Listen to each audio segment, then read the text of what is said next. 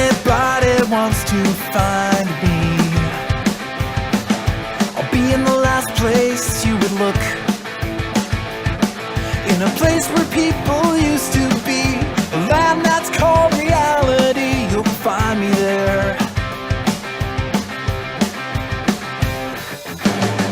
I won't be catching up on Reddit, I won't be watching any news. I'll let the planet spin without me, 'cause everything has been without me sometime. And everyone will be alright if I'm not live by satellite. It's a beautiful day, I'm running away. Don't bother to Facebook, message or call me, 'cause I'm living life in airplane mode and everything is okay. I just wanna play, unplug for the day and live in the moment, 'cause I'm living life in airplane mode, yeah.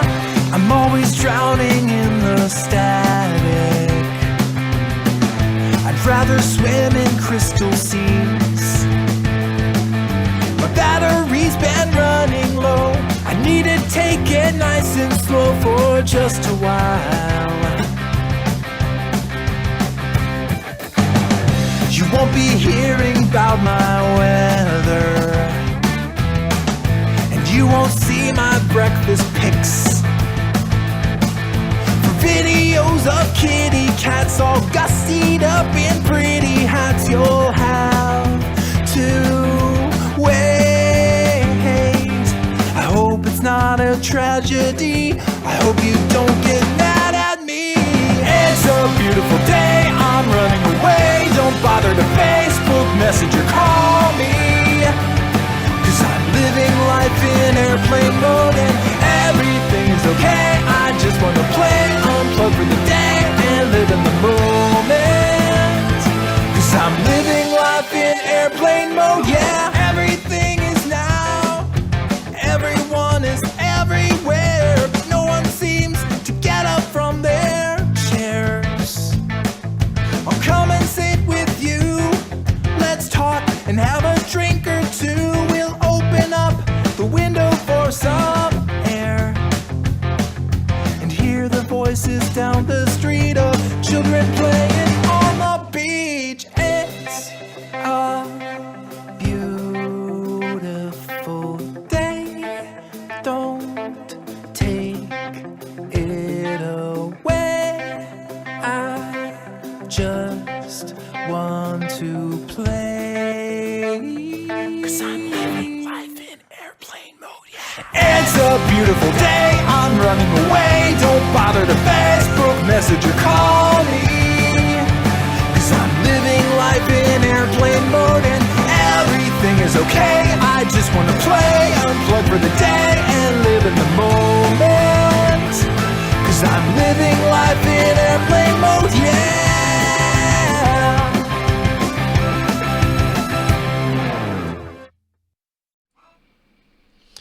Hello, hello, hello! Welcome, welcome, welcome to the horrors. That is us being live to you, the listener. That's right. It is our big annual They Create Worlds live stream, where you see how much Alex actually stutters when doing an episode when Jeff hasn't edited him for 20 hours. Something like that. All the hours of editing. So many. So many. But yes, hi, I'm Jeffrey. If you don't know who I am, I'm the one with the hat. I look around randomly, not necessarily at the camera, because I'm paying attention to way too many things. I have too much Diet Coke. I don't have enough Diet Coke. You can figure out which one of those is the lie. None of you have ever gone to a restaurant with Jeffrey. The way it usually works when you go to a restaurant with Jeffrey is Jeffrey orders a Diet Coke. Server brings a Diet Coke.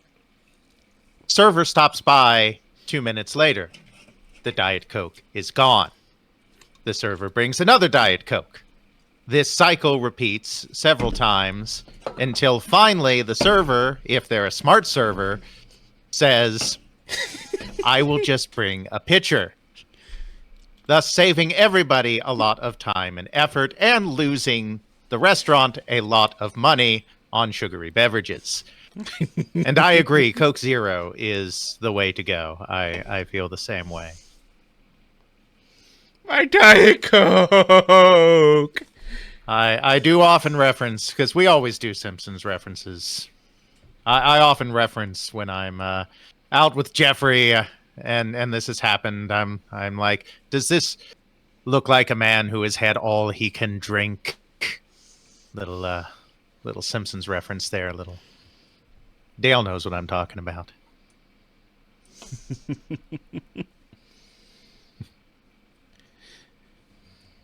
But yes, all the fun, all the recording, all the crazy. Why did that not go?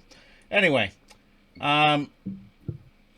Wait, why is there another Alex? Is this a doppelganger?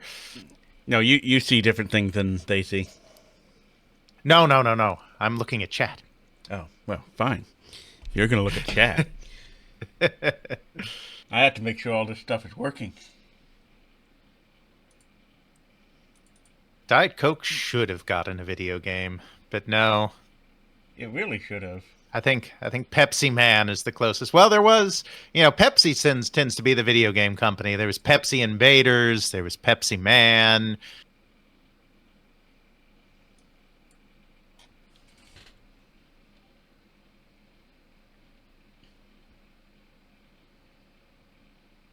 They are video games. So many video games. They are essentially, but we'll talk about it. We'll talk about it, Ethan. But yeah, I have to imagine there's got to be something with Coke branding in it. But yeah, that's something we should probably do an episode on someday. Adver games. You can do adver/corporate because some of them weren't made for the public. We can do Pepsi Invaders. We can do that great classic Chase the Chuck Wagon. We can do Pepsi Man. We can do The Sneak King.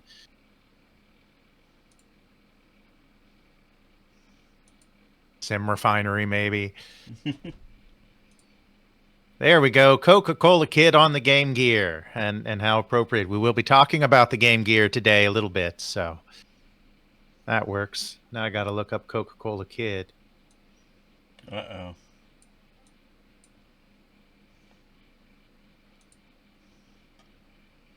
If you have to look up Coca-Cola Kid, that means I have to entertain them. I don't know. I don't know if I can handle that. But what I do tell you, kids, is that we will be recording at least episode 198, 199, and episode 200. That's right. The big 200, which is kind of hard to believe. How did we get that many?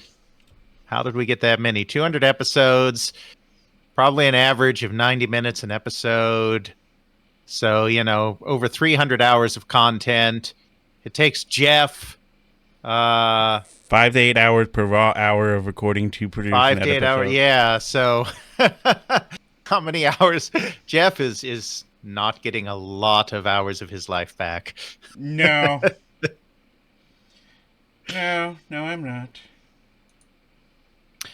And we did, of course, ask people to send in their memories, recollections, thoughts, prayers, etc. about their time with They Create Worlds. We had a great response to that. We have many fine anecdotes, and we will, I think, probably intersperse these throughout just to make Jeff's editing job much harder when it comes time to actually create these episodes. Because, yeah, we just need to make editing Jeffrey's life all the more miserable, right? Exactly. At least that's what I'm told in Lies and Heresy. Or something. And, of course, people are free to reminisce about the podcast in the chat as well. We will vaguely keep an eye on it / get distracted by it, which will make Alex pause more which will make Jeffrey's editing life even worse. Why? Why do you do this again, Jeffrey? I wanted to learn how to edit audio, and I needed motivation. Obviously, I was on drugs. That's right. Absolutely. All right, I suppose. Well, why don't we start? Why don't we start with an anecdote, and then we can get into recording the first episode. Jeff has them all, so Jeffrey can choose. Well, but choose wisely. For there are many, and we are scared and terrified. That makes you go away. I shouldn't do that. Let's put that on this window, which makes you not go away. I did wonder, Ethan. I did wonder. I didn't. A nuisance is too strong a word. I never considered you a nuisance, but I did wonder. It's like, guy really wants to get involved and share stuff, but what is he bringing to the table? And the answer turned out to be quite a lot. And of course, Ethan Johnson is definitely a friend of the show at this point, and has done an incredible amount of great work for video game history. And he's got his own book that'll be coming out eventually on Gremlin Industries. So I read a draft. Read a couple of drafts. There's a lot of good info in there. Can't wait to see that.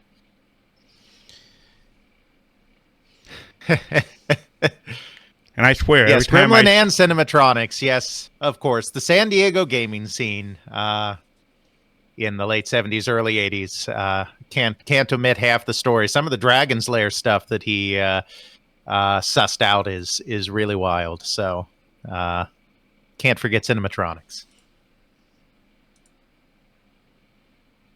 All right, you have our first testimonial for 200th episode, even though we technically don't have a 200th episode yet. If this stream crashes to a halt right now, we'll be stuck at 198.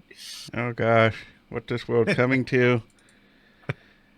We're gonna go with the a simple one? Question mark. When do we ever do anything simply on They Create Worlds? Around the same time where I somehow screwed up my pre-thing, and I don't know where all this text stuff is showing up here and why. Hooray!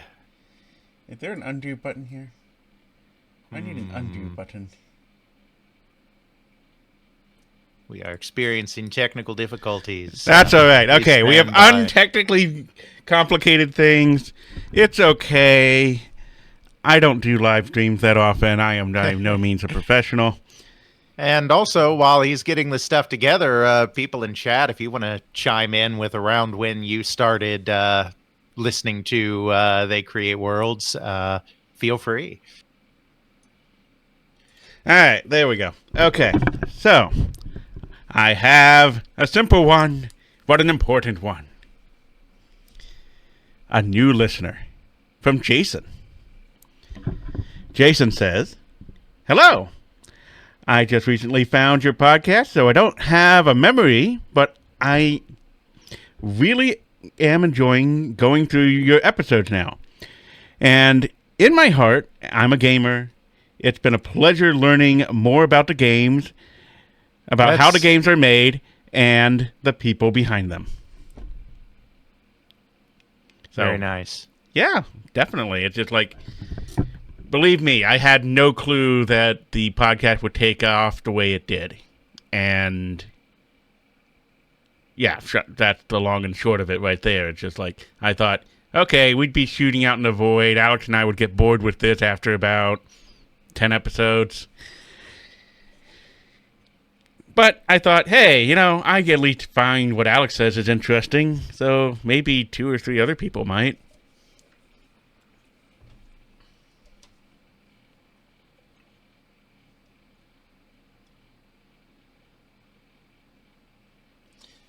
Okay, we do have one in the chat, Alex.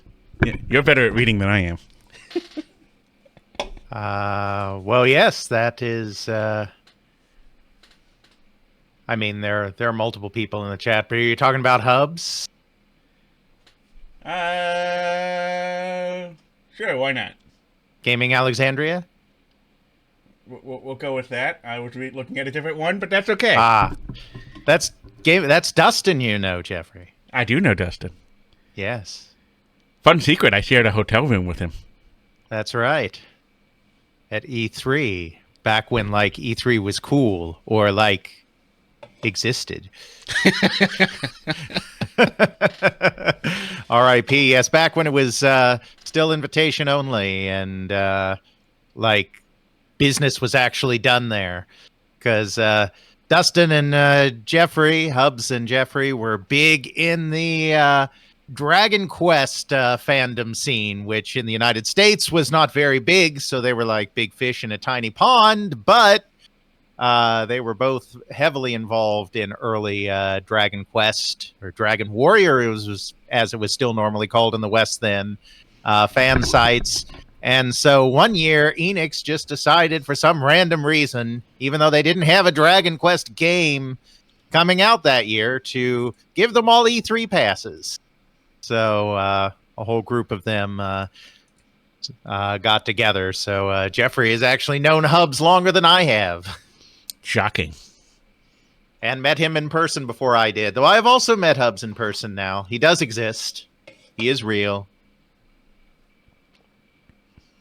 And Hub says, can't remember exactly when started listening, but I think it was after I found out about it shortly after you joined the GA Discord. Then I binged a ton of episodes, especially on the Kansas Magazine convoy trip. That is exactly when I first met Hubs in person, was the Kansas City convoy trip, because there were a whole bunch of Replay and Play Meter magazines being sold by the shop up in Rockford, Illinois, just south of Chicago. Hubs got a bunch of donations together, was sure to embezzle only a reasonable amount, still leaving enough for the actual purchase of said magazines, and was going to have to pay a lot for shipping because these are heavy things. So I was like, well, you know, I live in Southern Illinois. I'm about equidistant between Rockford and Kansas City, and it takes Hubs in Oklahoma about as long to reach Kansas City as it does me to reach Kansas City. And, of course, Norm, the gaming historian, not to be confused with my Twitch handle here, video game historian, was is based in Kansas City. So he agreed to buy us all lunch, and I drove up. This was all during COVID. This is the only trip of any significant kind I took in the middle of COVID. It was after the original, really, really dark days, but still at the height of it. And one weekend I drove up to Rockford, Illinois, to save them the shipping money, loaded all of these things in my car, unload them at my parents' house. I figured someone was going to call the cops because they had wrapped these in these white shopping bags for protection. And so, it's like 8 o'clock at night at my parents' house, and, it's dark, so you can't see too well. And all you see is these people, out of this trunk moving these large white bricks. And I was like, somebody is going to call, saying that they've got like a cocaine distribution center operating out of this house. Stored them at my parents' house for a week because they had more room for this than I did. And then the next weekend, drove out to Kansas City. Hubs drove up, and we met Norm, had some barbecue. Hubs drank some beer because, of course, he did, and then passed those along so that he could get him back home. So, yeah, that was good times. Yeah, Gaming Alexandria, I got into that because our resident Sunsoft expert, Stefan, I don't know where he puts the emphasis. He had very briefly put together his own Discord, and I'd gotten to know him. And then he decided to merge with Gaming Alexandria, which was just getting started up. And so that's how I ended up there. And then it was only later that I realized that that Hubs was actually Dustin Hubbard. Oop, did I just dox him? I don't care. Was actually Dustin Hubbard, who I knew Jeff knew from the old Dragon Quest days. And in fact, it's a mutual acquaintance of both of them. Another early member of the Dragon Quest, Dragon Warrior fandom that actually designed our They Create Worlds logo, Dwayne. Mhm. So it's a really small world out there in video game history land. Crater Gaming says, I can't remember who brought it up, but I discovered the show right after MinMax launched. Someone mentioned this podcast in their at the time new Discord, and then I binged it. Awesome. You know, I've heard that story a lot. I mean, we are a little niche. I mean, we're always going to be a little niche because we do really, really deep dives. You know, this is something you can't just do a quickie on your 30-minute commute to work kind of podcast.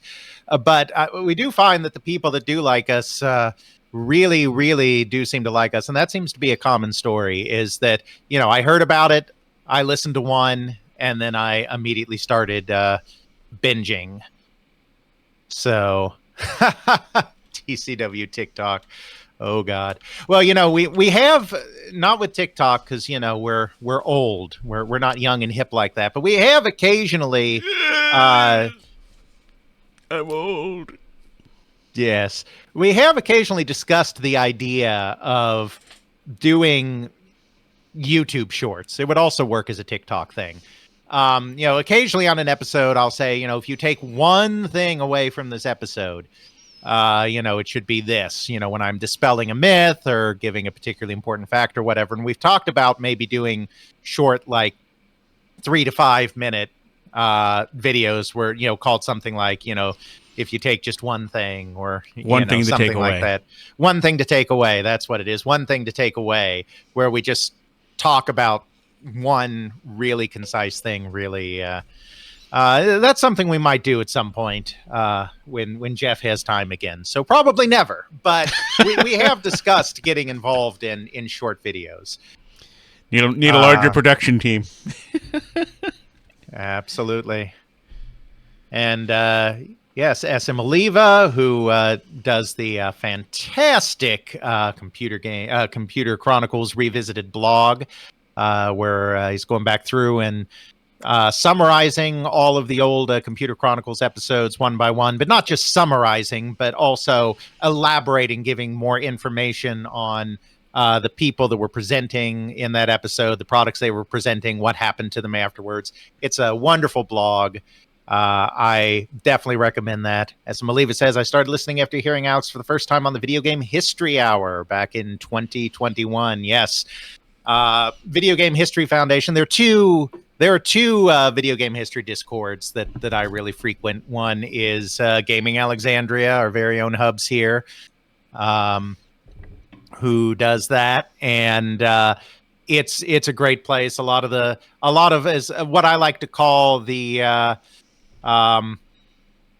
amateur historians and professional enthusiasts meet. A lot of us have done books now. Some of us have podcasts. Some of us have blogs. But a lot of people doing a lot of great work in video game history. And then, of course, a lot of preservation work. I mean, the name comes from the Library of Alexandria because Hubs himself is the scanning master. And so he is doing so much preservation of boxes, manuals, magazines, that kind of thing with real high quality scans. So that's one that I frequent. The other is the Video Game History Foundation, Frank Cifaldi's organization that is dedicated to the preservation of video game materials, most especially magazines, though not limited to that. But Frank, even back when he was a journalist, was a huge collector of magazines, so he had a huge personal collection, and that kind of became the starting point. And they've also done a podcast, Video Game History Hour, and it's on hiatus right now because there have been some changes at the organization, but they try to highlight work being done there. So I've been on that show a few times, and definitely gotten some listeners there. And yes, Aliva has told me before that TCW was one of the inspirations for getting the blog started.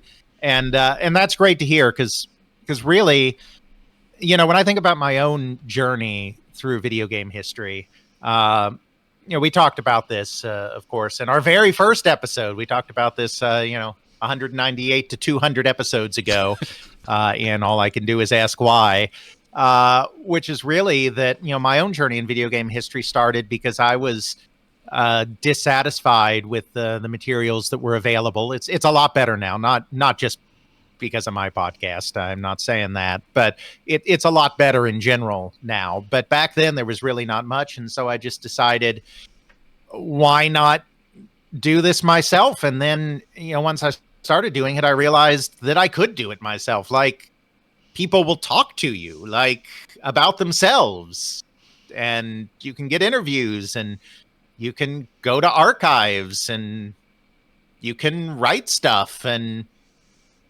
so I think it's great that the TCW has inspired other people to do similar things, because I mean, it's up to all of us to preserve this history. And the academic community, specifically the historical community, is not going to turn its attention in large part to video game history probably for another 50 years.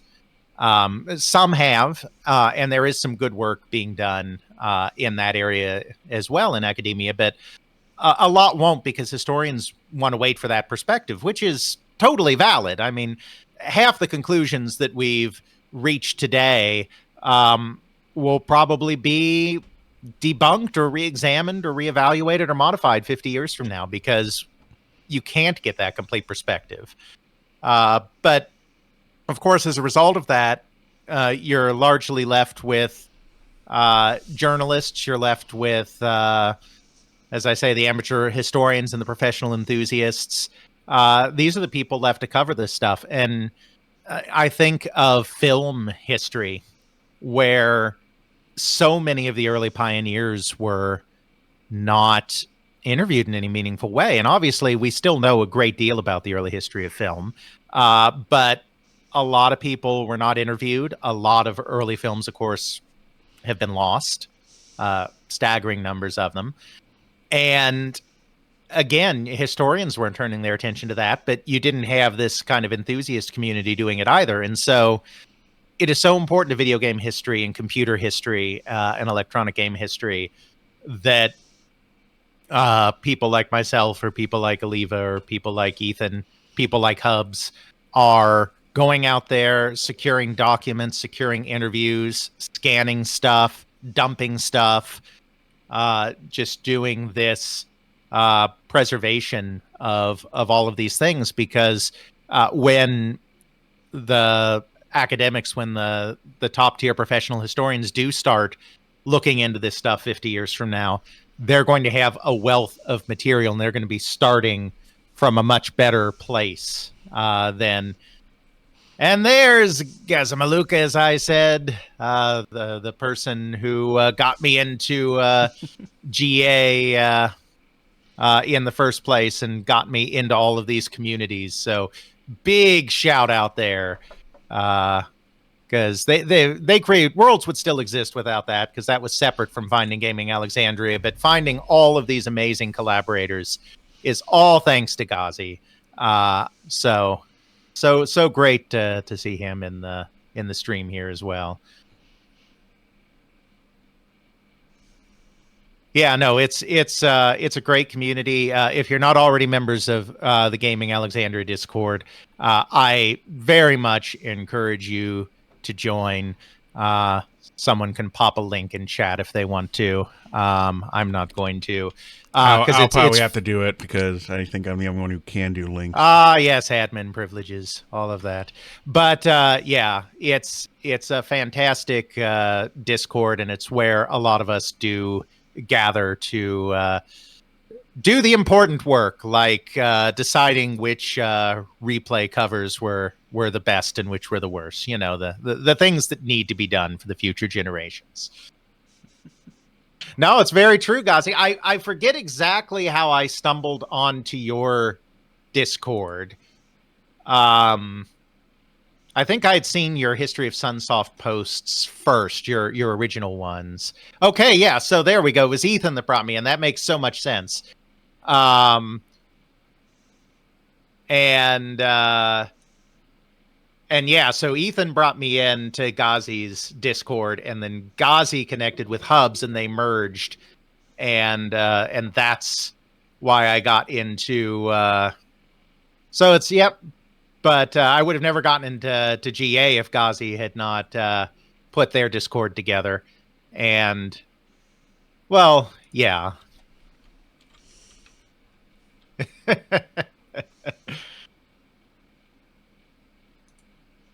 And yeah, John of College, that is wonderful. I think that's great as well. I'm glad to see all of this inspiration because really, I mean, we don't make much money on this, and I'm certainly not retiring on my book royalties. Believe me, my day job is still very much alive and well. And but the reason I started all of this, the writing of the books, the occasional writing on my blog, the podcast, all of it. I started because I wanted this information that was at risk of being lost to be out there in some way, not for personal gain, but just so that it was available, so that future researchers, future scholars would have a better base for exploring this history and engaging with this history than the journalistic works, which were basically the only things that existed at the time. So it really means a lot to me to see that we had inspired that this podcast has inspired others in their own work as well. Yep, Carl is a great friend. Tuxedo, I am basically the regular co-host now of his podcast, the Video Game History Time Machine. It's a very different format than what we do here, but it's also a very good, interesting podcast. I definitely recommend it if you're interested in what we do here. It takes a month-by-month chronological look at headlines that are going on, but we also do a lot of analysis around it and some insights. Those podcasts are even longer than my podcast sometime, which is not just because I'm there. Even before I started co-hosting with him, for the record, he was doing marathon podcasts. So I can't take all the blame for that. But it's another long one. But and his interviews are truly fantastic. Carl is a wonderful interviewer, and he does special interview episodes, both with video game industry luminaries and with people doing work in the field, as with SM Oliva, who he just did an interview with the other day. And yeah, and such an eclectic background too. Half American, half German, born in Seattle, lived in Argentina, worked in arcade in Seattle, did webcomics in Florida, got a law degree in there somewhere. Carl's nuts, but in a good way. Let's see. What else did I miss back here? So many.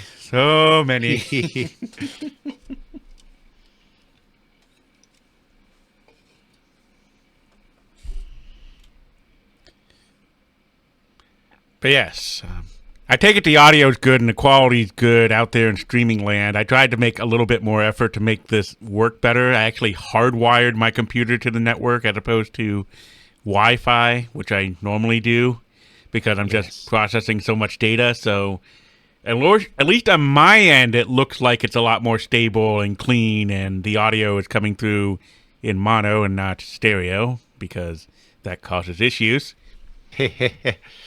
Yep, and we slowly upgrade everything. We do get some money. We have a Patreon. We're terrible at promoting ourselves and promoting our Patreon, but we have a Patreon. Which we can also link in chat because we're technologically savvy people like that. Since when? I don't know. What's a computer again? Still working on that one. Still working on that one. That's right. Of course, the podcast will always be free because, as I said earlier, this has never been about making money. I want this information out there, and so we will never gate our content. We have provided literally hundreds of hours of free history content. At least legitimate history. When we cover Big Jeffrey's family empire, that's completely behind the paywall. Yeah, we don't really do Patreon incentives either. We're bad like that. We are not good monetizers. There are a couple of things. The first version of our first episode is up there because, who doesn't like being paid money to be embarrassed? Because we actually had to record the first episode twice because the first recording was interesting. Special. Very special. Another Patreon thing that will be up there as soon as Jeff has time, i.e. never. Release the Jeffrey cut. I love it. But is that we did do Dragon Con. Shout out to Dragon Con this year. We did a presentation on the 7th guest. That presentation was recorded, and we are going to release that as a Patreon exclusive as well. The reason it hasn't come out yet is because of where the camera had to be set up. You can only see it's a good quality recording, but you can only see Jeffrey and myself. You can't see the slide presentation, so we're going to want to sync that to the slide presentation before we release it. So, but at some point that'll be another Patreon exclusive, and we'll occasionally maybe do some other fun things on there, like the epic history of Big Jeffrey's various emporia that have become an integral part of explaining various aspects of video game history. We gotta create some lore around that, some canon around that. Respect the lore of Big Jeffrey's various emporia. So yeah, but that is there. If you like what we're doing and want to throw us a couple of bucks, we love to see it, but it will never be an obligation. The podcast will always be free, and we are just thankful for all of your support in any way you choose to give it. So, and honestly, the biggest support you can do is just spreading the word. Exactly, spreading the word. Maybe dropping us a review someplace. Yeah, that's the best you can do. But we also like money a little bit. We are an LLC these days. Something like that. So that if I say something wildly inappropriate on one of these live streams and someone tries to sue us into oblivion, they will only get the rather meager assets of They Create Worlds LLC rather than my vast personal fortune. Ha ha ha. I mean, look at all those board games and books behind you. That's right.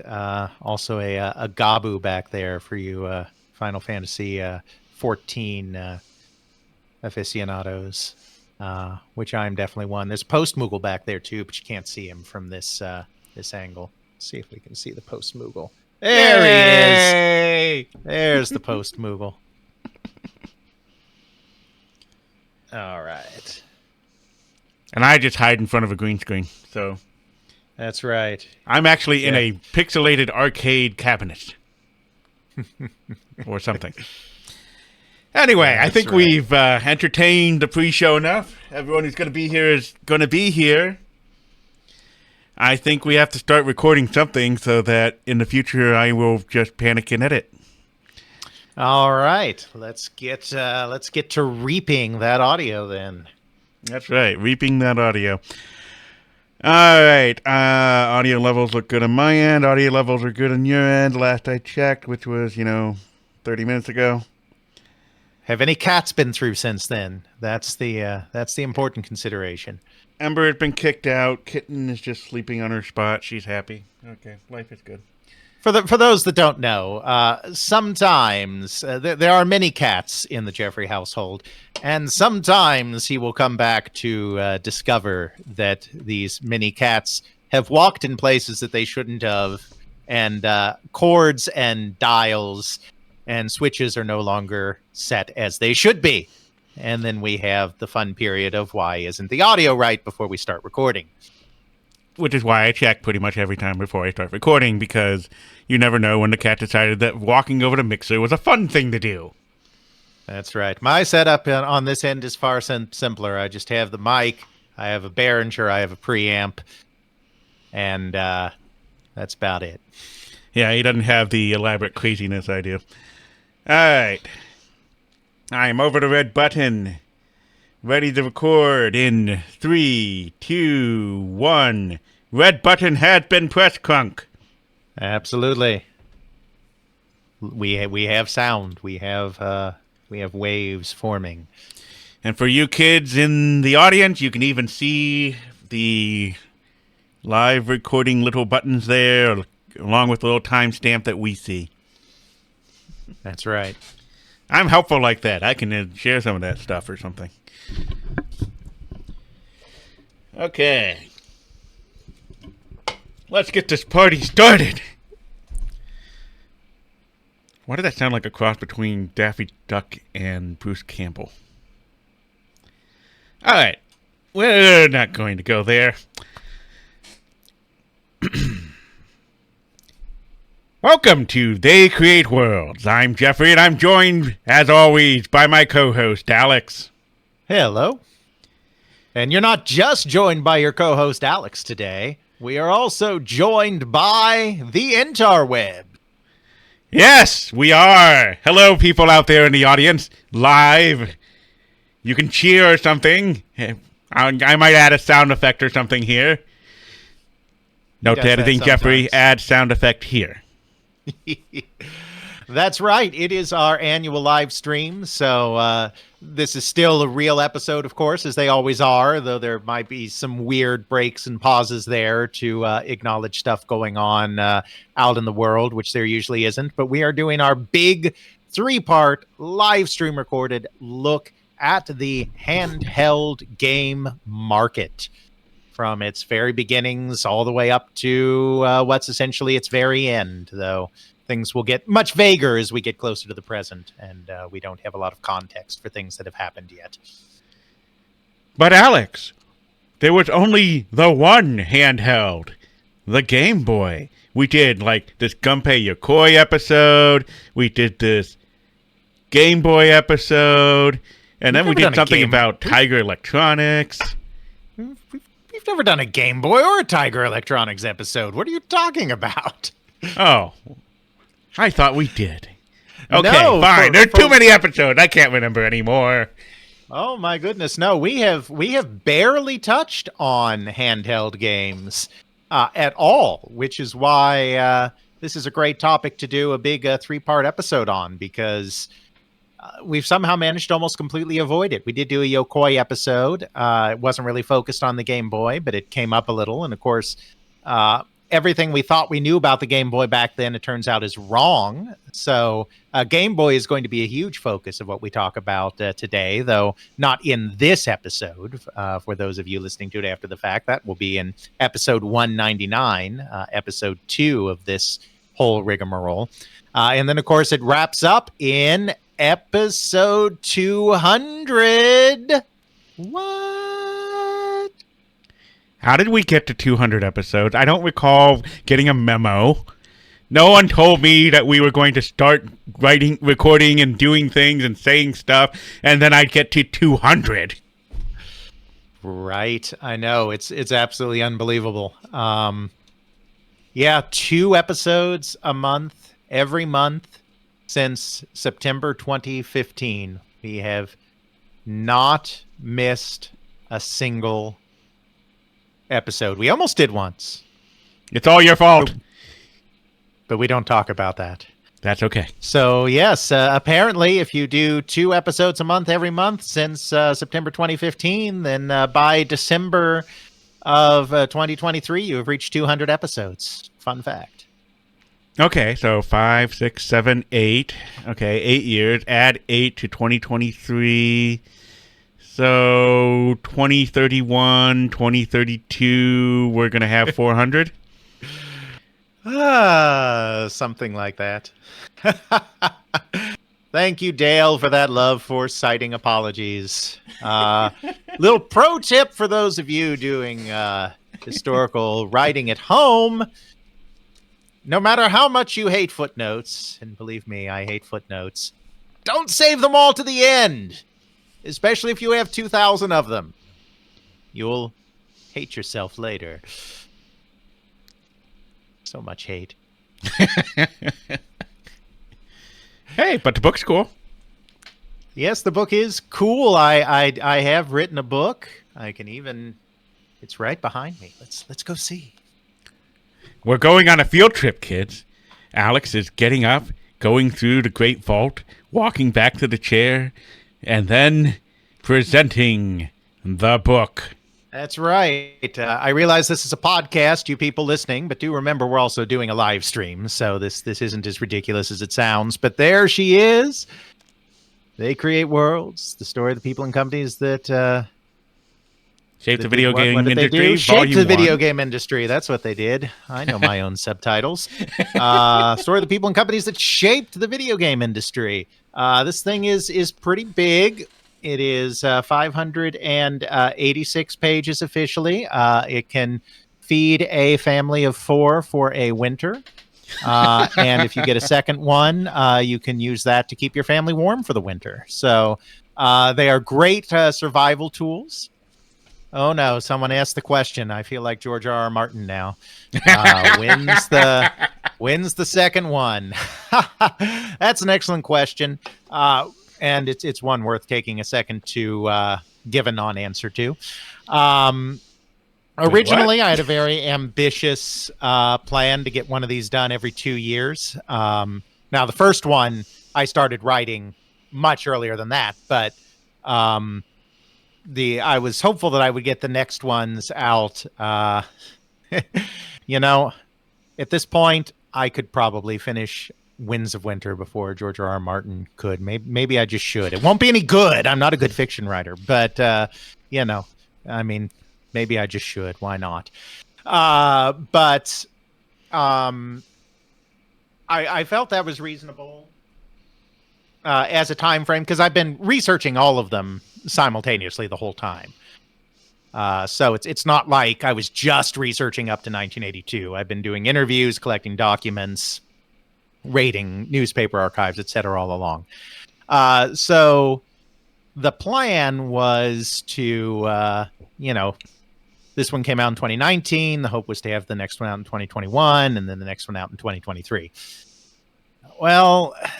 Funny thing happened between November 2019 when this was released and 2021. Turns out there was a global pandemic. Who knew? Now, obviously, that would seem like the perfect time to get some writing done. After all, you're stuck at home, not doing much. So you would think, and you would, in theory, be correct. But the problem is, there was some research that I really needed to get done of some archival sources. One of the things that I think makes Volume 1 really stand out compared to other sources, just in terms of the information it's able to present, is all of the court case material that was collected by a variety of people, including Ethan Johnson, friend of the show, Play History, for those of you in the Twitch chat. Had gathered on some of the early patent lawsuits and copyright lawsuits, most notably the Magnavox lawsuit, but also some other lawsuits as well. And those depositions and trial transcripts gave some insights into areas of video game history that we just did not have a lot of insight into otherwise. And with Volume 2, I'm moving into material that people think they know really well. Like the first book, it's a lot of material that people don't think they know very well.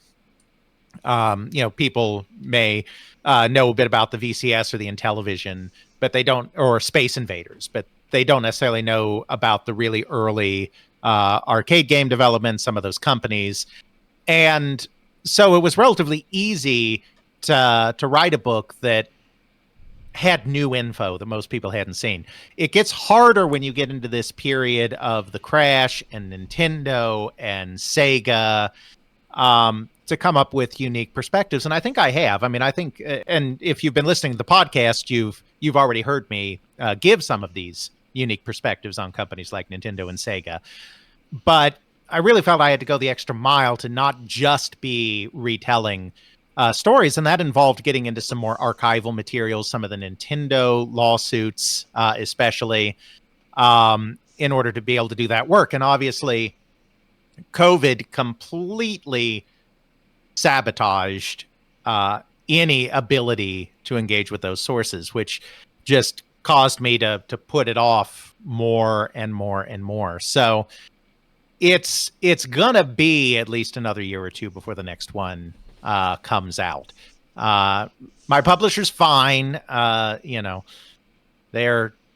They're cool. It's not like they're relying on me to make their quarter, believe me. I'm a drop in their bucket. I get a little money out of it. I obviously make enough that they haven't said no thank you on second thought. We won't do those second and third books.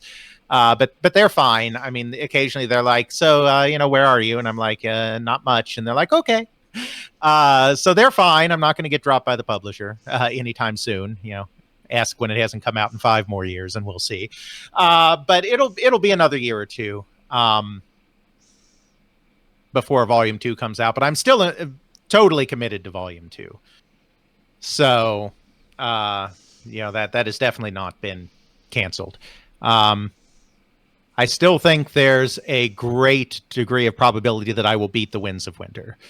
We'll see.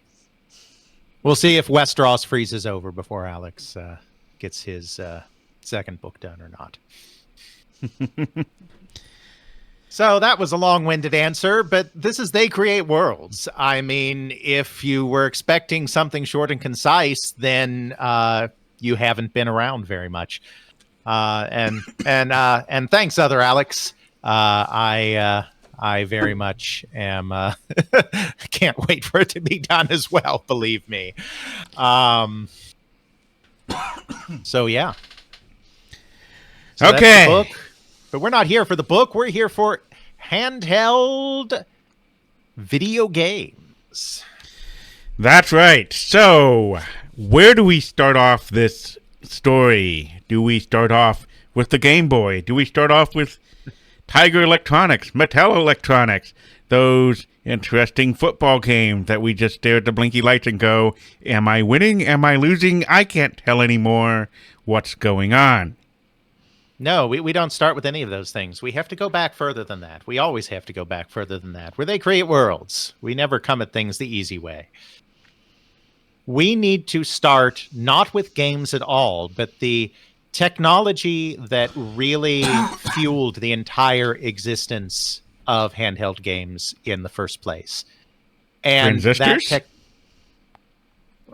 no. Yes, but also no. And that is, of course, the calculator. Because it was the calculator, and specifically the handheld calculator, that created the form factor that would influence the very first handheld games, which progressed the display technologies that fueled all of the handheld games, and which got the public very interested in fiddling around with a little electronic device just for fun. Now, we won't go back through the entire history of the calculator industry. We could, but we're not going to. We're not going to go back to the early 20th century adding machines and Burroughs Corporation and British firms and Olivetti and all of that kind of stuff. But we do need to start with the beginning of the pocket calculator, because just as computers went through a rapid period of technological innovation and miniaturization, so too did the calculator. The calculator started as really the adding machine.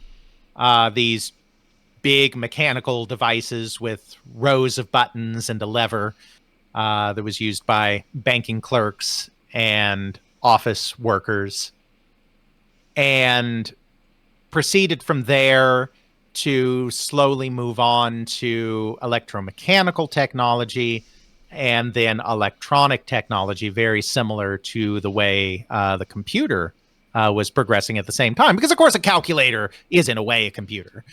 It's all kind of part of the same family tree. But our real starting point is when we get to the point where instead of a calculator being a thing that you need to place on a desk in order to use, calculators were never gigantic, but they were desktop devices. They did not fit in your pocket. We have to get to the point where we get to handheld pocket calculators. And the reason that this happens is, quite frankly, because of the need to commercialize the integrated circuit. So yes, to answer your questions, transistors are also a big part of this story. Because electronics, of course, in the very beginning, it was all tube-based technology. Tubes had a lot of problems. They were bulky. They ran hot. They consumed a lot of power. They wore out alarmingly quickly through use, especially when powering them on and off. They were prone to burnout.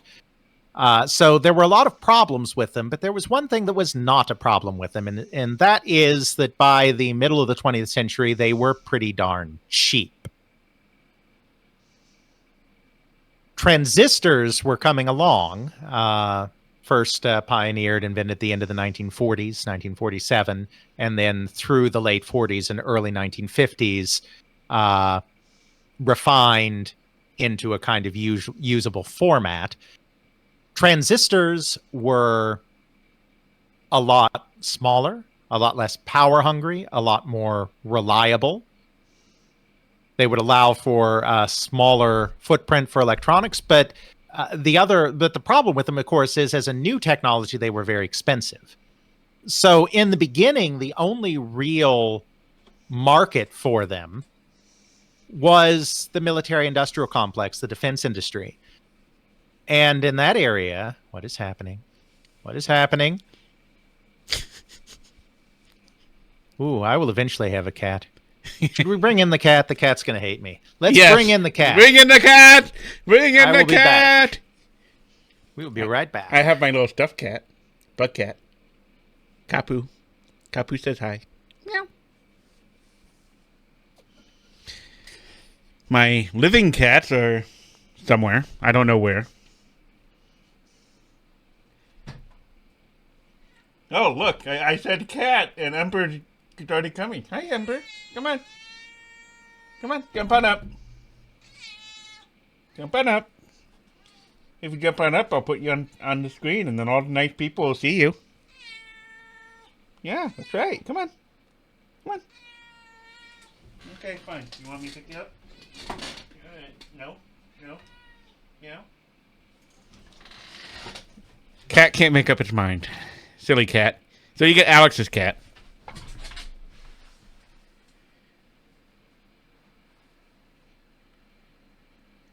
It is Spelunky time. Let's get this properly situated. This is, for those that don't know, Spelunky. Spelunky is a purebred Siberian forest cat. They are the second largest breed of cat after the Maine Coon. And she is huge, but this is not fat. She's not overweight. She's 20-ish pounds, and that is fully in line where you expect a Siberian to be. One time when Spelunky was very young, I showed a friend a picture of a full-grown Siberian, and her response was, "Have fun raising your lynx." Because yes, pretty much.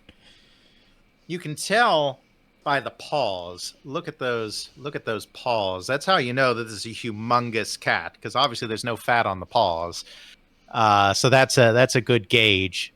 I remember one of Jeff's cats Julian was always is a little lower weight now, I think, but he was always a bit of a chubby cat, and I used to think Julian was a big cat, and then I got Spelunky, and now Julian just looks so tiny.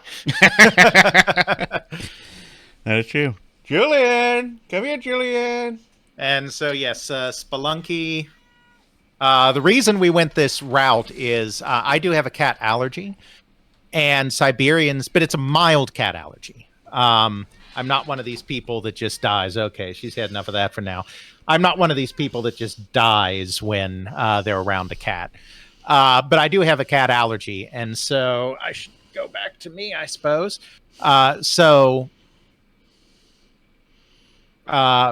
Siberians are very hypoallergenic, and so my wife and I, we were hopeful that by going with a hypoallergenic cat, that maybe it wouldn't aggravate my cat allergy, because I like cats. I like cats a lot, but I wasn't going to go on a daily regimen of Benadryl just to have a cat in the house.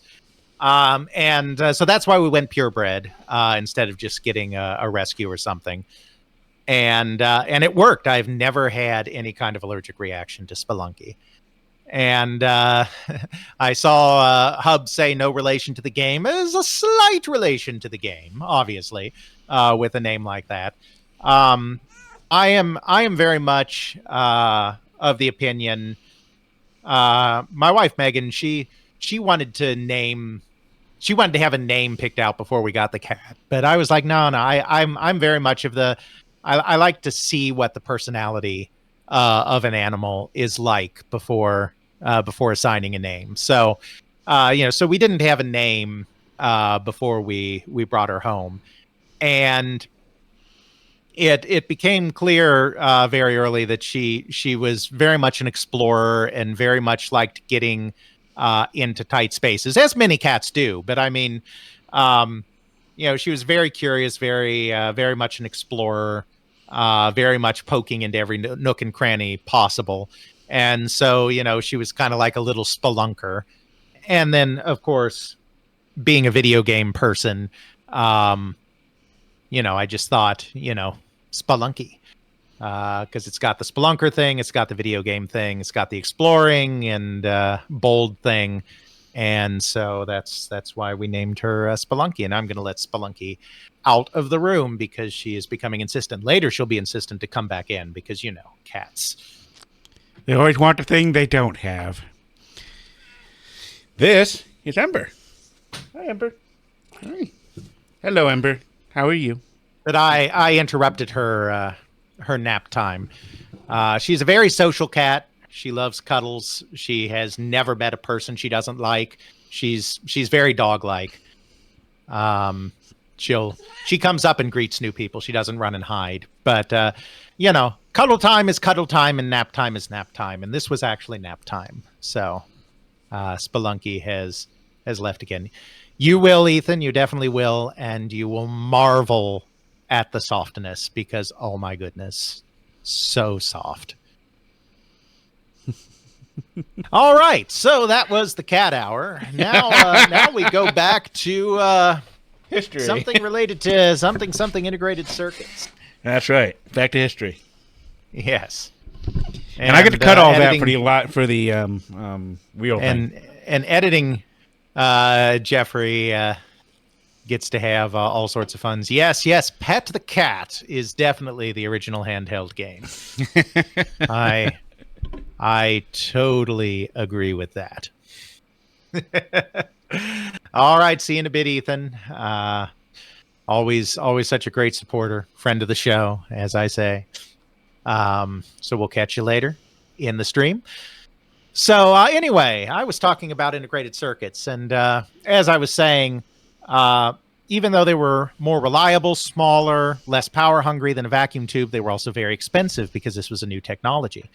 And as a result, the only real customer for the early transistors was the military-industrial complex, which was working on rocketry and other military technologies that needed really small and durable components. And that was great to get a little industry going, but it wasn't great for driving down the price of these things, because you get price down through volume. And while the military needed a few, they didn't need enough to really drive mass market volume. And so at Texas Instruments, which was one of the leading companies in transistors and the first company to solve the problem of the silicon transistor using silicon instead of germanium, which was a better semiconducting material. The head of manufacturing production there, Patrick Haggerty, came up with the idea of developing a consumer product, something that he felt would get consumers excited as a way of driving consumer quantities of transistors. And this is why he had his people come up with the first transistor radio in about 1954. The transistor radio was actually, in a lot of ways, inferior to tube radios at that time. Obviously, that didn't stay that way, but at that time, they were somewhat inferior. But the novelty of it really appealed to people. And so the transistor radio, while it didn't completely light the world on fire at the beginning, did what it was set out to do, which was drive consumer adoption of transistor products, drive down the price of transistors, and start manufacturing at massive consumer levels. So now, flash forward to 1965, and you have a similar thing going on with integrated circuits. Integrated circuits, where you get a lot of transistors on a single chip, have come in to be more reliable and smaller and all of these things again than having discrete transistors on a product. But again, the only real clients for it are government clients. They're going into the latest intercontinental ballistic missiles like the Minuteman, and they're also being bought in large quantities by a little thing called the Apollo space program. However, they're really not being used outside of that military-industrial complex. TI is once again one of the leaders in the field. The integrated circuit was kind of invented there, but not really. It was invented in 1958 by a TI engineer named Jack Kilby. However, Kilby's prototype version wasn't practical because it still had wires on it. It took Fairchild Semiconductor and Robert Noyce coming up with the so-called planar process to be able to etch the circuitry directly onto the chip itself to make the integrated circuit practical. So they kind of invented it, though Fairchild was really the one that made it practical. But TI was one of the leaders. They were right there from the beginning. And so once again, Patrick Haggerty is thinking to himself, I've got to figure out a consumer product that will use integrated circuits, get people interested in IC products, and again, drive down the prices, drive the volume up, and everybody makes a lot more money. So on a plane ride with Kilby, the inventor or co-inventor of the integrated circuit, they start brainstorming what kind of consumer product they should make. Obviously, it's going to need to be something miniaturized. The whole point of what's going to make ICs attractive over discrete transistors is the same thing that made discrete transistors more desirable than vacuum tubes, which is that your technology can get smaller. And so they know they need to make something really, really compact that's going to really show the difference between what you can do with a transistor and integrated circuit. So they bandy about a few ideas, like a dictaphone the size of a lipstick case or something. But then they finally hit on the best idea would be a calculator that is truly a pocket calculator. Because computation at this time using a calculator, it's a pain. You have to use a big calculator plugged into a desk. If you're an engineer on the go, you're not hauling that around. You're still using your slide rule for everything. Now, getting a calculator to a pocket size is not going to immediately eliminate the slide rule, because we still need a calculator that can do scientific functions before we get there. But you often are not seated at a desk when you need a calculator. You're out in the world doing something. And so while they're useful in certain professions, like for CPAs or bank clerks that are doing all their work at a desk, they're not practical for the average consumer. They're not practical for engineers all of the time, because these people are actually out there doing things. There you go. Yeah, Crater Gaming says, I'm an engineer and I still have a slide rule. More power to you. You never know when those EMPs will hit. That's right.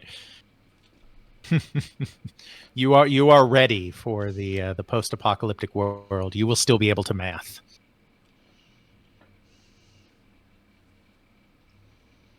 So they decide that the best thing to do is create a pocket calculator using integrated circuits. And so Kilby goes away, gets a team together, and they spend the next 2 years working on this problem. Now, turns out that TI, for whatever reason, I don't know the history behind this, but they often name their prototypes after universities. That's just a common practice that they had, just like Atari is well known for the fact that it named its prototypes after pretty ladies. So they decided, without even thinking about it, which is kind of funny, they decided that they would name this after the California Institute of Technology, which is Caltech for short. According to Kilby, they weren't even thinking about the fact that Cal is, you can't spell calculator without Cal. But it ended up being a name that really fit, because calculator technology, Caltech, though it was actually named for the university, not for the fact that it was a calculator. And they spent 2 years on this, came up with some innovative chip and board designs to make this work. When it came to the display, though, they had a real problem, because displays were still in a very primitive state at this point. There was something called a Nixie tube, which was a little similar to a vacuum tube or a fluorescent light tube, in the sense that when you ran a current through it, it would glow. And you could get a display that way by actually putting the Nixie tubes in the shapes of all the letters and numbers that you needed. But Nixie tubes, which were used in a lot of calculators at the time, were too bulky and ran too hot to be used in a pocket calculator style device.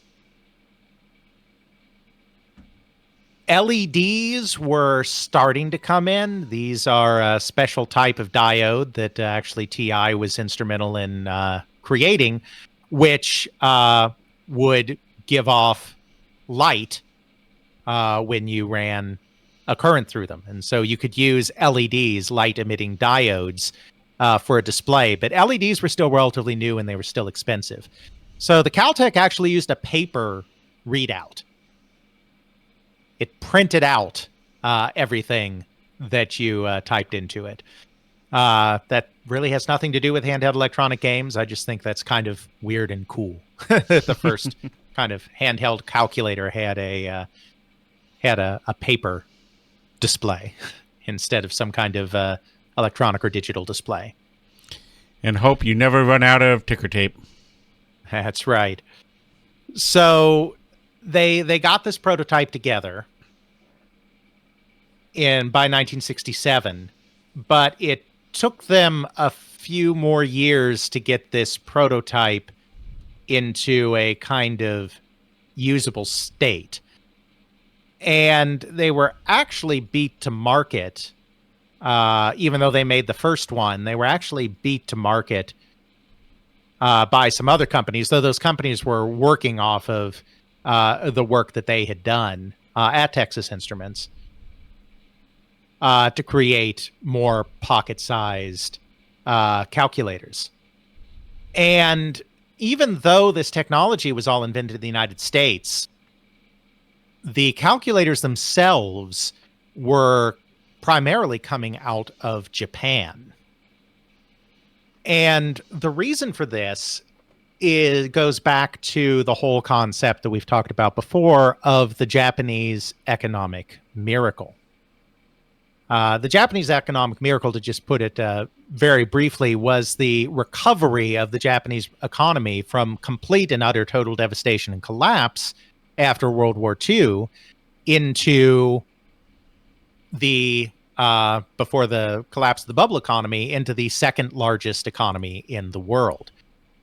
And there were a lot of factors that went into this. Certainly, the United States gave a lot of developmental aid once it became clear that Japan was going to be an important partner in Asia to contain the spread of communism out of Korea and China. But a big part of it was also a lot of central government planning on how to rebuild an economy, but not central planning in the sense of communism, where the state is controlling the means of production and dictating everything, but just in the sense of creating a regulatory environment that encourages kind of an uneven exchange of ideas, in which you get companies like the United States to come in, make it easy for companies like the United States to buy your stuff and share their technology with you, but make it harder for the inverse to happen, which creates kind of a protected economy in a way where you're benefiting from the knowledge and know-how of economies that at the time were more advanced than yours, without those companies being able to come in and dominate your own sector. But also by focusing on those industries that they figured were very integral to creating a modern economy. Steel making, automaking, later on electronics, and really fostering the development of industries in those areas. And a lot of these were manufacturing industries. And the other kind of facet of this economic miracle is that the Japanese really honed in on early theories of quality control in manufacturing. Even though these theories were coming out of the United States, American companies weren't really paying attention to these new ideas of quality control in manufacturing, but boy, were the Japanese. And so Japanese companies resolved to become, quite simply, the best manufacturers in the world. It's very similar in that sense to what China has done over the last decade or so, though, you know, China's way of doing it is just throwing manpower at the problem, quite frankly. The Japanese way of doing it, which of course also involved some manpower as well, but it was really about maximizing efficiency, maximizing quality control, being as precise as possible, so that their manufacturing was just better. And because it was better, it was cheaper, because you had higher yields, less defects, and so more of what you were making actually made it to the end consumer. And so Japan in the 60s and 70s became a real manufacturing powerhouse. And so a lot of American companies that needed to get manufacturing done on fancy, new, less established devices like electronics would often turn to Japan to do so. So the early handheld calculator industry, it was chips developed by companies like Texas Instruments spinoff MOSTEC, Fairchild, Rockwell International, and eventually Intel were powering these devices. But it was the Japanese that were building most of these devices. And there were kind of four companies in particular that were kind of big on this back in the day.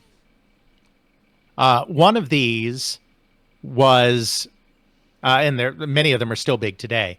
One of these that is not still big today is a company called Busicom.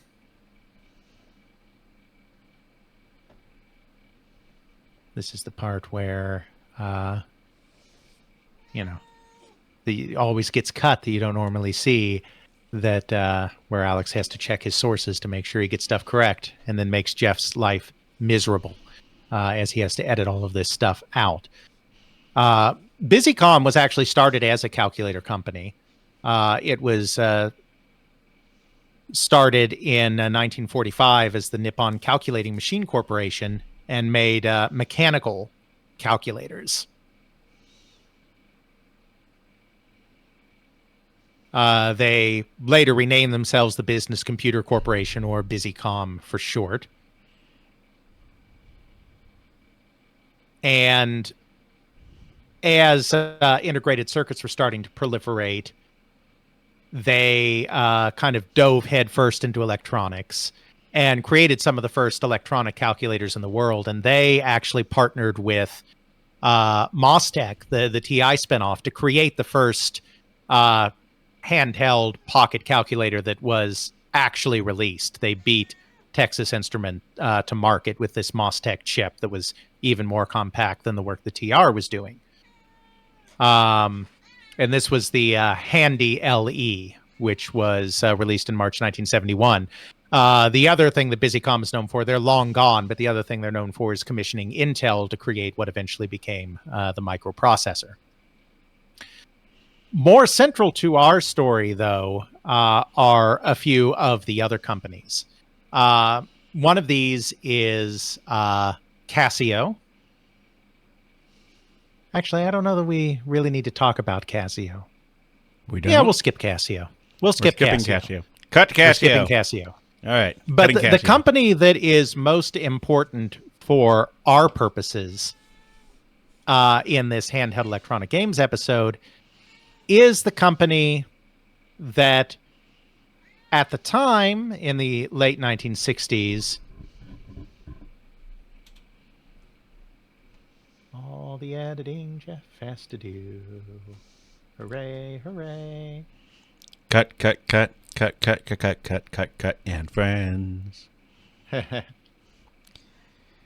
And if you want to see the horrors of editing, I might stream the editing of me finishing up our thing on id Software tomorrow, because I got to get that done tomorrow for its release on Tuesday, Wednesday. Yep. Was known as the Hayakawa Electrical Company, but would very soon in 1970 be changing its name to Sharp Corporation. Sharp is actually an interesting story. It's a bit of a tangent. We're not going to go in depth on it. But Sharp was originally established in 1912 by an inventor by the name of Tokuji Hayakawa. At the time, it was called the Hayakawa Metal Works because it had nothing to do with electronics at all. He was an inventor that was very skilled in metal manufacturing. He invented a snap belt buckle. That was his first kind of big product. He also invented a very early adjustable flow faucet. Turn the handle and the stream gets, more or less powerful, just like any sink today. And then kind of his first really big product that he created in 1915 was the Ever Sharp mechanical pencil, which was one of the very first mechanical pencils.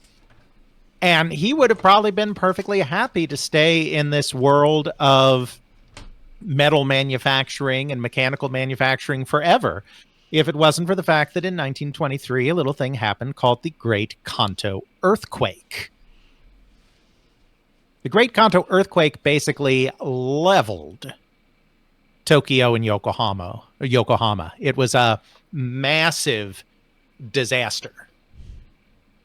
And one of the buildings that was destroyed in this was the Hayakawa Metalworks factory.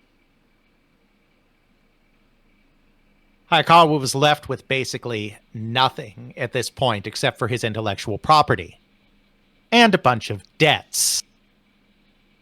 And he needed to use the first thing to take care of the second thing. There are also occasionally made-up songs about cats. Definitely made-up songs about cats. So yes, I can't guarantee that watching the stream would be a good time, but it would definitely be an interesting time. This is in regards to the comment about watching me edit is like watching some sort of schizophrenic crazy thing going on. And the cat song thing happened because I don't hear lyrics well in songs. So my brain substitutes lyrics for said songs. These are not the right lyrics. And then, because I know they're not the right lyrics, I just start making up my own lyrics. So I just make songs about cats, because I stare at my cats all the time, and they meow at me. Pretty much. And so he ended up selling... Good thing is, within another year or two, Jeffrey will be able to just create Alex's audio using AI, thus eliminating the need for any editing. Yes, if somebody wanted to create an AI facsimile of me now with the hundreds of hours of my voice that are out there on the internet, they very much could. We could just program it to say, what? Where's, I don't understand. Where's the T? No one will notice the difference. Bonus points if you get that reference.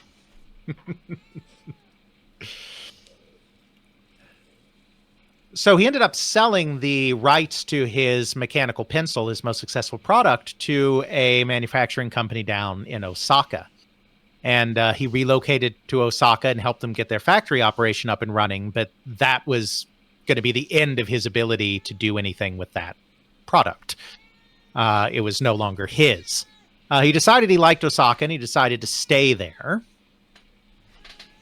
But he needed a new product. And this was just at the time that radio was coming in.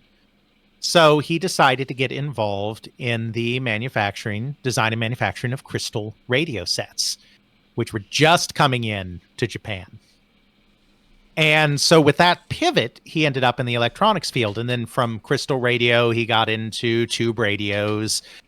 From there, you get into other electronics. They got into, after the war, they got into television. They created one of the first color televisions, maybe the first color television in Japan in about 1960.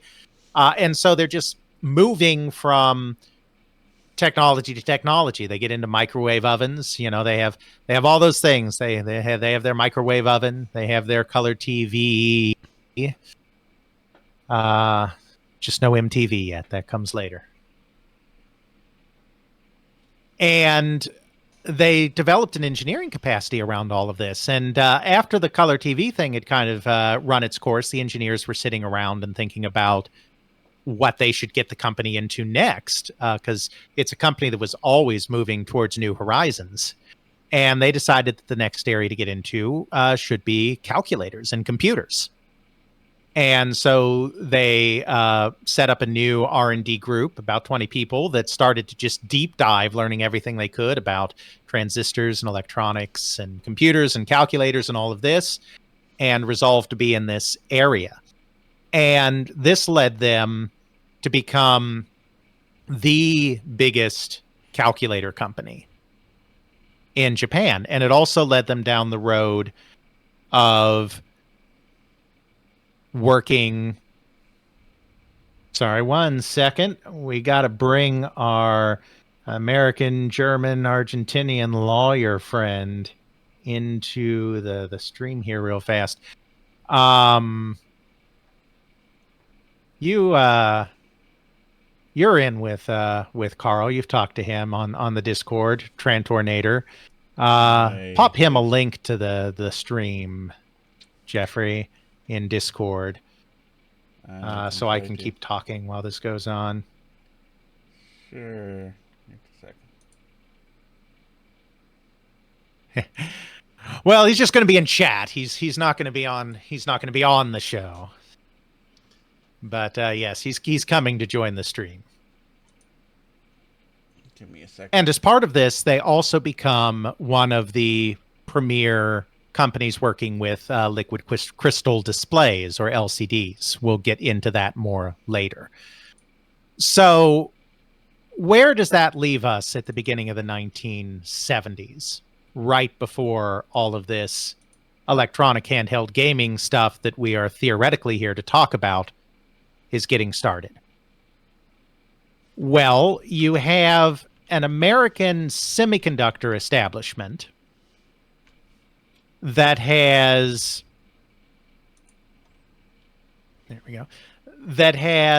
created more and more intricate integrated circuits that are allowing massive miniaturization of electronic devices, particularly of calculators, which are chosen by one of the pioneers in the field, Texas Instruments, as the best product to highlight this new technology.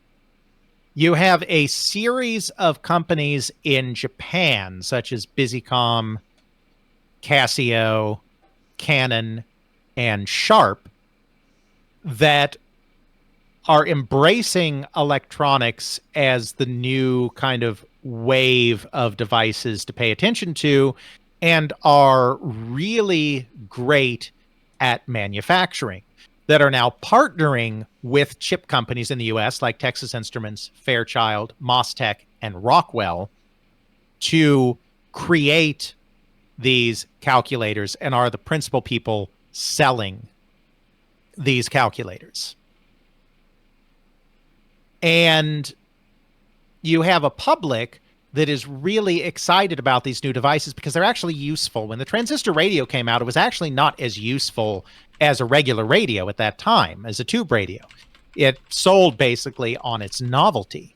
But the pocket calculator was instantly useful because engineers could be out on the design floor and have that with them. Somebody doing their grocery shopping could take it with them to do figures. This was actually something more useful than what came before. And so calculators were beginning to take over. And people used them for practical reasons, but they were just fascinated with the fact that you could punch buttons and these numbers would come up on these usually LED, sometimes LCD displays, and you could manipulate them and you could play with them. And it was kind of fun. You know, it's kind of interesting, even as a kid. Obviously, I was a kid in the 80s after this technology was already established, but I used to have fun just fooling around with a little pocket calculator, a little solar LCD display pocket calculator, entering numbers in, doing stuff. You know, I especially like the ones where if you kept hitting equal, it would keep doing the same function over and over again. So like, you know, you could watch his numbers double or triple just by hitting enter over and over again. This is the kind of thing. The old 8008. And hello to Sega 16. That is Ken Horowitz. Great friend of the show, great fellow researcher, has joined us in the stream here. Also, I have to give a massive shout out to him because he shared a little bit of Game Gear material with me for not the episode we're currently recording, but the second episode of this mammoth live stream, because he is currently working on a book on the Game Gear that's going to be available fairly soon. You're getting close, aren't you, Ken? What's that timeline looking at these days? While we wait for him to respond, it's almost done. There you go. It's almost done. His books are fantastic. He's done 2 books on Sega, as befits his name here. He did a book on Nintendo's arcade games. He had most recently published From Pinball to Pixels. Very good, very comprehensive history of Williams pinball and video games. They're all great books. They cost way less than mine. You should definitely check them out. And I have to thank him a lot as well for providing me a couple of interviews to help put the Game Gear into further context that he had professionally translated. I could have machine translated them and I would have gotten a lot of the gist, but professional human translation is always better. So absolutely thankful for that. So welcome to the stream. Hopefully we'll have Carl in here soon as well, if we don't already. Did you send Carl the link? I sent it directly to him. Perfect. At least I think I sent it to the right person. It says T ... I don't know why Discord is doing that. But, yes. Yes, you sent it to Trantrinator? Well, it says Video Game Newsroom Time Machine in the logo, so I'm going to go with yes. Yes, that is the person. Very good. Getting all our friends. Thank you everyone for coming out and supporting us on this. It's a fun thing. We never want to become streamers, but it's a fun thing to do every so often. Anyway, so I was talking, I think, about calculators or something like that. Oh yeah, and Yeah. so people were just having fun with them. Like these were practical tools, but they were also kind of fun. And that is really what got toy companies thinking about how calculators could be adapted into games, especially since the technology was starting to become really, really cheap. And the reason for this was the infamous calculator wars that took place between about 1972 and 1975. We're not going to go into huge detail on this, but it does have an impact on this whole story. So just talking about it very briefly. Basically, as I said, this entire handheld calculator industry got started with American chip companies partnering with Japanese manufacturing companies. So all the chip work was being done by TI, by Rockwell, by Fairchild, by Intel. And then all of the manufacturing and marketing of these products, the actual end user product, was being done by Casio and Sharp and Busicom and all of these guys. Yay, Ethan's back. We have a Sega 16 now, yeah. We have a Sega 16 now. And we theoretically have a Carl. Don't know if he's just being shy. I'm checking up on him. We'll make sure. We definitely want Carl in here. And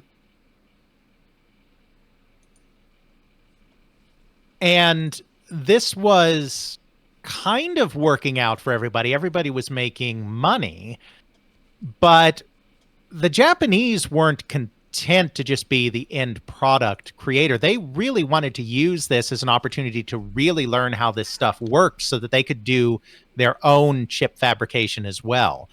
And part of this kind of protectionist or paternalistic approach that the Japanese government took to rebuilding the Japanese economy during the miracle was Carl has the link, but he can't join us yet because he is without a Twitch-capable device at this precise moment. Sadness. But he'll be coming. Someone co-streamed this to Discord or something. Right. But he will be joining us eventually. We will get a Carl. I mean, we're not going away anytime soon. Right. So one of the things that the down with the Kilby worship. We're not worshiping Kilby. I was very clear on the fact that his integrated circuit was not practical and that it took Bobby Noyce to make it all work. It's just he happened to be a TI. He was the guy that led some of this stuff. I can't change history. I probably could. Yeah, see, now Spelunky wants in. There was a meow at the door. Like earlier, Mike. Spelunky That's couldn't get Ember. out fast enough. So now we're going to bring Spelunky back for a return and encore engagement.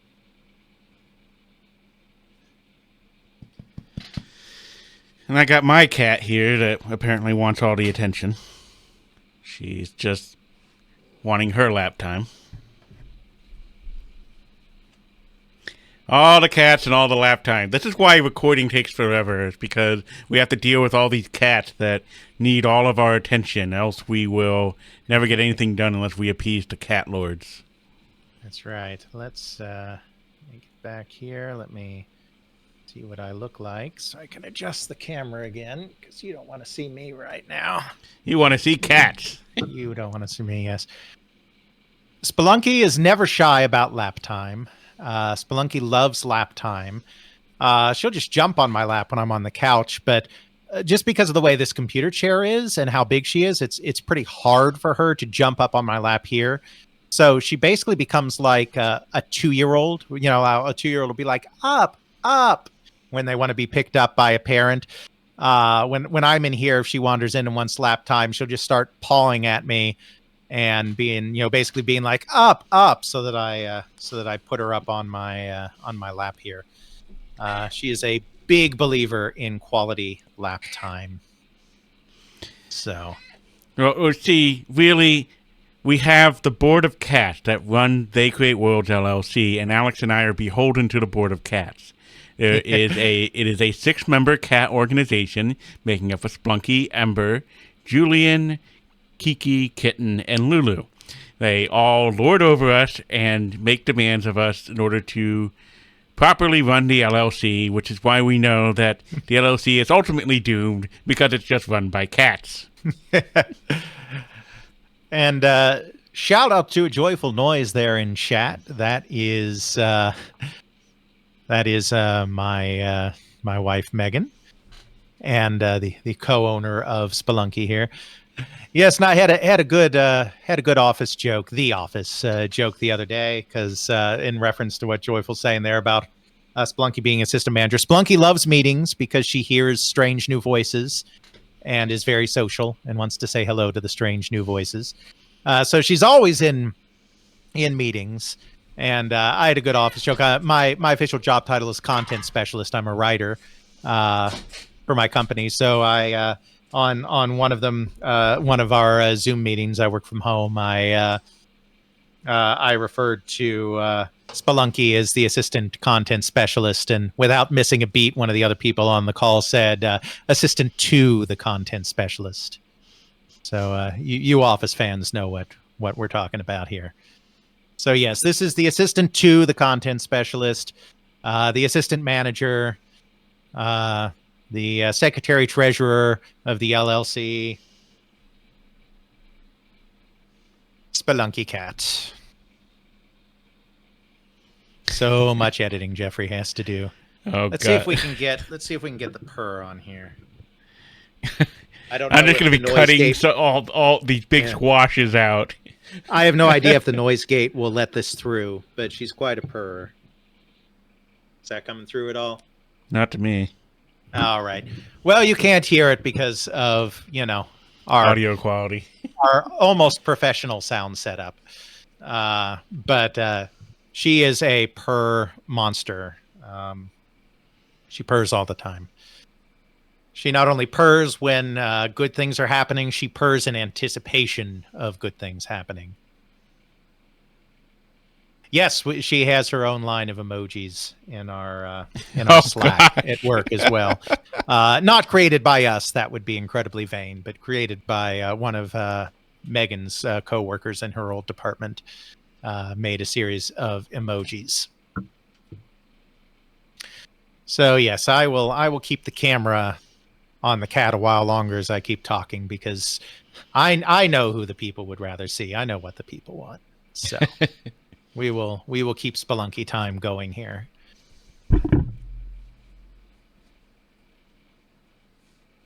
So as I was saying, one of these methods that the Japanese government used to make sure that Japanese companies would become strong is they would not let American companies found businesses all by themselves in Japan. It's the same thing that China does these days.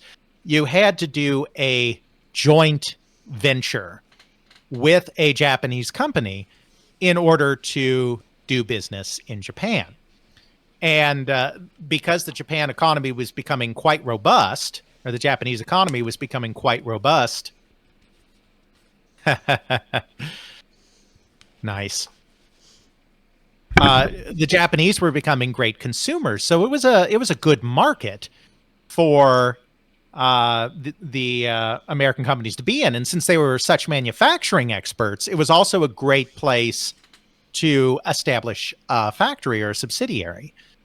So there was a lot of desire by American tech companies to be in Japan, but they couldn't do it without making a joint venture with a Japanese company. However, in the process of making that joint venture, they usually had to do things like licensing their patents. TI tried for years to get into Japan. And they were blocked for a very long time. They wanted to go into business with Sony.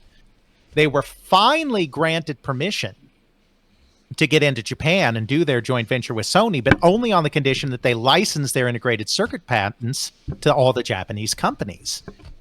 So these Japanese companies were getting the rights to manufacture, the patent rights to all of this advanced American technology for basically nothing. Yes, it's her favorite topic for sure. And they were using this as a way to first manufacture these things, then dissect them, study them, and get to know how to make them themselves. So instead of just manufacturing them for the American companies, they're manufacturing for themselves.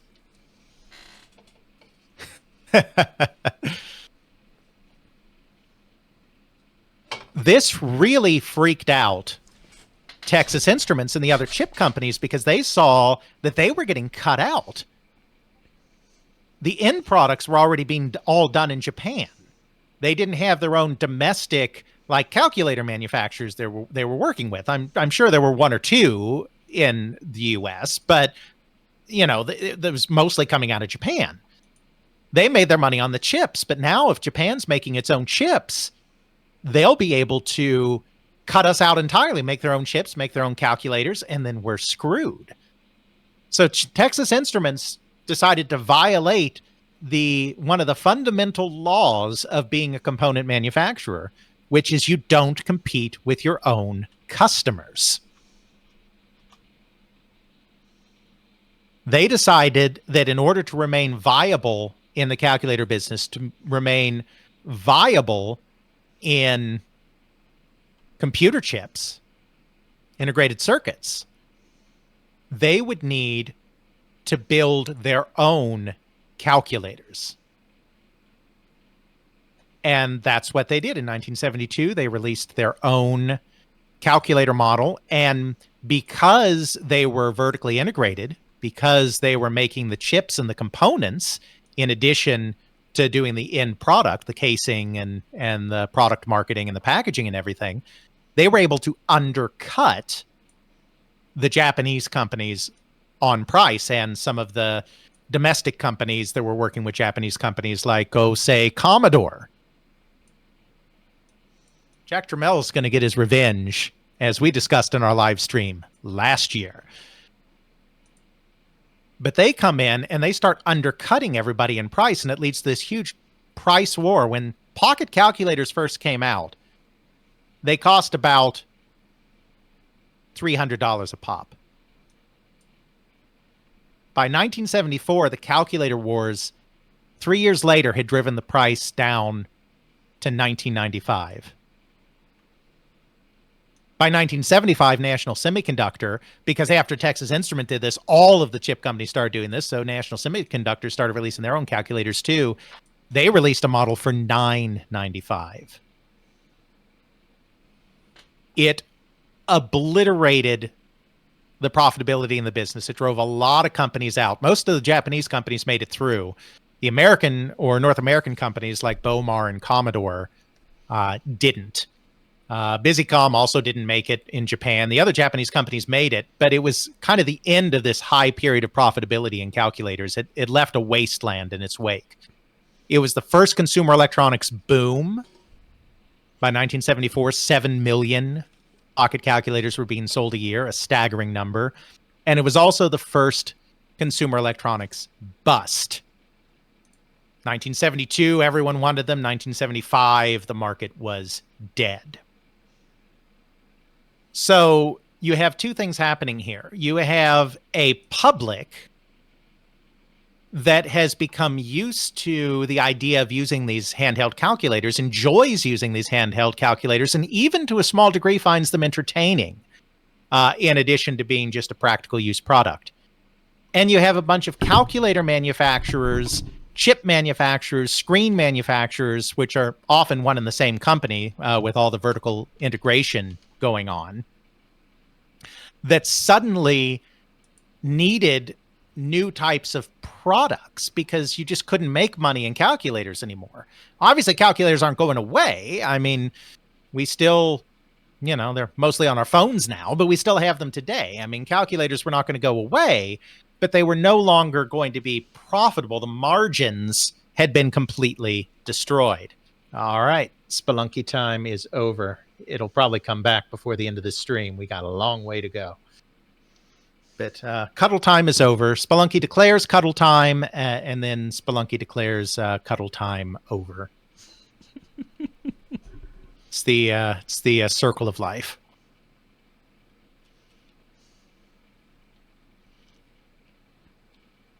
And so there was a desperate need for new product. And this was the exact same time, of course, that you had just had the Pong boom in the arcades. You had this idea of video games coming in. So one area that it seemed very logical to try to move integrated circuits into was the video game industry and bringing these arcade video games home. And so that's how you get home Pong and the GI Pong on a chip and the whole ball and paddle craze that we've talked about in other episodes, and we won't go back to here. But one kind of downside of going this route, going with the consoles, the dedicated consoles like Home Pong, is that they're very expensive. These are products that are between $70 and $100 in price. This is not something that the toy industry is particularly comfortable with. These video games, they're games. It's right there in the title. So clearly, we are looking at electronics expanding into the toy business. There's some disagreement on whether these are consumer electronic products or toy products, or sometimes they're sold in sporting goods departments as that kind of recreation. But it's clear that they're games, that they're something that children are going to enjoy. They're not just being marketed to children, but it's clear that this is something that children are going to enjoy. So it's a logical fit for the toy industry, but at $70 to $100 a pop, it's very frightening to the toy industry. The toy industry is a traditionally very low margin business where you have really cheap products that you just sell a ton of. In those days, toys were just not more than $30. Some of the bigger toy stores, like a Toys R Us or something, might sell bicycles that are more expensive, but in general, a $30 toy was an expensive toy. Toys were generally much cheaper than that even. So companies in the toy industry saw that this whole electronics thing was something that they should probably get involved with. But they didn't feel comfortable necessarily doing the whole video game thing. They didn't have the in-house expertise, and it scared them to death to be trying to market such a high-ticket item. But if they could do something smaller and cheaper, this could be their way into this new electronic game fad that is just starting up. And for this, they look specifically to the pocket calculator for inspiration. And this is why we've spent like an hour talking about calculators in our episode on the history of electronic games. One, because we do tangents all the time on They Create Worlds, and we can't do anything quickly. But also, two, because the handheld game industry grew directly out of the calculator industry. And the first person that really honed in on this, or the first company that really honed in on this, was the toy company Mattel.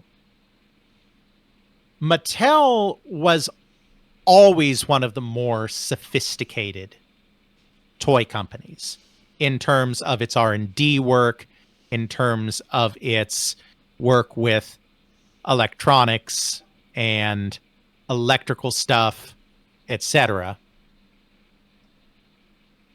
And I think a big part of that is because unlike most of the toy industry, which was located in the Northeast, primarily in New England, places like Massachusetts and Connecticut and Rhode Island, home of such firms as Parker Brothers, Milton Bradley, Hasbro, and Coleco.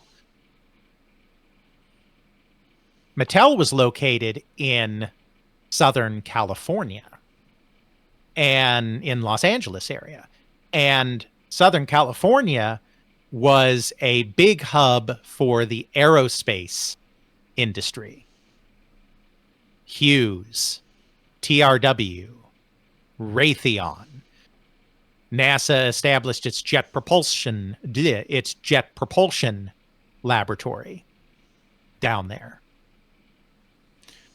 So it was an area with a lot of sophistication, not just in terms of electronics, but in terms of R&D, in terms of project management.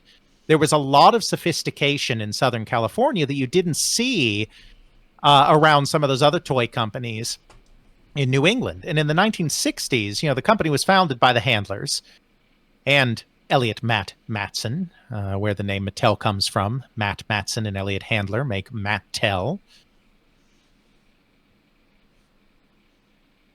In the 1960s, they brought in a new head of R&D from the aerospace industry named Jack Ryan. Not that Jack Ryan.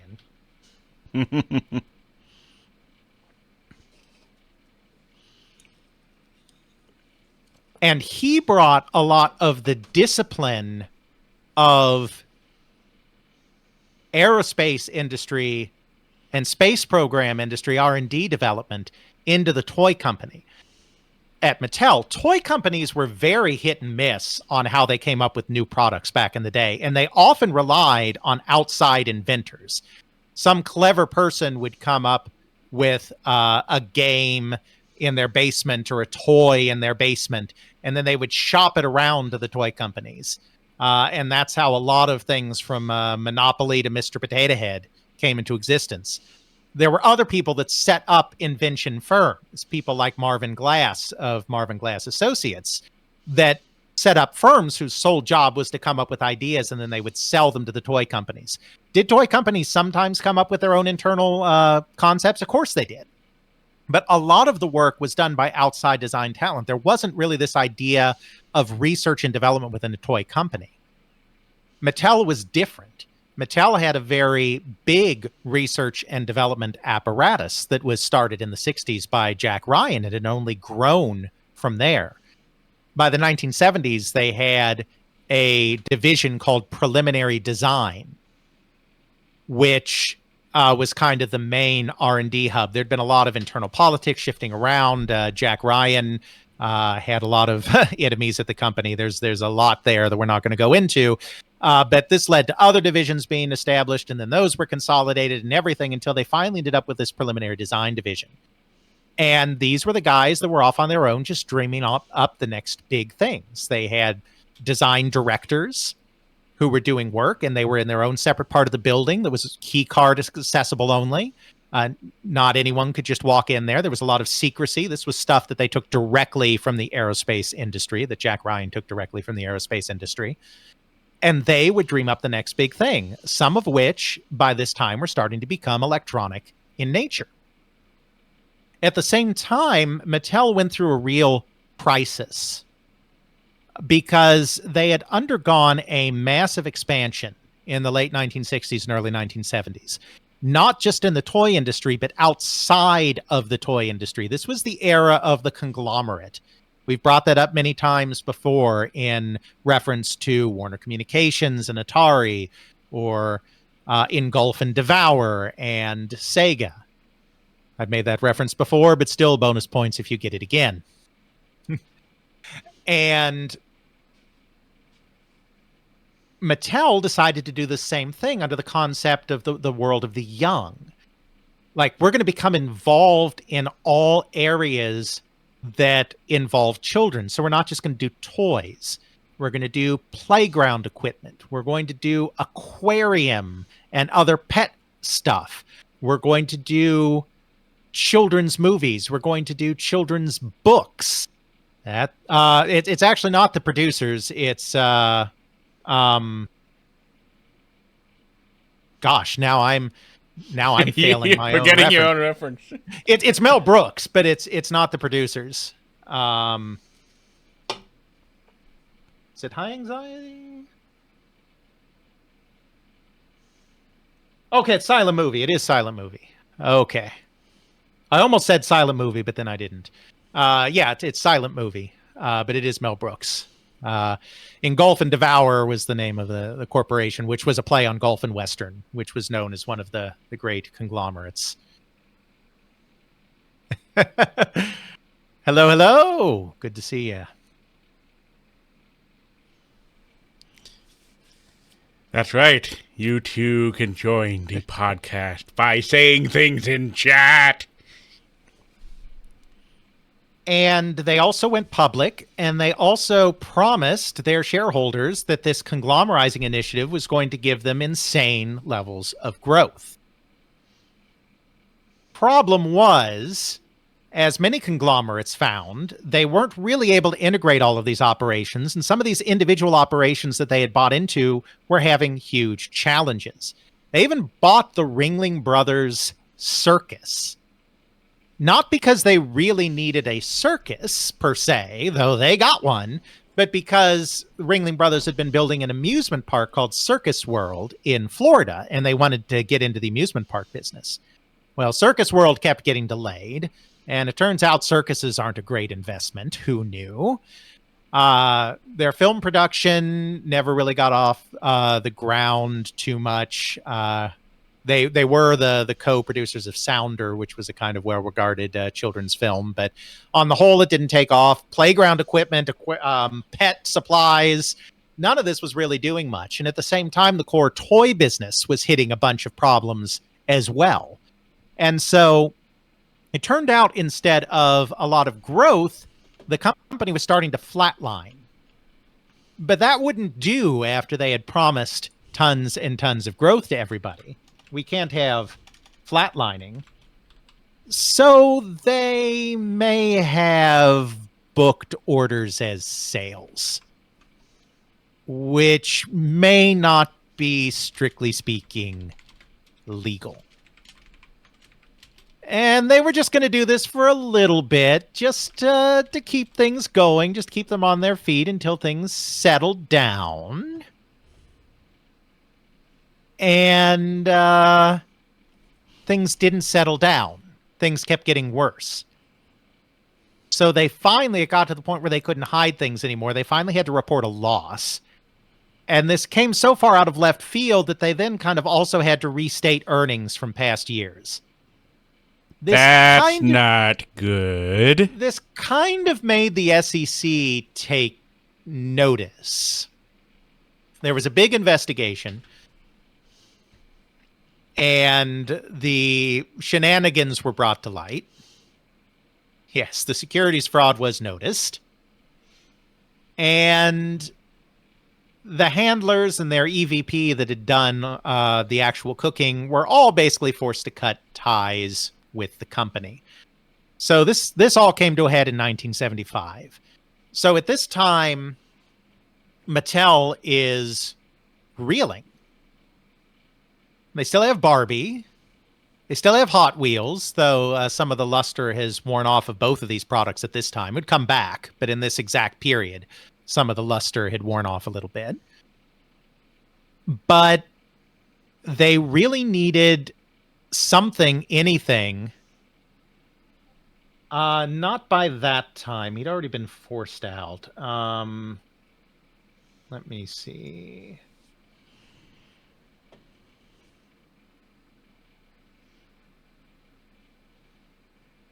To see whether or not Jack Ryan is still there. No, I know he wasn't still there. I'm just trying to figure out. I'm just saying it for people who might not be when he reading the left. chat. Yeah. Right. You're extending the stream.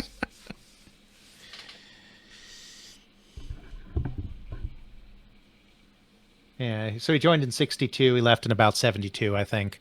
Or 20. Worked at 20 years. Maybe he was still there. I guess he was still there, but I think his influence had been greatly diminished. There was a lot of power struggles around that, around his role in the company. And he was a strange guy. Sometime, Google Jack Ryan house parties and see what comes back. It's intense. Is it better or worse than Stewie's house parties? About that. About that. Okay. So really, the company needed a rebound. They needed new products fast. And in order to get themselves there, just as they pulled very early from the aerospace industry to come up with a more sophisticated R&D apparatus than any other toy company at the time, they decided to tap what are called brand managers in the consumer products world in order to jumpstart moves into new product categories and toys to kind of get them back on their feet. Brand management is a concept that was basically invented by the Cincinnati corporation Procter and Gamble, which are, the true masters of brands, because most people don't know. If you say Procter and Gamble or P&G to somebody, you probably, most people won't know what the heck you're talking about. But then if you start naming their brands, Crest, Downy, Clorox, Ivory Soap, Pringles, they don't own that anymore.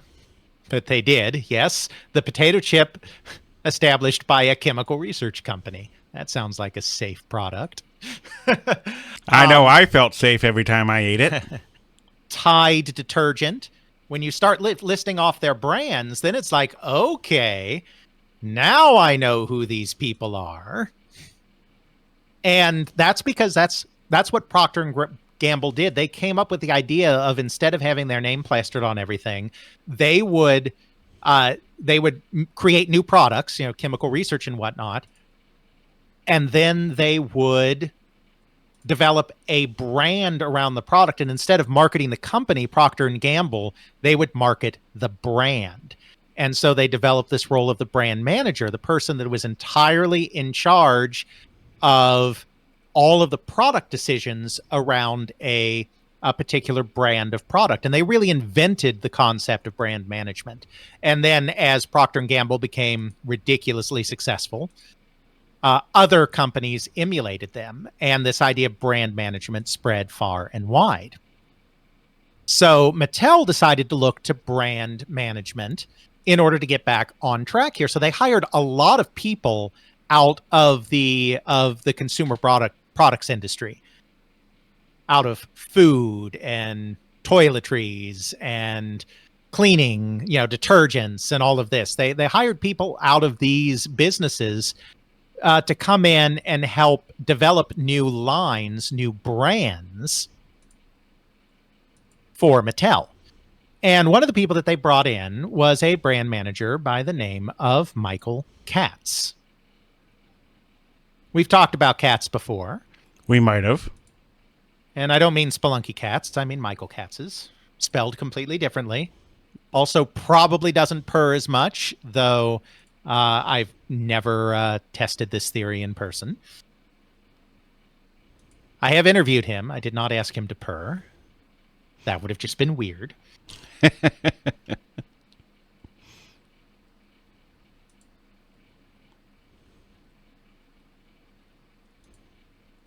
Yes, absolutely. Friend of Carl's show, Mike Katz. Very much so. I think Spelunky's close to wanting out again. So Katz had an MBA from Columbia, done undergraduate at Cornell, smart guy.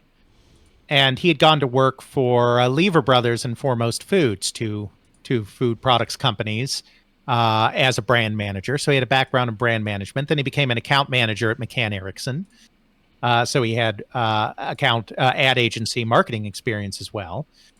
And he was headhunted into Mattel as director of new product category marketing.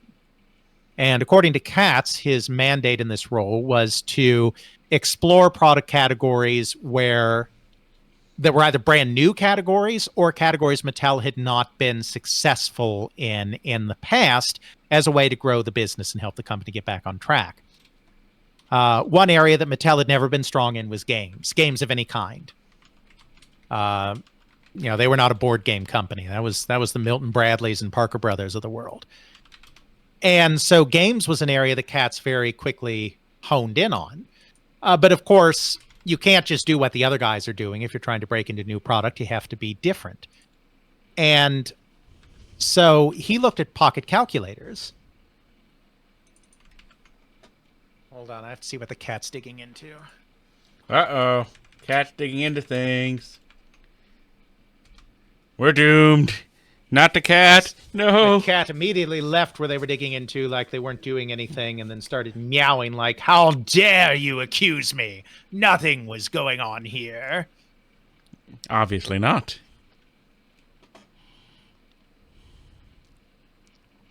Why would something be going on here with cats? We can't have that here. And according to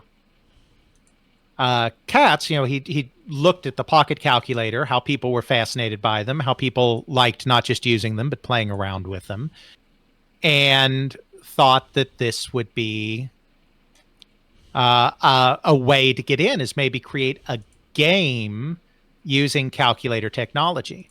So according to Katz, at a brainstorming session with preliminary design, he asked Richard Chang, one of the directors in preliminary design, to go away and look at doing a calculator-sized electronic game using LEDs, light-emitting diodes, which had become kind of the standard display for calculators. At this time, you couldn't really make a complex image with an LED, but you could make lines or other basic shapes and kind of move them around your LED display by choosing which ones you're lighting up at any given time. So almost like a stick figure movement thing or a flip book. Yeah, exactly. So Richard Chang and George Close, two engineers in preliminary design, as well as Dave James, an artist in preliminary design, go away and start working on this. This is according to Katz. We don't have anyone else necessarily corroborating his part of that story. Richard Chang is long dead, unfortunately. Katz says he's the one that set Chang to the task, which may be true. I'm just saying we can't be 100% certain of it. Certainly, everyone else acknowledges that Chang is the one that went away and put this together. Yeah, I said close. I mentioned him.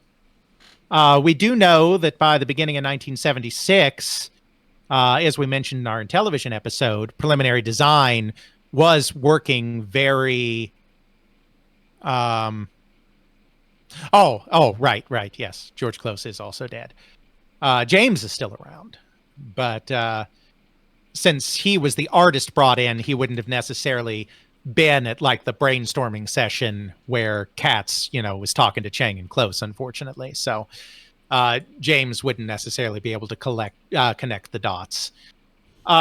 We do know that by early 1976, they were exploring both handheld and video games. The genesis of what became Intellivision was going on at this very same time. But they decided it would make a lot more sense at first to just explore these simpler calculator-sized games. So they go away and they put a concept together and decide that obstacle avoidance is probably the best thing that you can do with these LEDs. Because you can have an LED that you're controlling, you can have an LEDs that are automatically moving around the screen, and you can just use very simple controls to move your LED across rows and columns to avoid the other things. So they come up with a few different concepts based on that. They come up with an auto racing concept, the idea that the other LEDs are cars on the road, and you're driving and you're avoiding them. That's a vertically oriented one. They come up with a horizontally oriented one, which is the idea that you're a football player. It's a football game, and you're avoiding the defense as you're trying to score a touchdown. And then they also come up with a concept of, instead of avoiding the LEDs, having the LEDs collide. And so they come up with like a missile attack style game where instead of trying to avoid the computer controlled LEDs, you're trying to make your LED connect with the computer controlled LEDs. They do some focus testing because they're big into research. Mattel was very much a pioneer in consumer research as well in the toy industry. They were really, in a lot of ways, the first truly sophisticated toy company, which was a big part of the reason for their success over the years. May almost be cuddle time again. The meowing has begun. And the football concept. Yeah, Lane Houck, doing his stuff on his own might have done it first, absolutely, Ethan, but of course not first to market.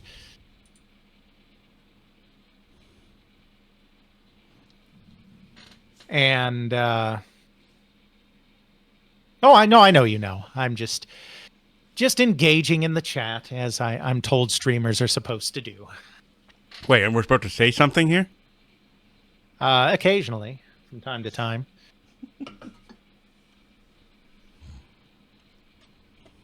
So many distractions. Why do we record podcasts this way?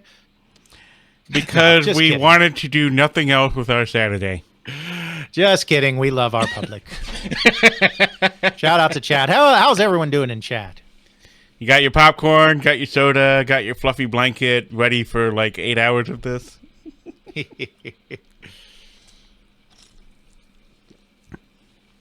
I know I am. When we do our break in between episodes, I'm going to need to get more Diet Cokes.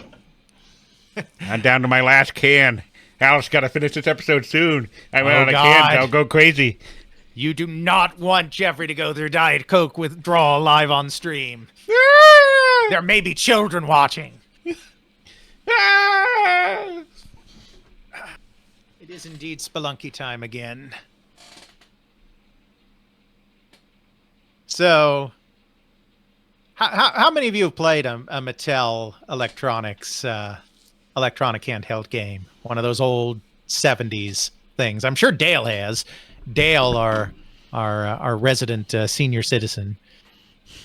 All right, cool. Oliva as well. Very good. Yes, they have. It's such a classic that they have, of course, re-released it at times, repackaged. Yeah, same with me, because I'm a little younger. The Tiger handhelds were the first handhelds I played. I didn't play any of the 70s or early 80s stuff. The only handhelds I played were like the late 80s Tiger things. Yep, we'll be getting to Tiger a little bit. I'm going to talk about them more in the second episode. Even though they were active in the early period, their period of greatest impact was definitely the late 80s. So I'm going to save the Tiger talk to the late 80s.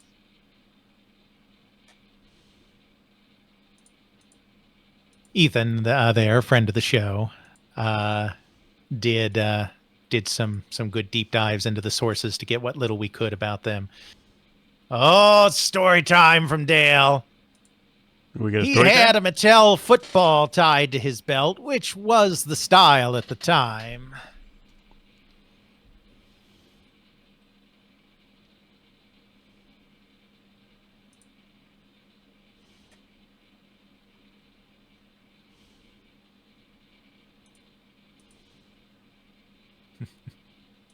Yes, indeed. I know Dale will always get the Simpsons references. Important. I know where I was. I was talking about all the market research they were doing. I know. I can almost multitask. Almost. I can pet the cat, talk to chat, and vaguely remember what I was talking about all at the same time. What were you talking about?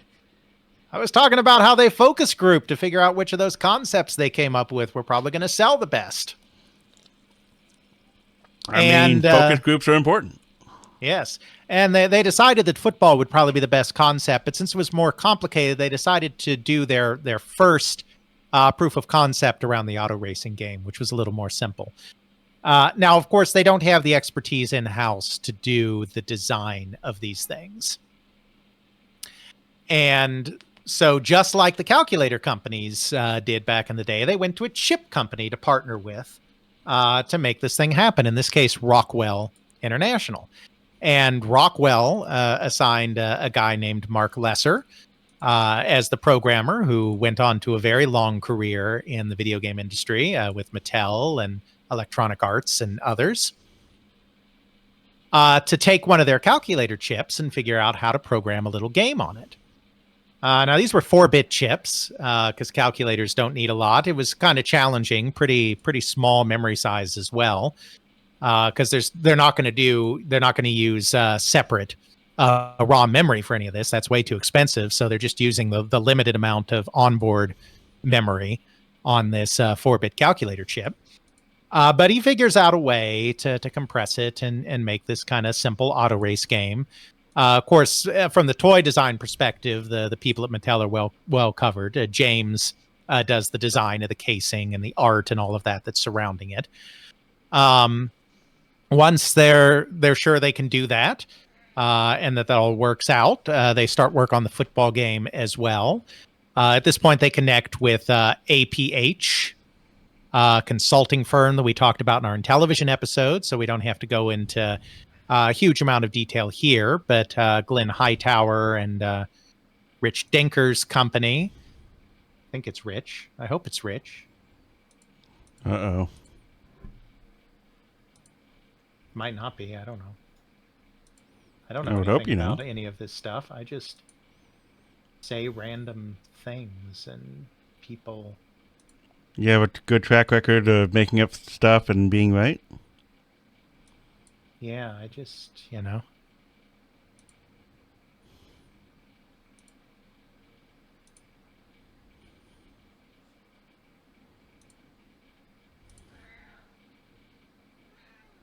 Yes, cat. And we hear you. We have a cat, and it does meowy things at me. Why, cat? Why do you do the meowy things at me? No. No.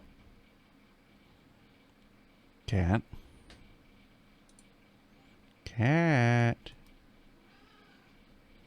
We don't care, cat. I fed you, Julian. Fine. They haven't seen Julian. And Alex hasn't seen Julian in a while, so we're going to have Julian. Hi, yay. there's a Julian. See? For those that don't know, Julian is obsessed with my head.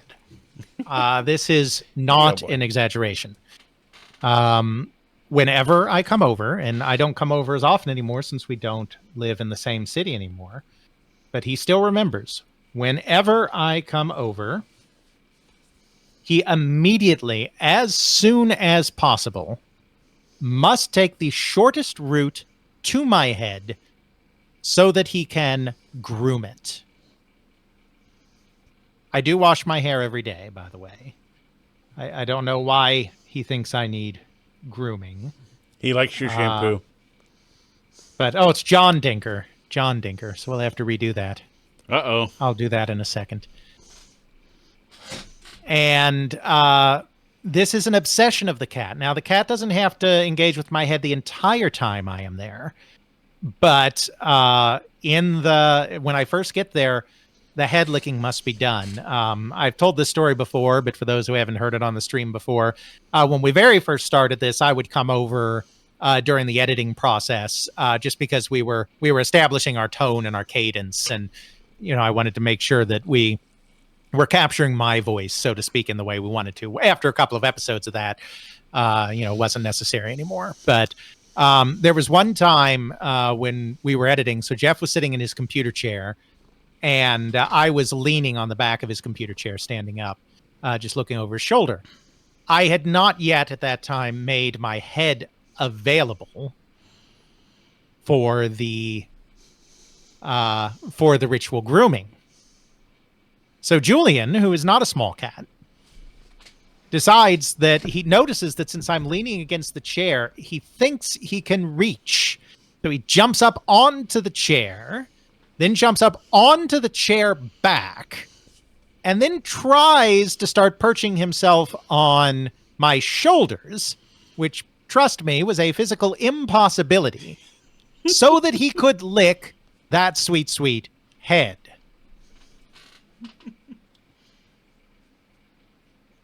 Cat's crazy. He clearly likes my scent in general, though, because he also likes my jackets. Now, I know cats like to lay on random things, but he is always drawn to my jacket. I deliberately, when I come over to Jeff's house in a period of time when I have to wear a jacket, I deliberately fold the jacket neatly and set it out on the couch, because I know that sometime within the next 15 to 20 minutes, Julian will wander over and make that his new resting spot. He will not leave it until Alex leaves. Yes. Alex has to remove Julian from his coat to reclaim the coat so he may leave. So that cat has an obsession with me that is probably not healthy. It's going to be a fatal attraction situation. I'm going to come over one day and discover that Julian's been boiling a rat on the stove or something. Oh, dear. It's a family-friendly show, Alex. We don't know. So, yes. One day he will run with you back to Georgia. He's not like, he doesn't have to like be around me all the time. In fact, he prefers getting pets more from our friend Matt than he does even from me. But for some reason, he has to engage with the head and the jacket. So he's probably not going to run back with me to Georgia. He's probably going to steal my jacket and run back with it to Illinois. Yeah.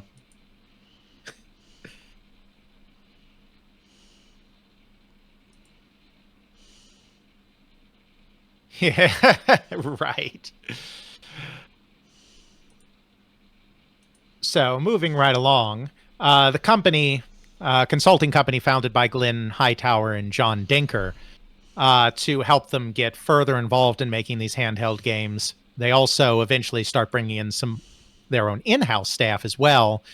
All of this kind of lays the groundwork for Mattel Electronics. This isn't a Mattel Electronics episode. This is a broad overview of handheld gaming, so we're not going to get into all of that nuance. We have done other episodes on Mattel where you can get all of that information. But and those will be linked in the show notes. But the important thing is you had a perfect storm here. You had the obsession of the general public with the calculator. You had calculator technology coming down in price because of this obsession. You had the video game boom starting, but you had toy companies that were not necessarily ready to make that big a leap. Obviously, Coleco did. Coleco's the one that got into the video game industry, but the rest of them, Hasbro, Milton Bradley, Parker Brothers, Ideal, none of the rest of them got into video games. It was kind of scary.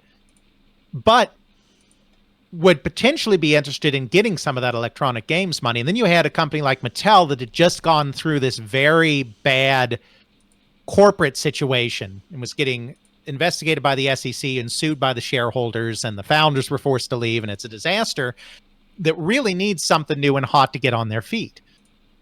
And so you put this all together and you get Mattel creating the first handheld electronic games.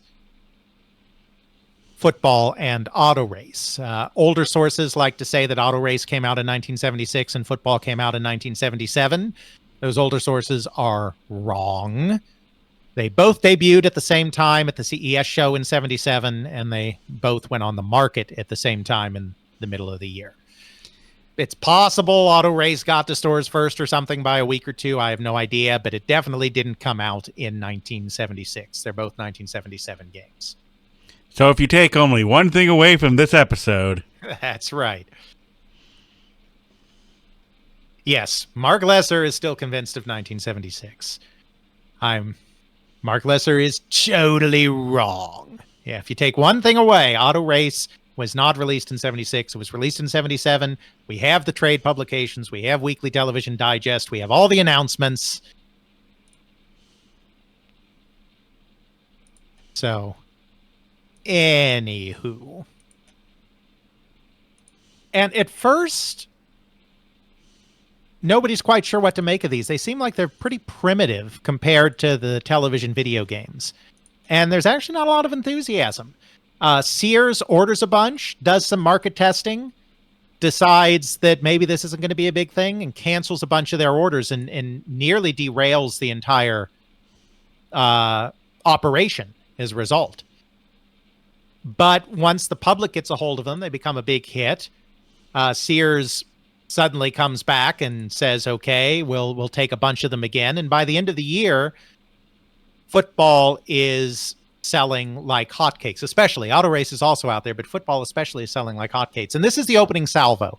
77 is the beginning of this handheld electronic game market. So now that we've got these introduced, we have to hit that question that Ethan hinted at way earlier in the stream.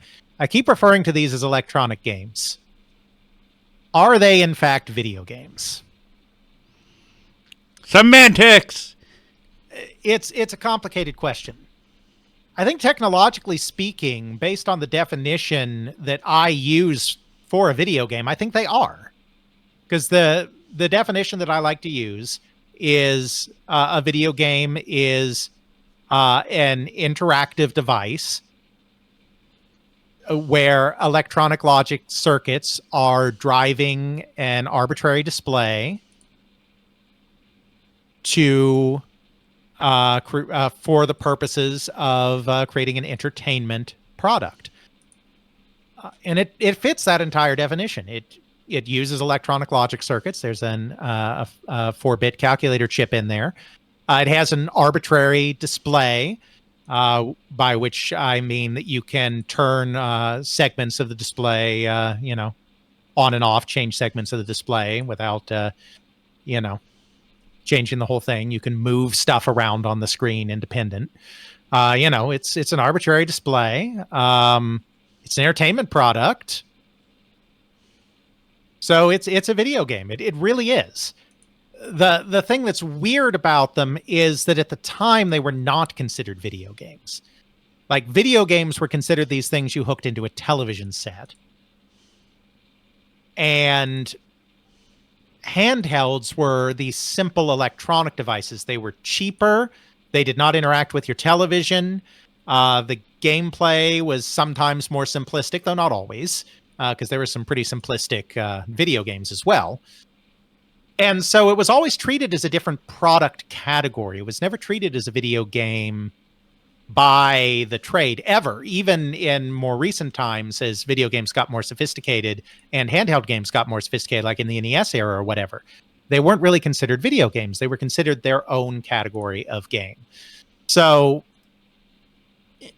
I tend to make a distinction between the early handheld electronic games and actual video games, but just because of the way the public perception worked. But I do also understand that by my own definition, they are video games. So are they video games? Sure, why not? And also, no, I don't think they were. All at the same time. There you go, Ethan. I punted it. How do you like that?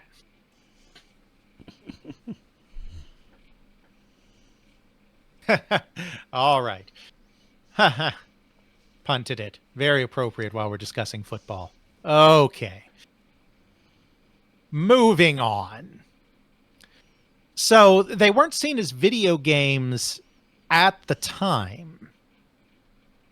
But this is essentially another form of video game, and it was a form of video game that was more palatable to the toy industry, to toy companies, to toy buyers.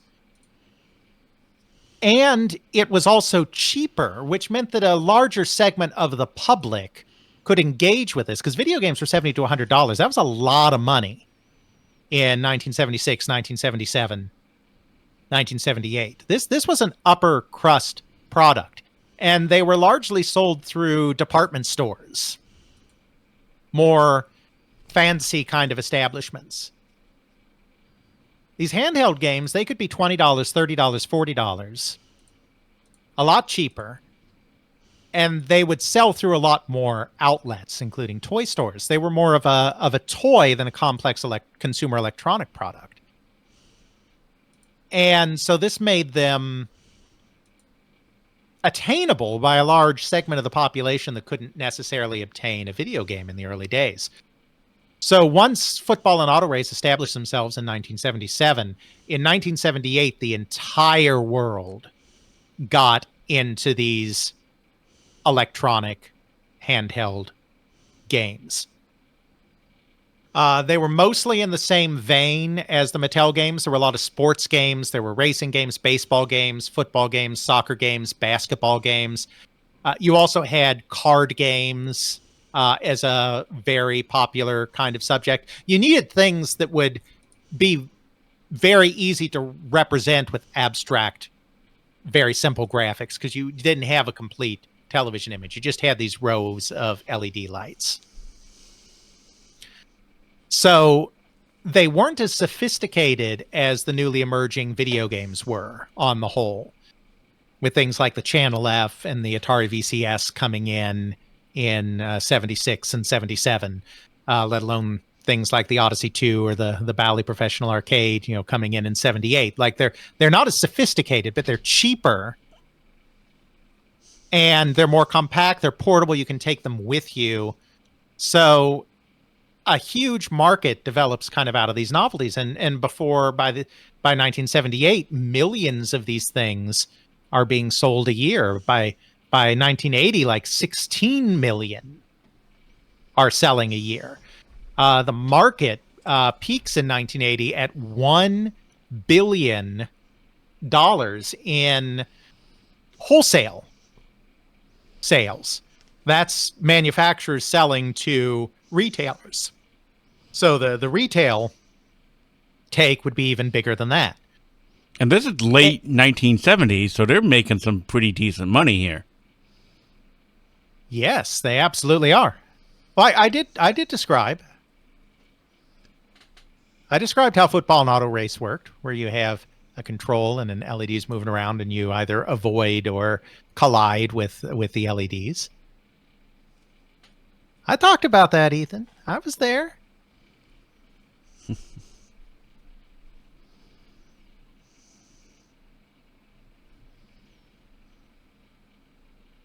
And it was... Well, I mean, I was not there. I do own a Mattel Electronics Armor Attack LCD game from 1980, however. Or 1982, I mean. I have no idea why I have that, but I mean, it's mine from back in the day. It's my parents obviously bought it. But yes, Cinematronics license, absolutely. I still have it. I have no idea if it still works, but still have that.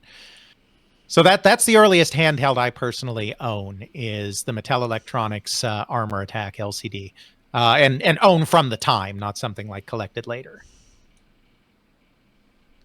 So that was my first exposure to handheld games.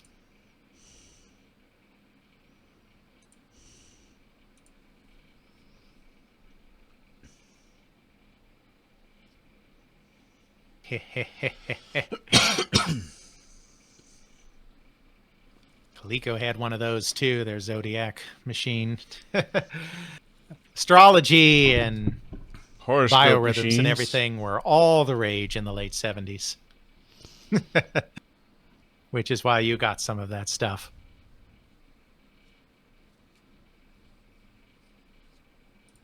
Yes.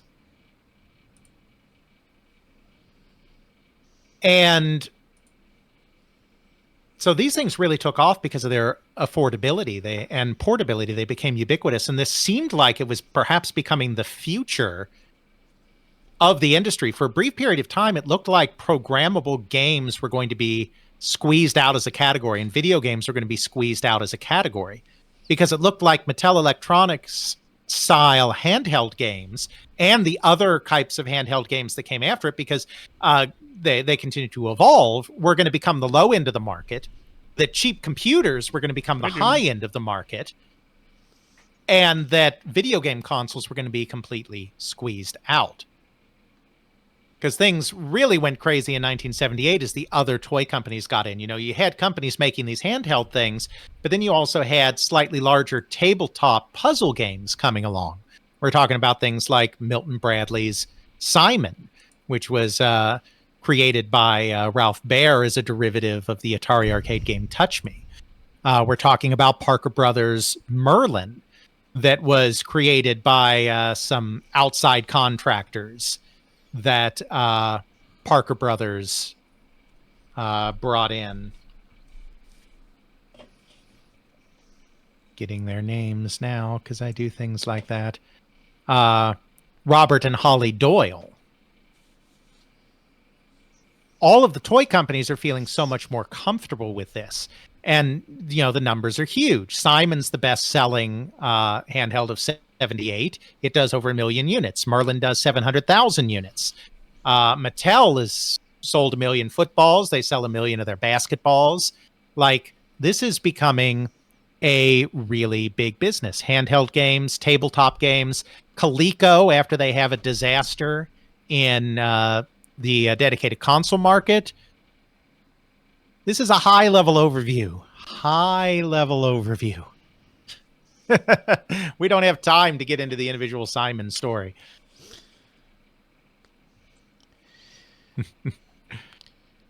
Yes. Coleco, after they had a disaster in the dedicated console market, pivots into these handheld games, and they create Electronic Quarterback, which is a more sophisticated version of Mattel's football. And then in 1979, they release a series of head-to-head sports games, two-player games that are really more tabletops than handhelds, but have controls on either end. So 2 players at a time can play football, baseball, basketball, all of this kind of stuff.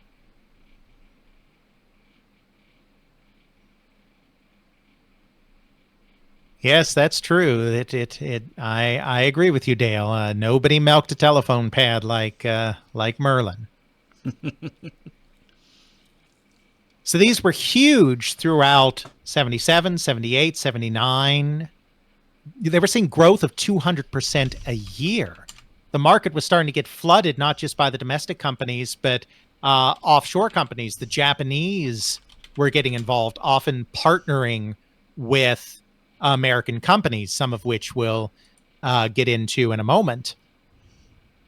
It was big business, but it suddenly collapsed for basically all the same reasons that the calculator market collapsed. You got into price wars. You got into rapidly improving technology. You had a glut in the market. You had too many products. The prices were coming down too much. It was becoming impossible to make a profit on it. The gameplay hadn't really advanced much. Most of the games were still relying on the same kind of obstacle avoidance or obstacle collision kind of LED gameplay that Mattel was doing. Games like Merlin and Simon were different. They were pattern recognition kind of games using lights and sounds. But even that kind of concept could only be taken so far. So there really wasn't much advance in gameplay happening. It was in these very small little narrow categories. And the glut of product in the market was just driving down prices and destroying profitability. And the entire business basically collapsed. It grew in 1980, but it didn't grow as much as it was supposed to. And then after 1980, it started falling off a cliff. Though there is another important reason that it also started falling off a cliff, and that was in 1980, Atari launched Space Invaders on the VCS. Programmable consoles finally had a killer app. And therefore, the VCS was ascendant, and handheld games with their primitive LED displays were forgotten. And that was really the end of the golden age for handhelds, kind of after 1980. However, that is not to say that the handheld games suddenly disappeared. They did not.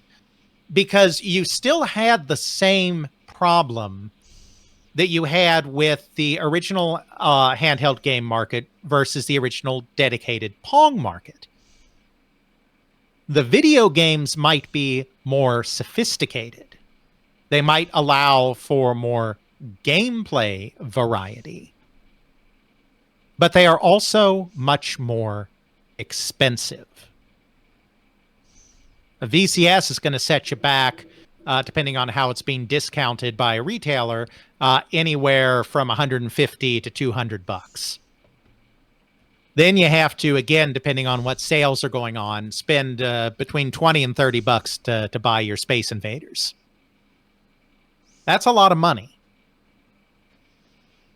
The other thing is that, of course, video games require the use of the television as well. And this is a period of time when in many parts of the world where a lot of people don't even have televisions yet. But when you do have a television, you often have only one. And so if you're playing on the television, nothing else can get done. So even though there's coming to be a recognition that perhaps programmable systems are the best way to try to experience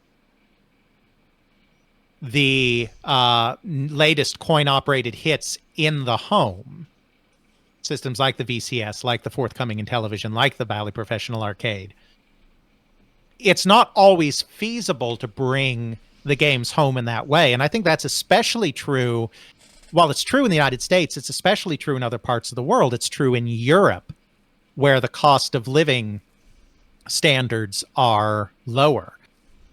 It's also true in Japan, where cost of living isn't really an issue. We're right in the bubble economy, but space is very much an issue. The Japanese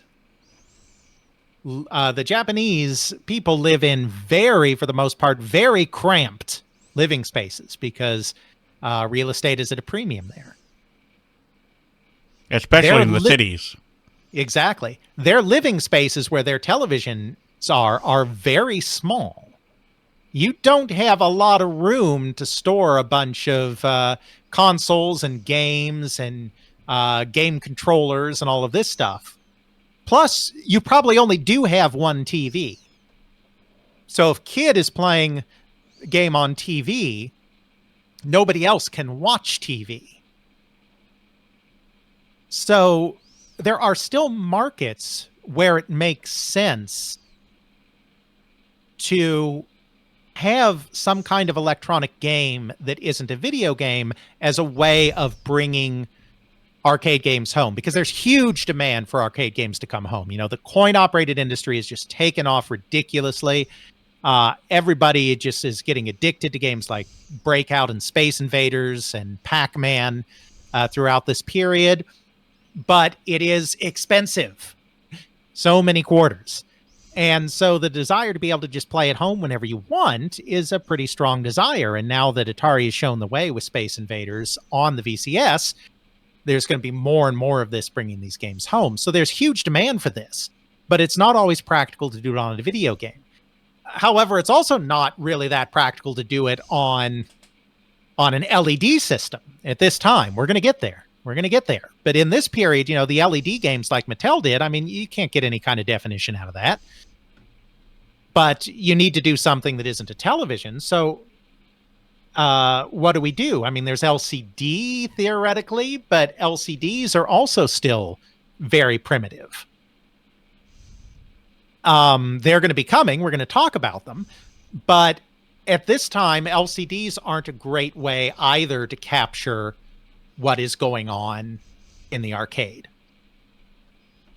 So we end up going on a little sidetrack to a different kind of display technology that only has a brief moment in the sun. And that is the VFD, or vacuum fluorescent display. Ooh.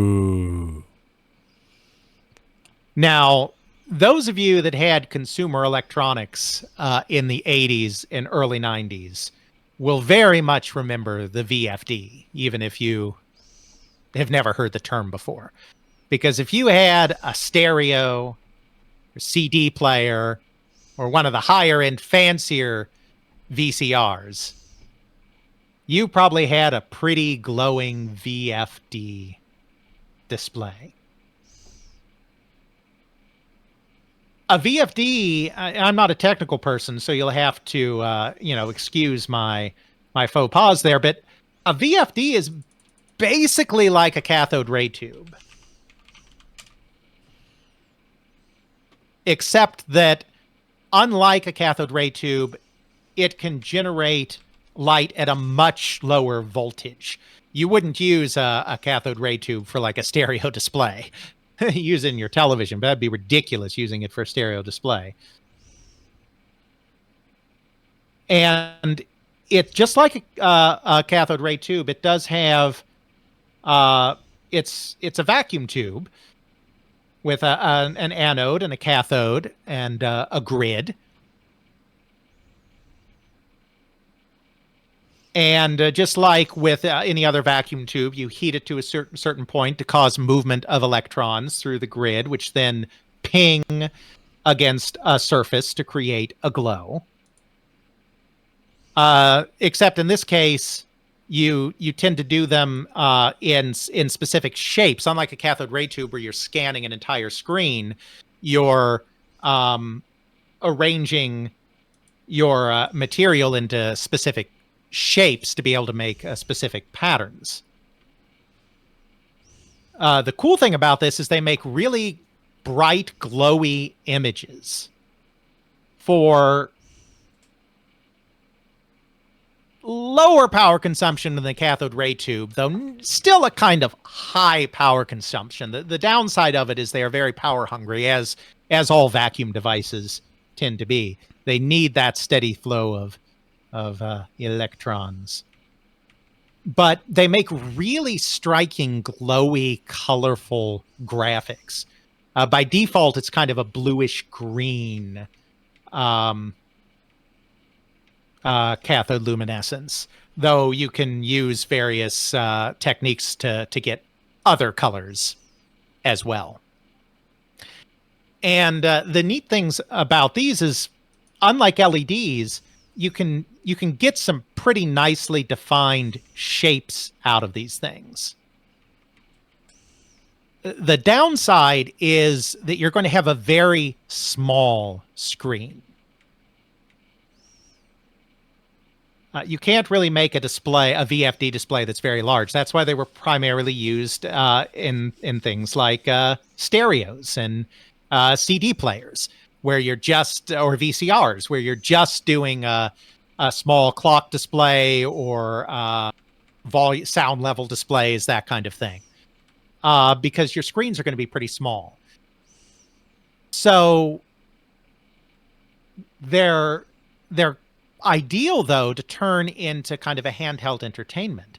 And so that's where the industry kind of pivots largely in the 79 through 82 time period, is you get a lot of these VFD games that are largely emulating some of the bigger hits in the arcade, the Space Invaders, Galaxians, Donkey Kongs of the world, Frogger. Oh, we're getting there. We're getting there, Ethan. A lot of this early work was being done in Japan by Japanese toy companies that were very comfortable with this kind of technology, like Tomy and Epoch. In the United States, probably the leader in this field, in the first part of it, was a company called Intex Industries. Intex is a company I'm not sure we've talked about before, because we haven't been talking about the handheld game stuff very much, though that wasn't the only thing they were in. But Intex was formed in 1970 by three individuals, by the name of Tony Clues, Nicholas Carlozzi, and Nick Underhill.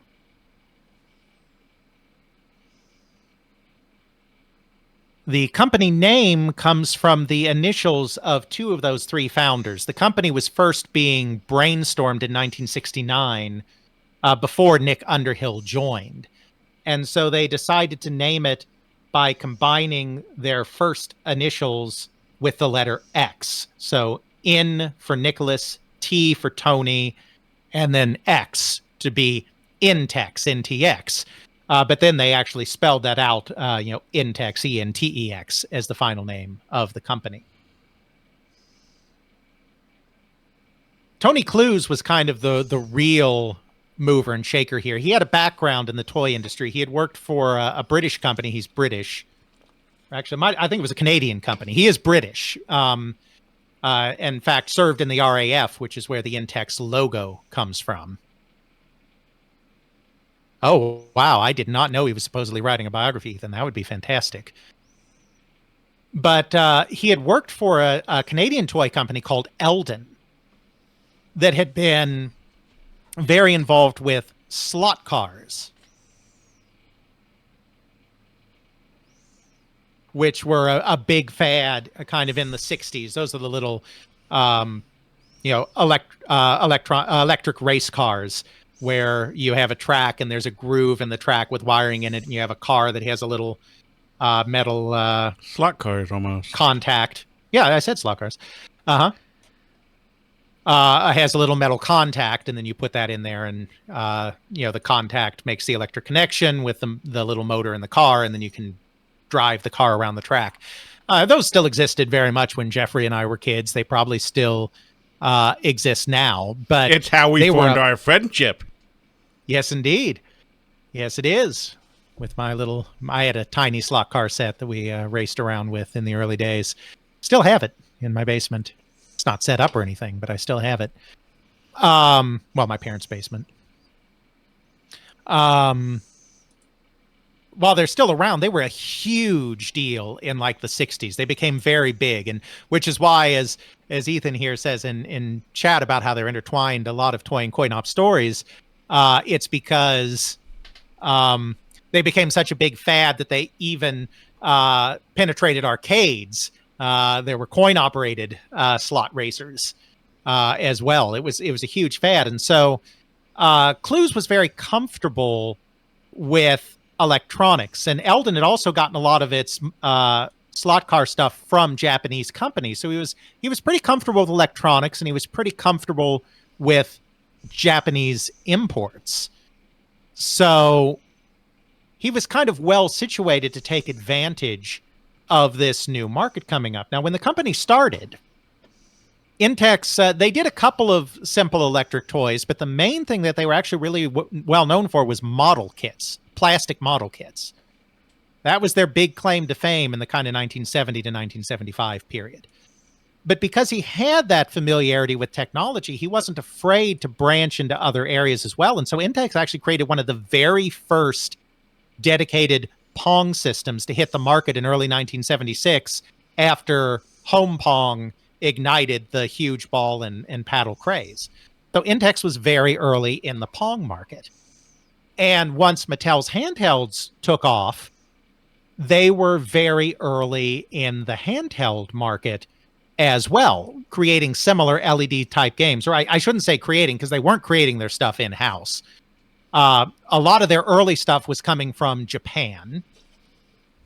And then later on, they made a deal with a former Mattel employee by the name of Rick Dyer and his company, Advanced Microcomputer Systems. That's what AMS stands for, right? Advanced Microsystems? Is it Advanced Microsystems? Ethan, help me out here. Yeah, Advanced Microsystems. Yes. Yeah, Advanced Microcomputer Systems. Yep, I was right. I knew Ethan would have that on hand.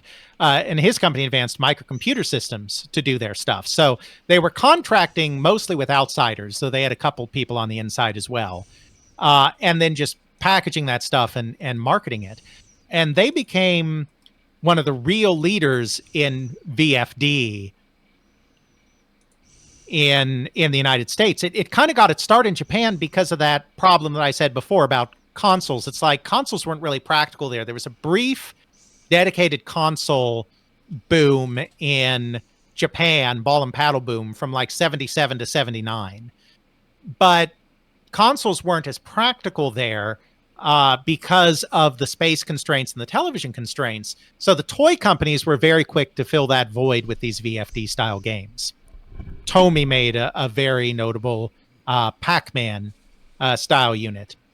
Epoch made Space Invaders and Pac-Man and other types of games, as well as they made some sports games as well. Intex brought some of these first games into the United States and released them there. These were also very popular in Britain, where cost of living was a major concern. And so these handheld games were very popular there. Companies like Grandstand imported Japanese products, OEM'd, put their own casing and own labels on them and release them. So these Space Invaders games, these Pac-Man games, Galaxian games, these really, really proliferated in kind of the 79 to 82 period. But they had less of an impact in the United States, and they had more of an impact in kind of Japan and Europe.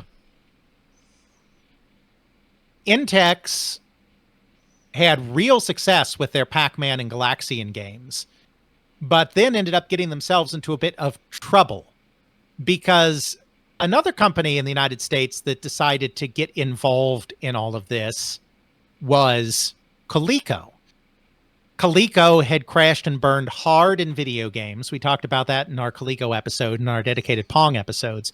Retreated into handheld games and wasn't quite ready to get back into video games again during the period of time when Space Invaders and Pac-Man took off and really reignited the whole business. But they wanted to get in on that hot field of licensing the hottest arcade titles that Atari had pioneered. And so they went out to some of the major companies like Namco and Sega and Nintendo and licensed their hit arcade games for like the handheld / tabletop game market. So they didn't have the video game rights. You know, Atari had the video game rights to Pac-Man, but Coleco had the handheld / tabletop rights to Pac-Man. And so they had these beautiful VFD games created in these wonderful cabinets that mimicked the real life cabinet of the game. Games like Pac-Man and Frogger and Donkey Kong, some of the biggest hits in the business. And released them in these mini arcade formats with arcade-like controls and with these colorful VFD graphics. And these were a big hit. They also began enforcing their rights, or rather, Namco and Midway began enforcing their rights that they had given to Coleco. So Intex actually found themselves sued over their Galaxian and Pac-Man products, which were derivatives that were not actually licensed from Namco. So there was a big lawsuit. And don't worry, we're almost done with the episode. There was a big lawsuit. And they ended up going to Coleco to settle. And the settlement that they came up with was basically, Coleco told them, okay, through the end of 1981, you can keep selling these games. New Year's Day, 1982, they're all off the shelves, and you hand over all your profits that you made on these games. And so that's what they did. They handed over all their profits. Mike Rounds, who was the head of engineering, he gave a talk on all of this at the Classic Gaming Expo in 2004. And he says that he went to CES that year, the January CES in 82, to see Coleco's new products. And someone asked him, what are you hanging around there for? And he said, I wanted to see what my Christmas bonus bought. Because since there were no profits, nobody got any bonuses. So Coleco had a great success in 1982 with these mini arcade games. Intex did rebound. They didn't go away. They went out and got the Williams license. So they released VFD, Defender, and Stargate, and all of this. So that was kind of where the industry went in this time. And then there was one very interesting move into LEDs that were more sophisticated that we have to take a second to talk about with Intex. And that was something called Adventure Vision. So one other interesting thing that happened in 1982. 1982 was the year that there really should have been a console transition. And we talked about this kind of in our Crash episode. And there was sort of a console transition happening with the Atari 5200 and the ColecoVision coming in. But nobody really understood what a console transition was then. Nobody really knew what the future was going to look like. But everyone kind of had the idea that what the Atari VCS was doing was no longer enough. There was this idea that we had to figure out how to do games in a better resolution than the player missile blobs that were available on the VCS. And some companies like Atari with its next gen system, or like Coleco with its ColecoVision, were looking at improving video games to do that. Just traditional raster scan, plug into the television video games. But other companies were taking different approaches because it wasn't clear in the moment what that future necessarily looked like. This is how you get the Vectrex, which is like, well, we'll get higher resolution by bringing vector graphics in the home. Intex also decided to try to pursue a higher resolution solution to the Atari VCS for bringing the latest arcade games home. But their solution, they had kind of tried to get into CRT stuff and didn't have much success with it because they're trying to keep their products cheaper. They're trying to do it cheaper than console systems, and they couldn't come up with a cheap CRT system that worked. Their solution was to do an LED system. LEDs are going to come back. But this time, LEDs aren't just going to be just little lines on the screen. LEDs are going to be graphics. And the way they do this, an employee, I think he was an employee, either that or he was a contractor, by the name of Bob McCaslin, came up with a system where you would have a bank of 40 LEDs, and then you would have a rotating mirror in the system. And this mirror would project these LED lights to various parts of the play field. So with a small number of LEDs, with these 40 LEDs, you could create elaborate pictures by constantly rotating the mirror to reflect them in different parts of the display. And if some of you from the 90s are thinking, that sounds like Virtual Boy, well, yes, it kind of was, with the exception that it was only one mirror, and so it wasn't trying to create a 3D effect. But it was the exact same kind of idea, using red LEDs and a mirror to position them in such a way that they can create graphics. This was actually a very interesting kind of solution to this problem. And so they got a team together and created this system called Adventure Vision. It was a very complex thing to put together. The mechanical portion of it, the rotating mirror portion of it, was so complex that they actually hired a guy, Rob Baker, who had done the turret design for the A6 gunship. They had to bring in a guy that was an expert at military-grade turrets, gun turrets, to be able to come up with a practical rotating mirror solution for this. But they put this thing together, and they had their Williams games that they had licensed. They'd also done some licensing deals with Konami. So they created this LED Adventure Vision system. They had 4 games at launch. And I say at launch, but they're the only 4 games that were ever made for it. Those being Defender, which was their flagship. And then also Super Cobra and Turtles, both licensed from Konami, and Space Force by a more obscure coin-op company called Ventureline, which is a somewhat similar game to Asteroids. And we'll definitely put some Adventure Vision gameplay in the show notes because it's fascinating. I mean, it's red, like the Virtual Boy. It has the problem of being very red, and it's also very flickery because they're having to, do constant refreshes, redraws with the mirror repositioned. But they are fairly well-defined graphics. I mean, they're not high definition by any stretch, but I mean, vector graphics are certainly sharper, but you get kind of a similar effect to vector graphics without the 3D elements. And, the Defender game is recognizably Defender, which is kind of saying something.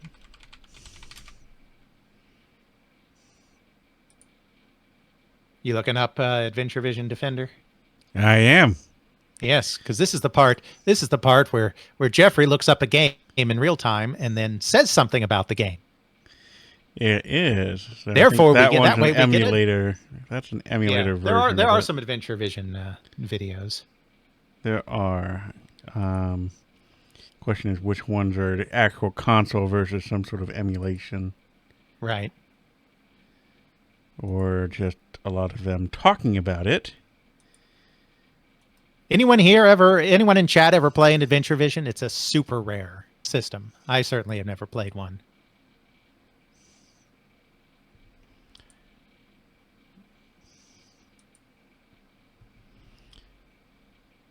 We got a commercial potentially for it. Is our stream still okay? We don't have a lot of chat participation. Streaming is still going.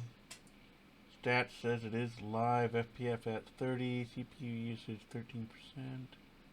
Do we have people still, or did they all abandon us? Did I bore them? We got theoretically 13 people. Oh, okay. They're just being quiet for a bit. That's fine. That's fine.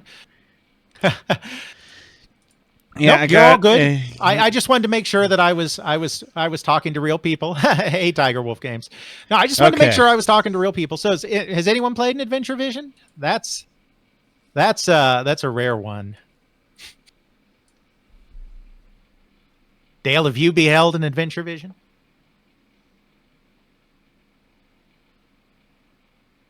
Yeah, it's really fascinating, and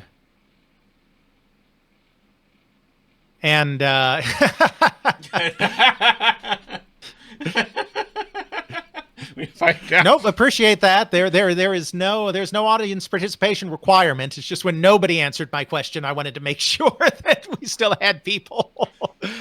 You're all good. We love you all. And the reason though that Adventure we could talk about it. I looked up a quick video that seems to describe how this thing works and actually does have the actual console. And it does look almost like... So today we have those retro consoles you can buy. It is almost the same form factor, a little bit bigger than that. But it has... you look at the graphics in there, yep, it is definitely very red. And... look at that. At the top, it has these convenient slots where you can put 4 games. Huh. I wonder why. Yes, definitely wonder why there. But you look at the game itself. I'm looking at an actual thing of Defender being played. And it is simple. It's all dots. So they just put all the dots together at a certain... way to make it look like Defender. You have little mountains there. You have your flying thing. You have your bullets flying. You have your overall map and score at the top. It's an interesting recreation. Would I want to play this all the time? I don't know. There is some flickering going on as I look at the camera. I'm not sure how much of that is refresh rate or whatever. But it is interesting as to what's going on here. And you got a little joystick, you got 4 buttons on the left, 4 buttons on the right, where you plug things in with the game in the middle. It's an interesting piece of technology, and it would be... I think it's a good proof of concept, but I want to see what the refinement would be and how to really take... The refinement was the Virtual Boy. And that is terrifying to think about. That the refinement's the Virtual Boy. Essentially, I mean, it's different people that did the Virtual Boy, but it functions on the same basic premise that you are using mirrors to reflect LEDs to create a bigger image. So, but yeah, this was...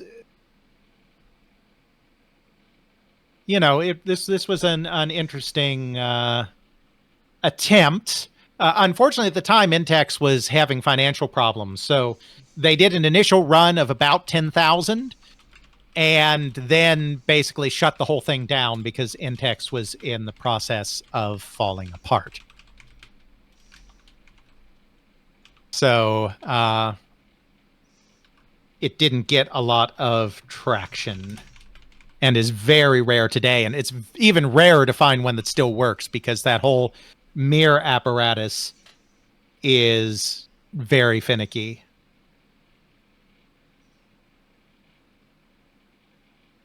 No, we did not talk about the Koei Pasco.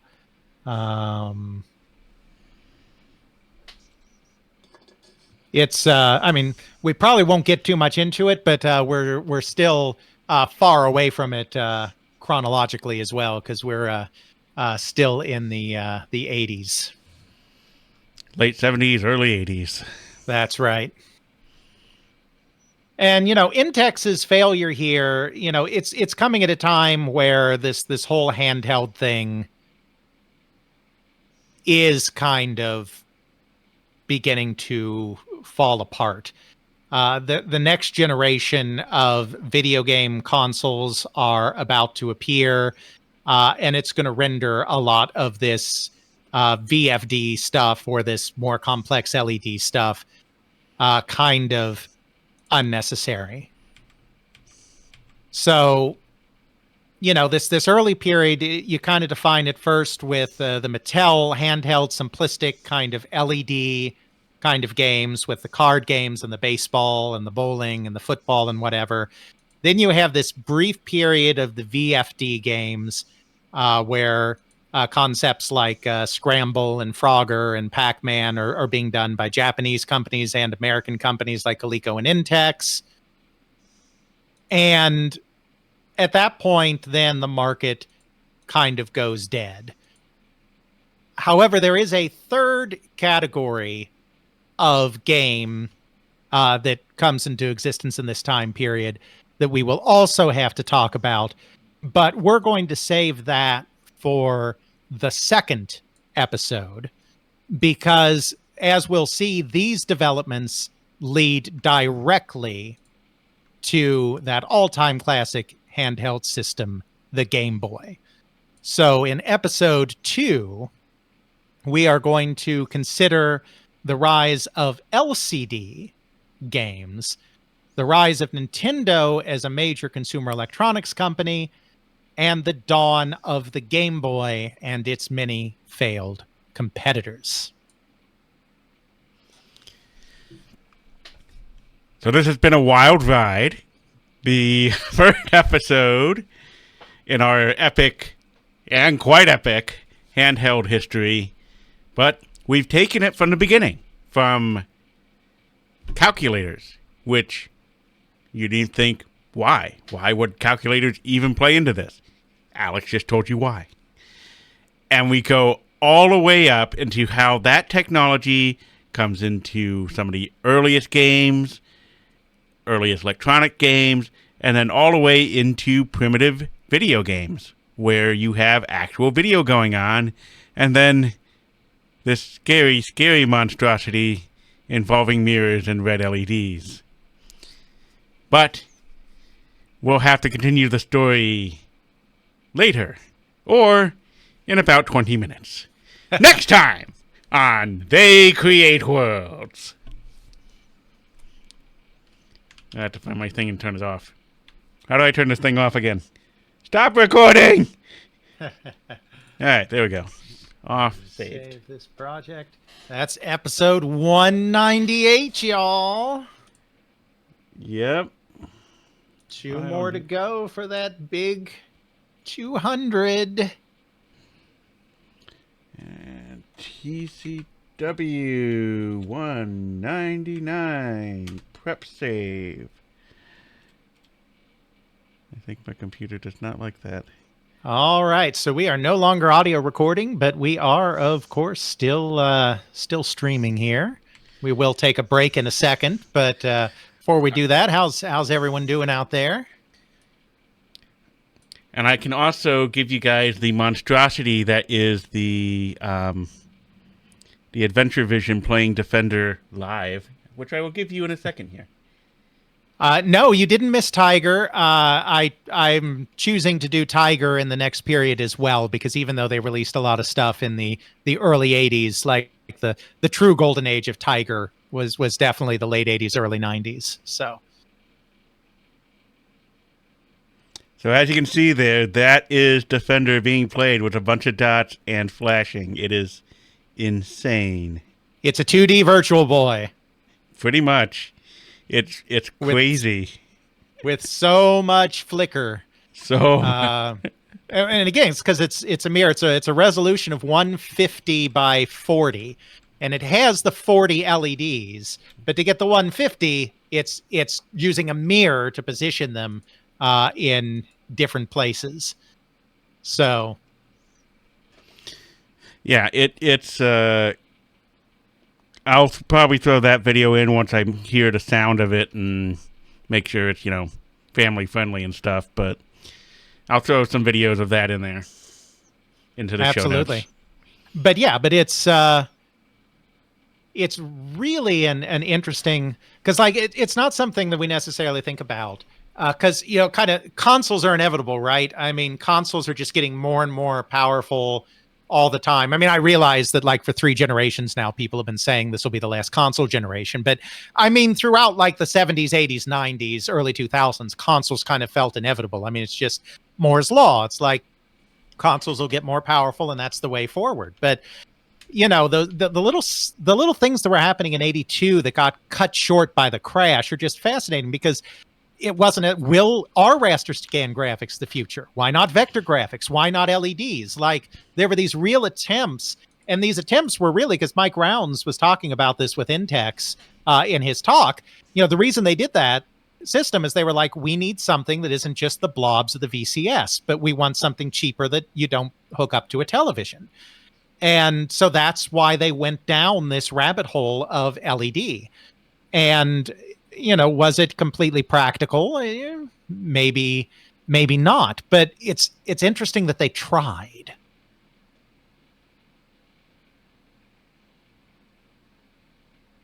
Love me some Golden Axe, Carl. Oh, yes.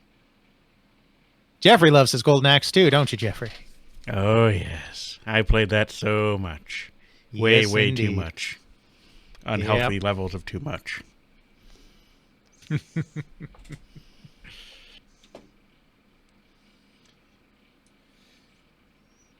All right.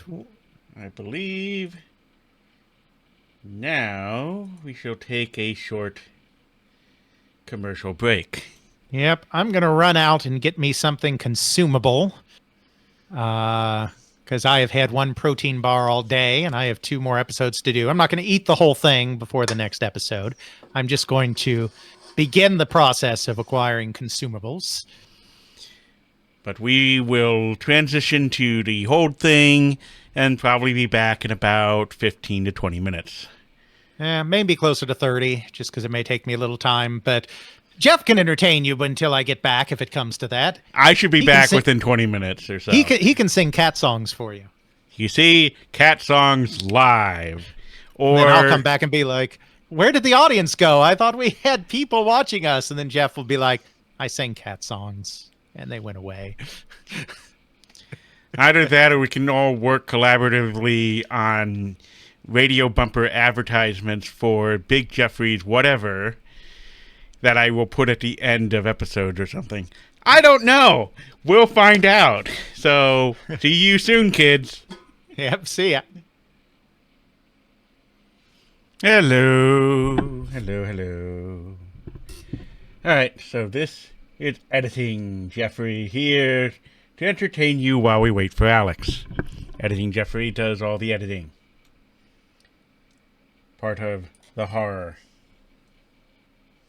Cutting out all the cats, that's correct.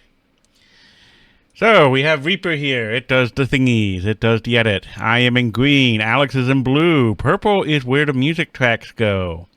And sound effects. And whatever else happens to be going on at the time. In this particular Doomy episode, I actually did a really cool intro for it. So right now, I am at about 46 minutes into this thing. And I still got roughly half the freaking episode to do. So, lots more editing. I'm going to mark where I am right now for the second here and go back to the beginning to show you guys what's going on. So, the top here is where I introduced the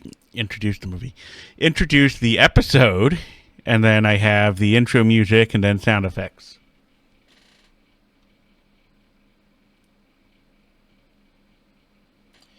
So in this particular case, that will sound like this.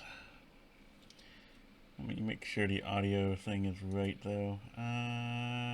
Properties. No. Advanced properties. Should both be mono. Okay, there we go.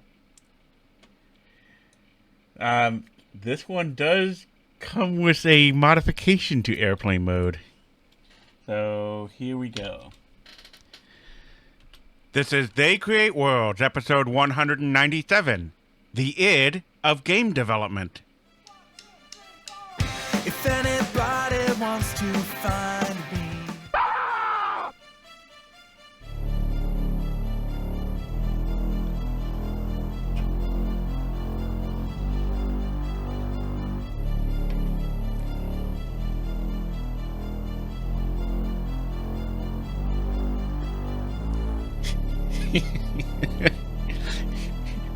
Yes, Josh died. We're sad.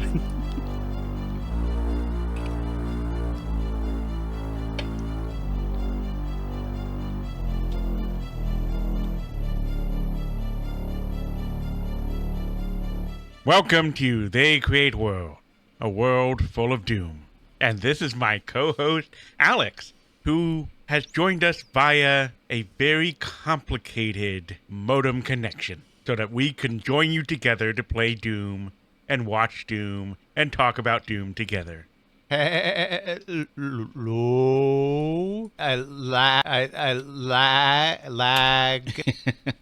Anyway, that is the funny intro I did for this.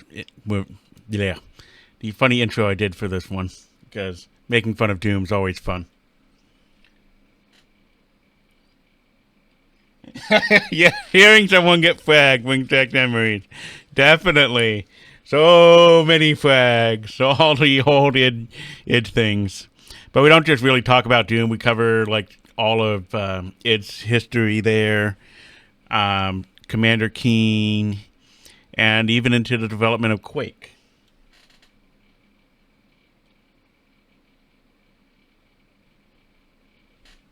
You know, that's not a bad idea. I think I like to do that. Okay, I'm making a note here to put in a Rocket SFX for getting rid of Josh Woodward. I plan to do that. Wait. Did I hear an Alex come back? Woohoo! Alex came back. All right, kids. I can stop editing now. Alex can come back. So we're going to transition to the vortex of Alex. Or something. My. I really let myself go. You did.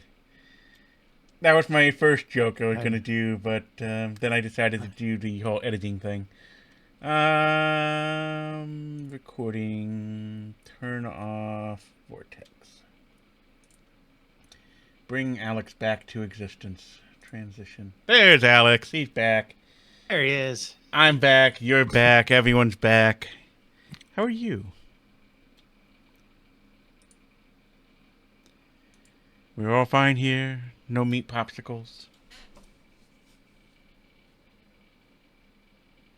I see nothing, Ethan. Nothing.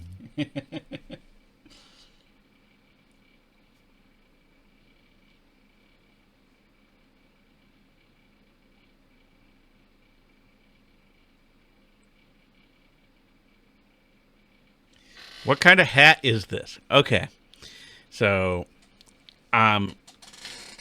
this is a flat cap. It is a cloth hat. It has a herringbone pattern, I think, about it. So, the reason I like this hat, I actually always liked hats. I just generally hate them because the only hats I knew of that existed were usually wide brim hats. Namely, baseball caps and, or things like a cowboy hat or something where the brim is really long. And I really hate that in hats. And the reason for that is because I have a weird visual impairment where I don't see below 45 degrees very well. For kids at home who would like to experience this in all of its horror, take your hand, put it at your nose, put it down at a roughly 45-degree angles, and below that plane, I do not see... I can sense motion down here, but I can't really see down there. So then imagine that you have this thing going on, and then you have a hat that's causing... that has a wide brim like this, and then you're going, my field of vision went bye-bye. I am sad now. So that is why I like this hat. And then part of the reason why I usually wear this on stream is because I'm wearing the headset for a long period of time, or my hair's a mess, or whatever, and it's just sort of my on-the-stream thing where I always make sure I wear my hat.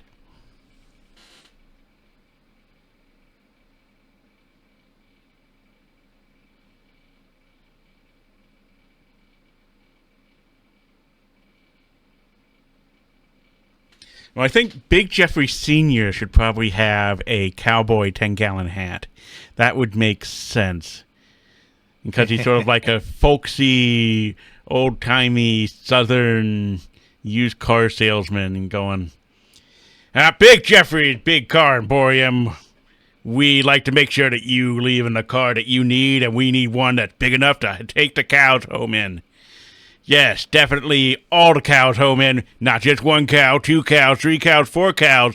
You don't even need a trailer. We can fit 5 cows in this thing. It's great. So we know that you, as a hungry home consumer, need to have a big car, and down here in the South, we got those big cars with 6 cow capacity.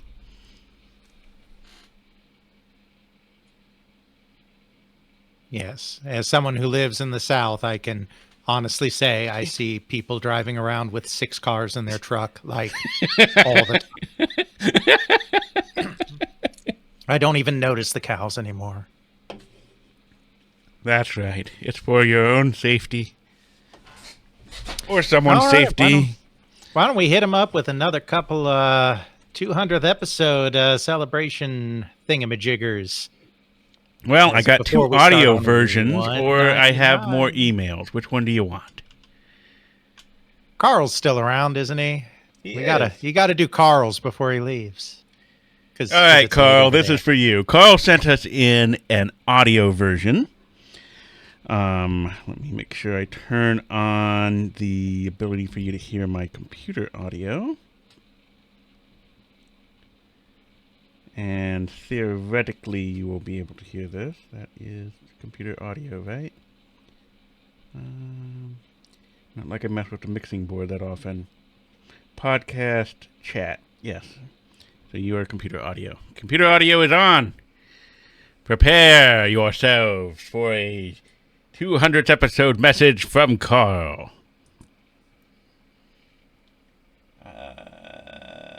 This one.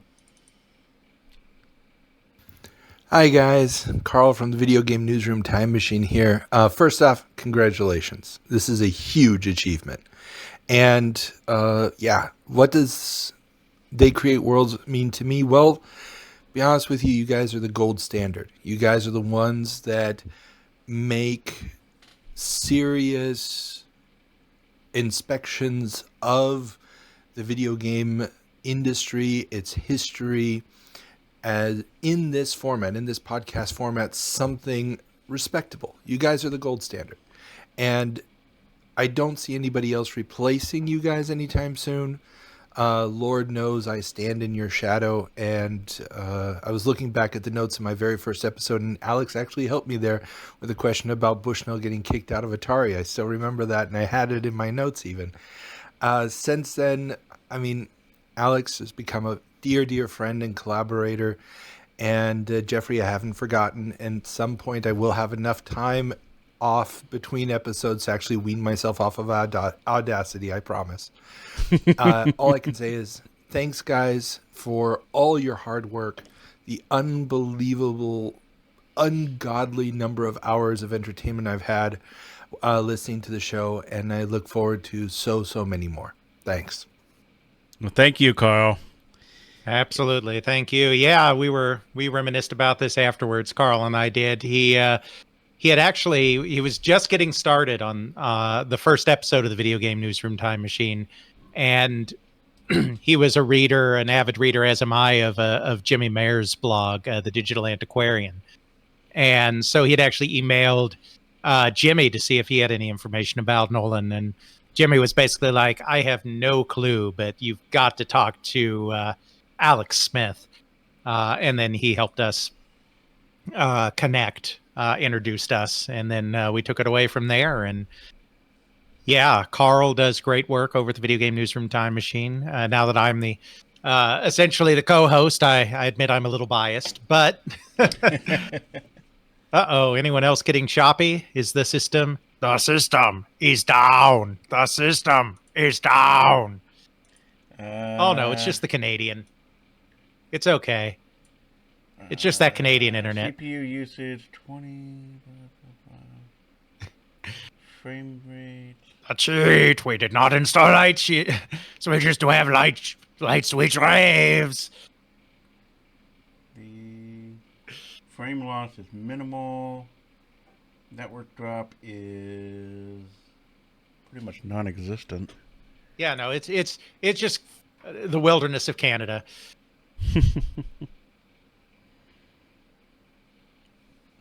Yep. All right. Speaking of Dale, I believe Dale sent something in. He was so excited about it. He sent it in, I believe, months in advance. He was so excited to make sure that we got his tribute, right, Dale? Let's see if I can pull that up real quick here. I have one of these many windows. 83:15 for those of you in the chat. Yep, let's see here. Marking 200. I got one Dale from yesterday. Yes, it's from yesterday. The thing about months in advance, that was the joke. Oh. I missed that. That's okay. I miss things all the time. That's what I'm here for. Comic relief. All right. So, now I got to read things. This is scary. I'm terrified now. How do I read again? One syllable at a time. It's one syllable at a time. How about we pop this thing out so it makes it easier-ish for me to read? Why did the computer fail me? Computer, do not fail me. I've got it. I'll go ahead and read it. There we go. There's the button that failed me. I got it. All right, you got it. Alex will do it. He can read better than I can. Yes. Greetings, They Create Worlds. Hello. It's me, Mario. No, wait a minute. It's me, Quarter Past, the self-proclaimed secretary-treasurer of the They Create Worlds fan club. Congratulations! And in commemoration of your landmark 200th exclamation point episode, I would like to share with you my reminiscences of discovering the TCW podcast. The first time I listened to the podcast, I was completely blown away and felt totally late to the party. Dale is never late, nor is it early. It arrives precisely when it means to. You see, about 6 months before that, I fell deep into a rabbit hole trying to put all the arcade games of the 70s and 80s in chronological order. Still working on that one, by the way, which unsurprisingly led to Keith Smith's inspirational All in Color for a Quarter blog. No relation, but great collaborator. We miss you, Keith. Come back, finish your book. It's great. Somewhere in the middle of devouring Keith's opus was a reference to another blog. They Create Worlds. Yes, we were a blog. Once every 5 years, I update it. Here was this other massive collection of posts dating back years, brimming with one lengthy, well-researched post after another. Still, I took a few more months to fully digest All in Color before even daring to jump into this new blog. At that time, thanks in part to lax employment, we'll leave it there, I had the fortune to be able to listen to podcasts, music, whatever, on a pretty much full-time basis. I'd stumbled around looking for video game history podcasts, but didn't find too many that were edifying. So at some point in the middle of reading the blog, I learned of the existence of the They Create Worlds podcast, which got promoted to the top of the playlist. I started with the most recent available episode, but didn't even finish it. In part because it was the second installment of the Williams story. We can't keep our episodes to one part anymore. It's impossible. And so did go back to the previous episode. But I didn't get very far into that one either. Odd that there were like 60 backlogged episodes of this stuff. I skipped back a few at a time, sampling if they all kept the same level of quality. Satisfied they did, and being a completionist, I rolled it back to the very first one and dug in. By about a dozen episodes in, I started keeping a notepad and pen nearby to jot down notes of information simply not found anywhere else, frequently rewinding the playback on salient details, or in many cases, listening to the episode multiple times. Well, it took about 4 months to absorb that existing catalog. I'm not even going to confess how many times I listened to the 3-part Great Video Game Crash series. But to my dismay, as I was catching up to real time, I listened to episode 66 on June 4th, 2018. We were so young and innocent then. I can pinpoint this date because it was the day after the first They Create Worlds live stream, and I had missed it by 1 day. Just as bad, and now with the backlog of episodes exhausted, I'd have to wait 2 weeks in between new installments. Ever since, the wait has been worth it. Though I may not get to review every episode multiple times, I'm always thrilled to take the time to listen and apostolize to anyone who will pay attention. I bought the book, got the stickers, but moreover also became involved in an awesome community of like-minded folks digging into video games past with a solid background in research and history, in no small part due to They Create Worlds. For that, it's been a fantastic experience.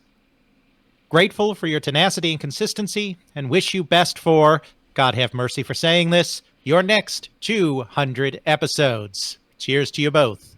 Quarter past. Cheers. Thank you very Absolutely. much. Thank you so much. Dale is a truly cherished friend. The FCC is going to take him out someday when he reveals all their secrets, and I'm going to miss him once he's been assassinated or dragged off to their secret Faraday cage where they keep all of the dissenters. But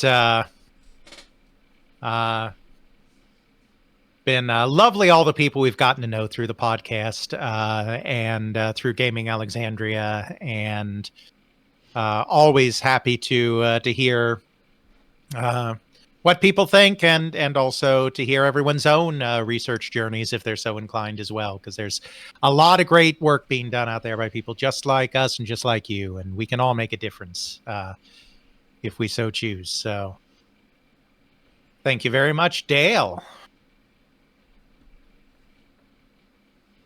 All righty. Now it's time to get back to Speaking of people taken out for knowing too much, it's time to get to the second episode of this handheld thing and introduce Gunpei Yokoi. File, open, window, open project, no close project, something projects. $199. $199.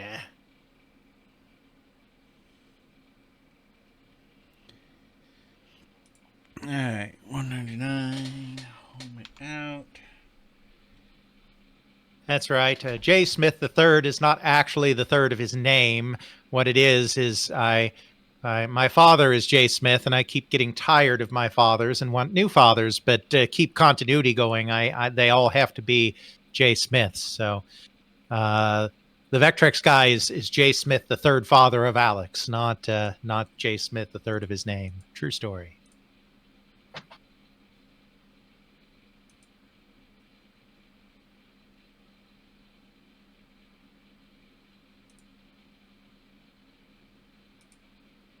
Based on a true story. Based on a true story. All right, I'm Okay, ready. inspired by a true story. Fine.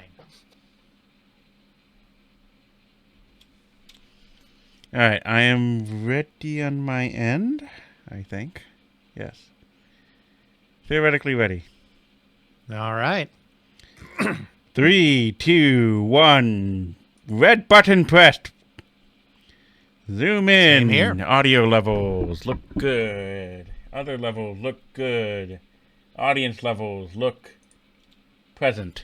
All right. Victory. Are the Diet Coke levels ready for this? I have 4.5 cans. Or 3.5 cans. We'll do our best. Godspeed, everybody. May God have mercy on all our souls if they run out again. All right. Welcome to They Create Worlds. I'm Jeffrey, and I'm joined by my co-host, Alex. Hello. For some of you, you've had to wait 2 weeks. For others of you, you've had to wait about 40 minutes. In either case, welcome back to part 2 of our look at handheld video games in their entirety. We're past all that stuff with calculators and little vacuum tubes and primitive LEDs and blinky lights, and we can get on to the cool stuff with Gunpei Yokoi and so on. That's right. We are still right in the middle of our live stream, as we do once a year. And we are continuing our look at the birth, growth, and slow death of the handheld games industry. For those of you that don't remember, last time we focused on that kind of first flowering of the whole thing, talked about the background in calculators, moved on through the handhelds by companies like Mattel, then onto the VFD tabletop games in the early 1980s, ending with that bizarre LED adventure vision thing. Now we get to turn our attention to the other category of handheld games besides LED and LCD games. They just all moved to a farm upstate, Dale. It's okay. It's okay. They're closer to Canada. That's right. You can the farm upstate is very close to Canada. You can visit them whenever you want. It's good. We talked last time about the LED games, the VFD games, and now we have to close the loop with the persistent category that continues to exist all the way through. That is, of course, games of the LCD variety, which first came into being during this first handheld period that we already talked about, but then extend way beyond in products like the Game Boy and the Game Gear and so on.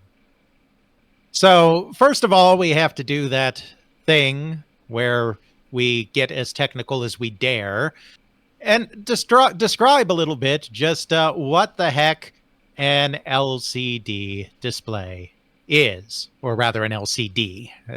Saying LCD display is saying display twice. I mean, we call it a Sahara Desert, which a desert, which is a desert. So we're just saying desert. But okay, yeah, sure, whatever. think RCA created the first LCD, 1968. Not SRI, though. It's not a topic that I've looked into very closely. So LCD does stand for liquid crystal display. The display part of that is quite obvious, but what the heck is a liquid crystal? That is a good question. In general, as you learned in like third grade science, matter is divided into solids, liquids, and gases. Gases we don't have to worry about today because this is not a liquid gas display. But the primary difference between a solid and a liquid is the organization and mutability of their component molecules. Solids have their molecules arrayed in a very rigid pattern and do not change their orientation. Liquids are far more malleable, and like the molecules like to move around and take different shapes. This is why jumping into a pool of water doesn't hurt and jumping into a pool of concrete does, because those molecules do not get out of the way. I beg to differ. If you're going fast enough at the body of water, it's going to feel like concrete. Well, yes, surface tension, but for the purposes of this exercise. Anywho, like semiconductors, liquid crystals are something that it can exist in two different states essentially simultaneously. There are certain solids, certain materials, that if you get them to just the right temperature, and it's usually a very narrow temperature range, they remain crystalline in their molecule formation, which means that they kind of keep the same relationship to each other. The molecule chains keep their shape, but you can still squish them around a little bit. They'll still move around a little bit. So they're kind of a solid and a liquid at the same time with some of the properties of both. The other thing that's very useful about these liquid crystals is because they maintain something of their structure, they can be manipulated in predictable ways. So if you send a current through a liquid crystal, you can cause that liquid crystal to behave. It'll change the shape of the crystal, but it'll do so in a predictable and consistent fashion. So that's a liquid crystal. They were first discovered in 1888. But liquid crystal displays came along a lot later, as I said, in the 1960s. What was basically discovered is if you take two pieces of glass that are polarized, which means that they block some light, and put them perpendicular to each other, you will create a situation where, I don't know all the science behind it, but you basically create a situation where it is theoretically possible to block the light, completely block the light passing through these two pieces of polarized glass if you have solids in the right place. Then you have a set of liquid crystal material, normally in a twisted pattern, that when you put a current of electricity through it, causes them to untwist and therefore change their orientation relative to the polarized glass and block light from passing through both of those glass panels. The practical effect of this is that you get a black blob in the place where light is no longer passing through.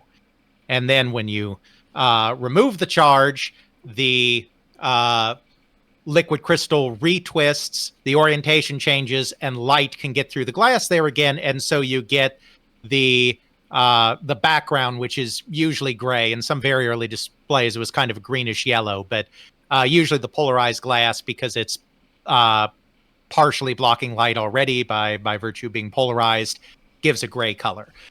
So basically, by exciting liquid crystals in particular parts of your glass, you can create basic blobs or shapes. And if you have an advanced enough system, you can even make those blobs so tiny that they're the size of pixels, and then you can do, basically a full image, just like a raster display, essentially. Though the early systems did not operate in that way, because that's a lot.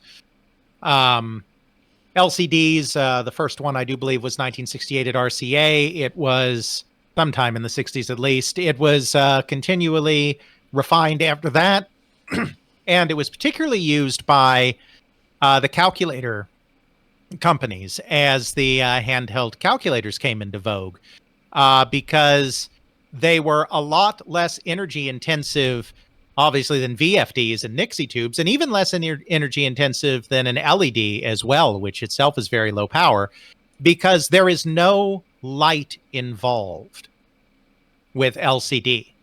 It's the blocking of light. It doesn't generate its own light. It blocks light.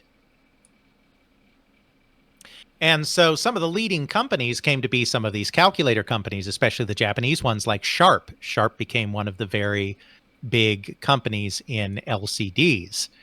That's why we spent time on Sharp last episode, and that's why they're going to become important later. Now, as with VFD displays and other displays, early LCDs were not very big. They were initially not practical for anything outside of really small displays like calculator displays. And the reason for that is you had to activate each line individually and then deactivate as you went along. So your frame rate was really low. Right. So what this means is before too long, you activate your first one and whatever you're displaying comes up in the pattern. You activate your second one, you activate your third, you activate your fourth. By the time you get to your fourth, your first one is already starting to disappear because it's been off long enough. So in order to refresh the display, in the very early systems, you really couldn't do much more than, they were all like 4-column displays, but then you really couldn't do much more than 4 rows. And even getting down to that 4th row was getting to be a bit of a stretch. So it was fine for a calculator readout, because that's a really small readout.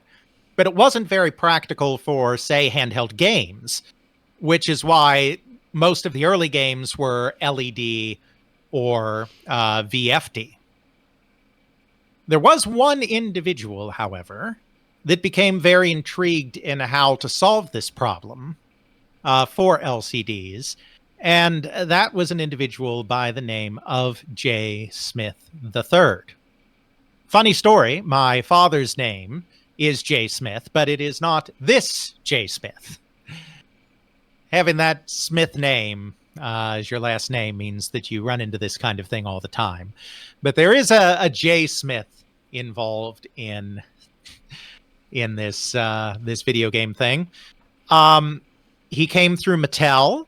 And before Mattel, he came through the aerospace industry, worked for TRW. Again, this concentration in Southern California of electronic toy people and sophisticated toy researchers is not a coincidence, because they moved from aerospace industry into Mattel and then out into the larger world. And Jay Smith was one of those who worked at TRW, kind of got sick of the humongous teams. He was there right in the middle of the moonshot.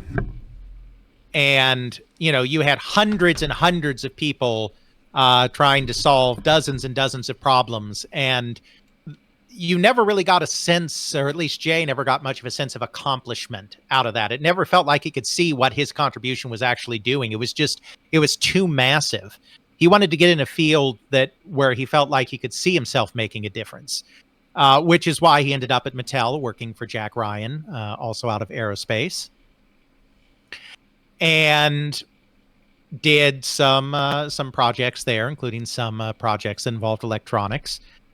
Ended up setting out on his own and finally landed on two companies that he founded that kind of worked symbiotically together, Western Design and Smith Engineering. The difference between the two has always been kind of murky, even to the people that worked there. He did explain the difference to Ethan Johnson, friend of the show. And it basically had to do with the way that their IP was exploited. One of the companies was kind of based around exploiting patent rights, and the other one was more around royalties on designs. Is kind of how that split off, I believe. Ethan can in chat here can correct me if I got that a little wrong, but so there were these twin companies, Western Design, Smith Engineering, and he hired in people, and he was still fully focused on toys and games, not just electronics, but of course with the background in electronics, that was one area they were naturally in. And of course, he saw the Mattel handhelds come out and all of this stuff as well, and he got intrigued in that. And he actually had a guy that was doing LCD work for Hughes Aircraft, another one of those Southern California aerospace companies.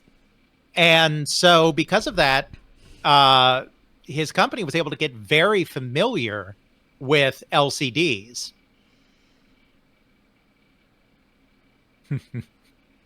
So the next time someone criticizes the military industrial complex kids, you remind that person without them we wouldn't have video games. That is so true. So true. All that military industrial complex. Bear at Sanders Associates, Nolan Bushnell at Ampex, the Mattel people that came out of aerospace, Lincoln Whirlwind coming out of Lincoln Labs. There you go. And so they had a really a greater understanding of LCD, and so he put himself to the problem of how can we make a practical LCD display for a game? Because that's some place where we could distinguish ourselves amongst these games that are coming out. And of course, you already have the calculator industry using LCDs. You already know that this is a thing, and other readouts, as well. Absolutely, Ramtech 2, Ethan. I agree. So they get to work, and he figures out a way to create a 16-column display by developing a more complex LCD driver that behaves more like a raster scan. You're still not scanning the whole screen top to bottom, going back to the top to bottom, but he comes up with a system that's able to quickly turn on an entire scan line at once, instead of having to turn on all of these individual dots in like a matrix. And what this means is you can get a little more action going on the screen before such time as things start to shut off. And he still can't fill a 16-column display at the same time. That's still beyond the refresh rate. But he figures he can focus on games where you don't need things active on the entire screen all the time. You just need to have a total playfield available, but you don't have to have it filled. So he looks to some of the arcade games that have been big at the time, games like Breakout and Space Invaders, and decides that these would be absolutely perfect because you have an array of things at the top of the screen that stay pretty static. You have your guy at the bottom of the screen doing what it's doing, and then you just have your projectiles moving in between. So you're not having to refresh every single line of this 16 row, I meant to say display, not column. It's 4 columns, 16 rows of this 16 row display all the time. And that makes it practical to have this larger screen. So his team develops this, and he also decides that the other interesting thing that they can borrow from what's going on in video games is that they can take advantage of this to create a system with interchangeable games. Up to this point, all of the handheld games have been dedicated, just like the early dedicated consoles, where there are games baked into the system. There might be multiple options within the system, but they're all in the system, and there's absolutely no way to add any other games to it. He decides this is a great chance to do interchangeability, and he decides he's going to do the same thing that the video game industry has done and create a master control unit with a CPU and ROM cartridges with ROM memory. But then a funny thing happened on the way to that plan. When they started looking at the cost of things, memory was really expensive at that time. This is something that affected the video game companies too. All of Atari's early games were 2K. They finally went up to 4K, and they were very reluctant to ever do 8K cartridges. And the reason for that is that memory was just darn expensive. Now, in the case of something like a video game console, you still have to use the memory because your games are complex enough that you need that extra storage. But since these handheld games are simpler kind of games, Jay theorizes that they really don't need that much memory to store the kinds of games they're making, and that the small amount of onboard memory on the processor itself is probably going to be sufficient to do our games. Because remember, I mean, the original Mattel handhelds, the first one was done on a little 4K calculator chip, which had very little onboard memory. The memory, or 4-bit calculator chip. Sorry, I'm not talking memory size. I am talking memory size. I'm not talking memory capacity. Talking, 4-bit. And we're not talking about games that are that much more sophisticated that are going to be on this Microvision. So a microprocessor with just a small amount of onboard memory is much cheaper than a ROM memory chip.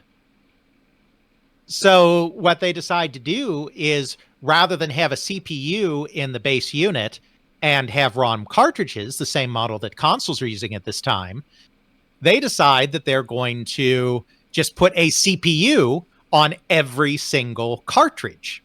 But then they don't have to put more ROM memory on. They're just going to use the onboard memory on the CPU to do the thing.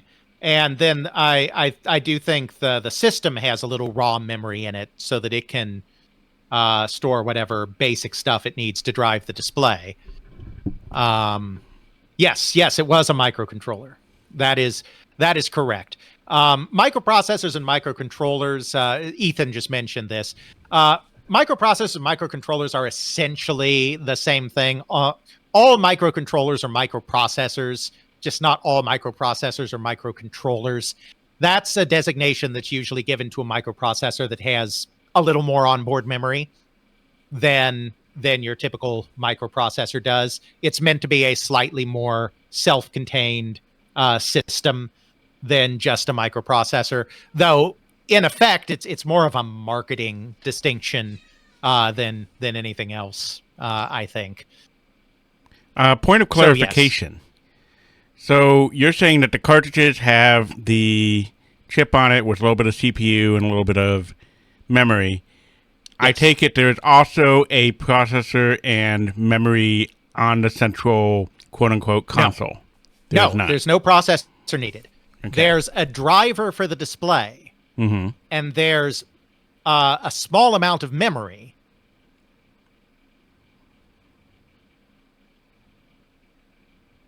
Okay, there's 2 microcontrollers. Okay. And there's a small amount of memory, but there is no microprocessor in the base unit. the CPU is in each cartridge because that's cheaper than putting more ROM in there. Which is just funny to think of because you usually think you put the CPU in the controller itself or in the central console itself. Yep, and yeah, they used 2 microcontrollers. They used a Texas Instruments and an Intel in there working together. And between them, it looks like, according to what Ethan's saying in the chat, looks like there was about 3K total of memory available through that. So yeah, that is how they did it. A very unique approach, but it was actually more cost effective to do it that way. So they, so yes, as Dale says, the Department of Corrections real time. So Carl in Video Game Newsroom Time Machine, Ethan collaborates by supplying corrections to the previous episode, the next episode. We are not good communists here at the Create Worlds. We refuse to engage in self-criticism. So he does not provide the same service for us, but he does keep things honest. Okay. Right. Yeah. They had a display driver. Exactly. They had a chip on there to be a display driver. Okay. Yeah. So it was just one. Okay. Yeah. It was just the Texas Instruments chip on the cartridge. There was an Intel microcontroller on the board, but it only drove the display. It didn't provide any CPU functions. It just ran the display. So the CPU functions were on the cartridge. The display driver was on the hardware. Okay, so just to clear this all up so that editing Jeffrey doesn't panic at this point. You can just leave that entire discussion in. No, I mean... You don't even have to edit that out. I know. What I'm saying is that I want to clarify here for... I don't need editing Jeffrey. I mean, I am clarifying for the audience in general here. So in effect, after that, we have a central unit that runs a display that is controlled by a CPU and a little bit of memory in order to, and its primary function is, I get video input and I put it on the screen. Well, it's not video. Or I get some sort of thing I am going to display. I am driving the LCD.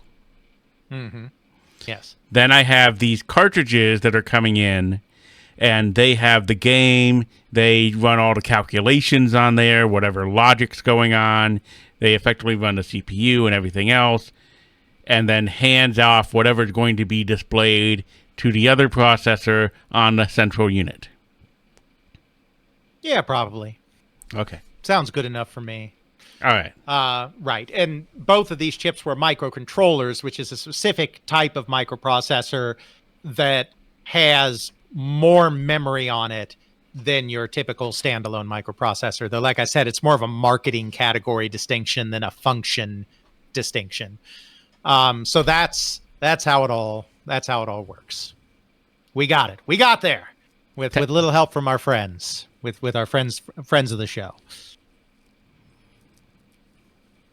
So he completes this. He takes it to Milton Bradley. Milton Bradley's interested because by this time, 1978, the toy companies are paying more and more attention to magnets are devices that have been hexed by witches. Witches is how magnets work. Any more technical questions for the clear expert on the field?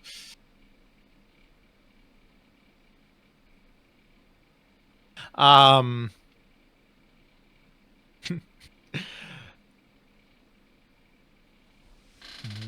of thought. Yeah, because by this time, the toy companies are becoming very interested in this electronic space. It's becoming much more sophisticated. The companies are becoming more sophisticated, and they're looking into things. So Milton Bradley wants to get involved. They know some of their competitors are getting involved. Milton Bradley has already been involved in a small way.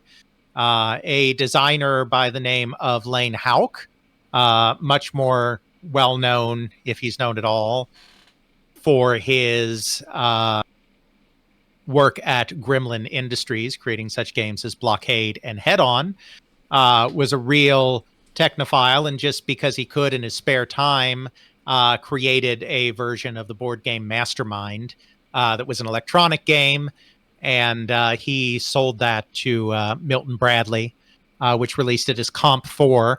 I've talked to the general manager of Milton Bradley during this time period, Michael Moon, who went on to Atari to be the president of their consumer division. And as he put it, Milton Bradley wanted to take a very cautious approach to electronics in the beginning. They saw this as a category that they should get into, but they didn't want to dive in head first. And so they started by doing board game adaptations. They started with Comp 4, which was a big hit, and Electronic Battleship, which I believe they still sell today. Of course, the Battleship game already existed. This was adding the voices to it. And after they got comfortable with that, they started additional R&D projects around electronic games. So they were ready to move beyond those basic things like Comp 4 and do a more elaborate system. They were actually working on a video game console at the time that never saw the light of day. They were working very closely with TI on that. And so the idea of doing this handheld electronic also intrigued them, and they bought the concept. Unfortunately, there is one thing that did not intrigue them, and that was licenses. They were not a fan of licenses. Jay Smith thought the perfect game to package with the Microvision was the new Space Invaders, because it was all the rage in the arcades, as everyone knew, and it worked perfectly with his system because you had the, like Breakout, you had the blobs at the top, thing at the bottom, and you just needed to keep track of the bullet. And Milton Bradley said, no, we are not going to do a license. So that didn't happen. Now, it still had a Breakout game that shipped with it, Blockbuster, and they did their version of a shooting game, Star Trek Phaser Strike, which is not a Space Invaders clone, but at least it's the same general idea of shooting at things. And, you know, most of their games were based on things like that. They did a pinball game, they did a bowling game. Most of it was about mostly static objects at the top of the screen, something you're controlling at the bottom of the screen, and then your projectiles in between, because that's really what the hardware could handle, because it was a grid of dots. If you have a Microvision that's turned off and hasn't screen rotted, you can see all of the individual squares of the display. They're kind of translucent on there. You can see them even when it's in an off state. So it was kind of limited in its gameplay in that way. But they released that in 79. Milton Bradley did. It did fine. I don't have sales figures, but it did okay. Jay Smith was starting to move on to try to do a Microvision 2, which was going to be color. He was experimenting with how to figure out color LCDs, which are a bit of a thorny problem. And that never sees the light of day, though, because things go south and it's a whole problem. Jay Smith did some other things as well. His company did some game watches, because there was a brief movement to put games onto digital watches using LCDs. We don't really have time to delve into that. We may do a more detailed profile of Jay Smith's company at some point in the future, in which case we can talk all about that, but not right now. Yes, as Ethan points out in the chat, they were wristwatch in style, but they weren't actually watches. They just looked like a wristwatch, but they had a game instead of, telling the time and stuff. The Microvision would just be a footnote. It was on the market for a very small period of time. It didn't get a lot of traction. It would have just been entirely a footnote in this history if it wasn't for the fact that one person who managed to get their hands on one was a Japanese engineer by the name of Satoru Okada. Satoru Okada is basically, until quite recently, the unsung hero of Nintendo. When he was at Nintendo, he was often very much in the background. He's not somebody that people knew. And so credit for a lot of things that he did went to other people instead, like, say, Gunpei Yokoi, who, as we're going to see as this episode goes on, probably doesn't really deserve that title, Father of the Game Boy, that people like to give him. Does that mean we need to scrap that episode about Gunpei Yokoi? Maybe some of it. I don't know. Some of the stuff I already knew, I think, by the time we did that episode, but I don't remember what we said. It was a long time ago. It was nowhere near episode 199. That's for sure. But after Okada retired from Nintendo, he no longer gave any you-know-whats. And now he'll dish on anything, anyone, anytime. And so he'll talk all about all of Nintendo's secrets. So people keeping up with the newer history that's come around in the last kind of decade and a half are more familiar with this story. But if you're still going off of the old days, the Kents and the Chefs of the world, definitely a name that doesn't come up.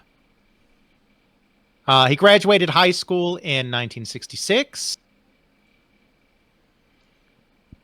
He had a keen interest in electronics, matriculated to Osaka Industrial University. Like many of Nintendo's early engineers, he is from the south of the main island, the whole Kyoto-Osaka belt of the island.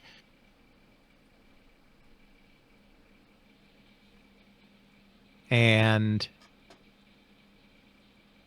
thought that he was going to be, after graduation, he did very well in school. He thought after graduation he would be going to one of the top electronics companies in the Osaka region by the name of Matsuo Denki. And then he failed the test. Not the test. Anything but the test. He failed the employment test. And so he couldn't get in. He was sure he was getting in. All of his professors told him he was getting in. He was one of the brightest electronics students in his class. There was no doubt he was going to get into the company. As a result...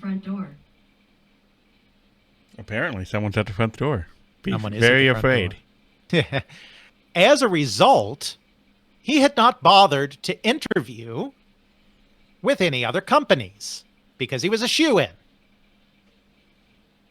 So now at the last second here, he's desperate and basically, oh God. That's right. Heard me talking about spilling all of Nintendo's secrets, and now they're on the front door. The lawyers are here. We're doomed. They're ready to take us out. It's either that or Pepsi Man. Diet Coke will save me.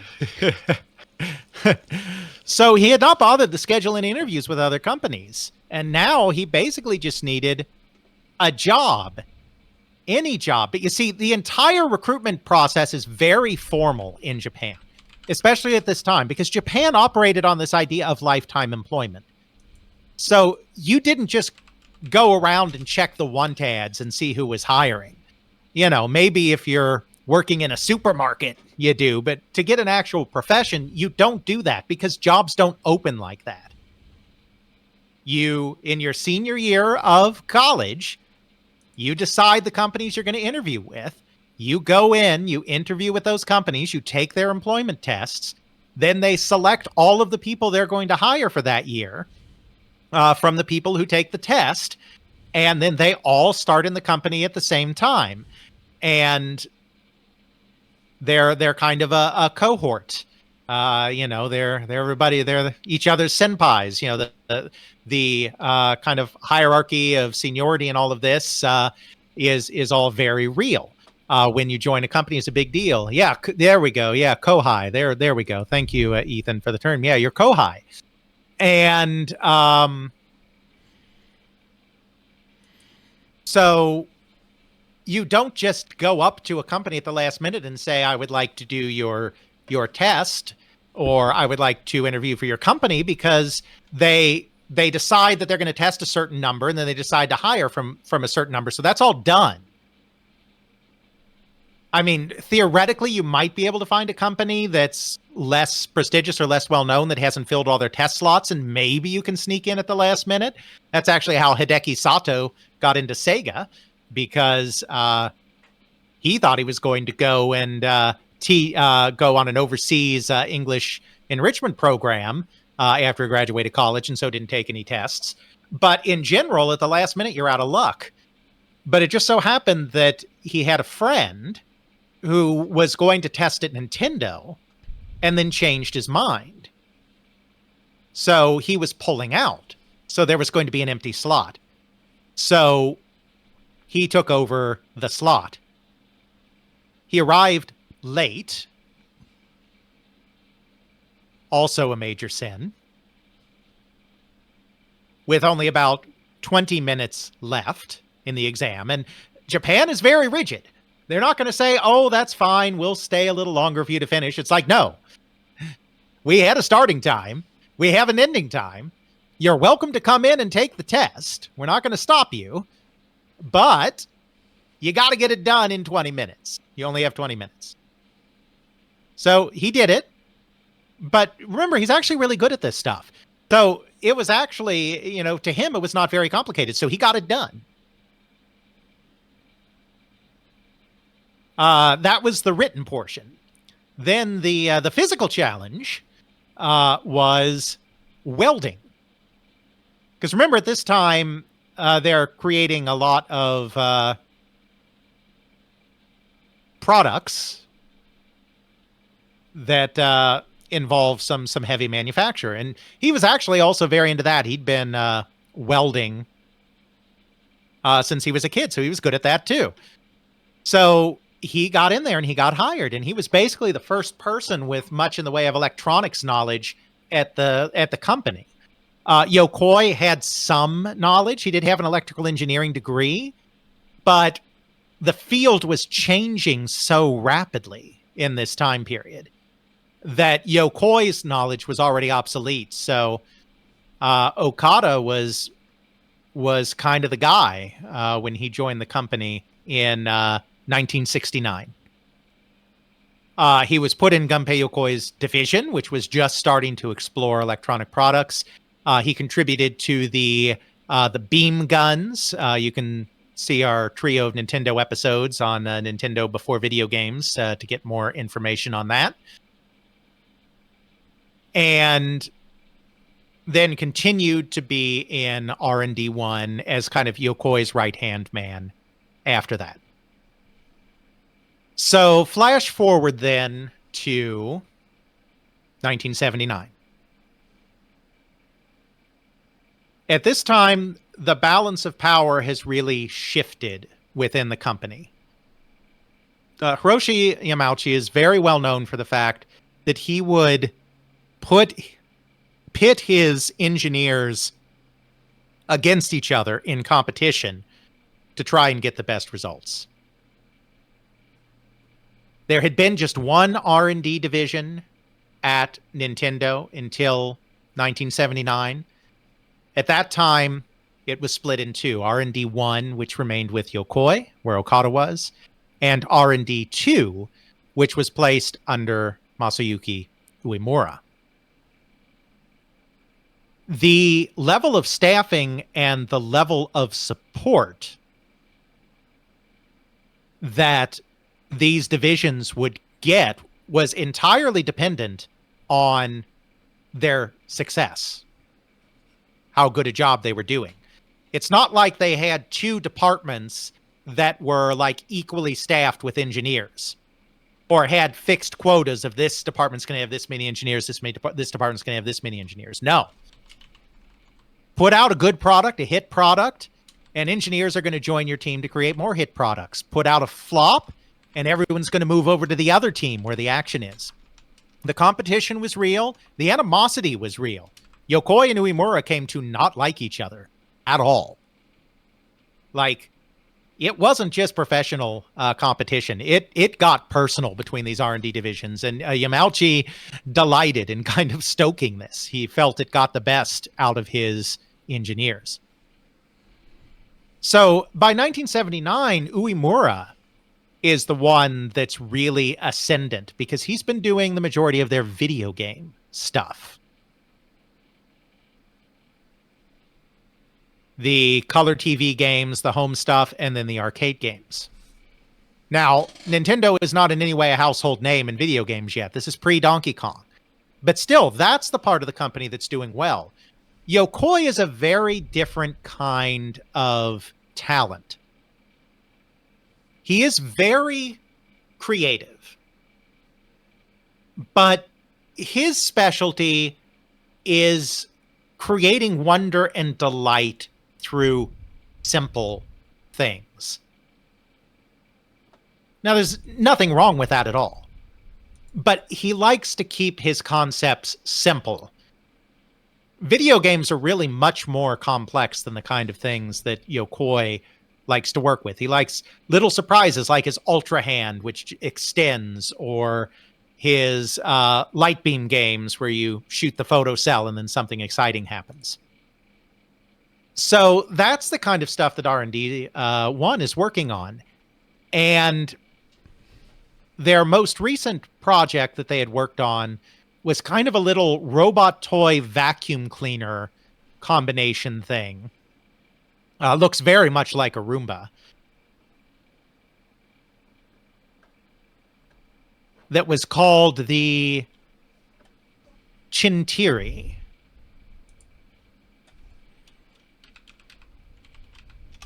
And it did not do well. It was a big flop. And because it was a flop, basically everyone moved out of R&D 1 into R&D 2. Basically leaving only Yokoi and Okada in R&D 1. So, yeah. That's not good for their future prospects.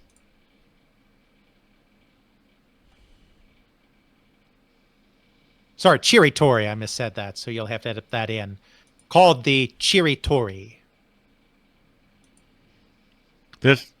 I'm looking at a video of this thing right now. It does look like a Roomba or a modern vacuum controlled via a remote control with this big classic 70s, 80s antenna sticking out of both controller and robot. Thing's noisy. Absolutely. Really noisy. Yeah, it was not a success.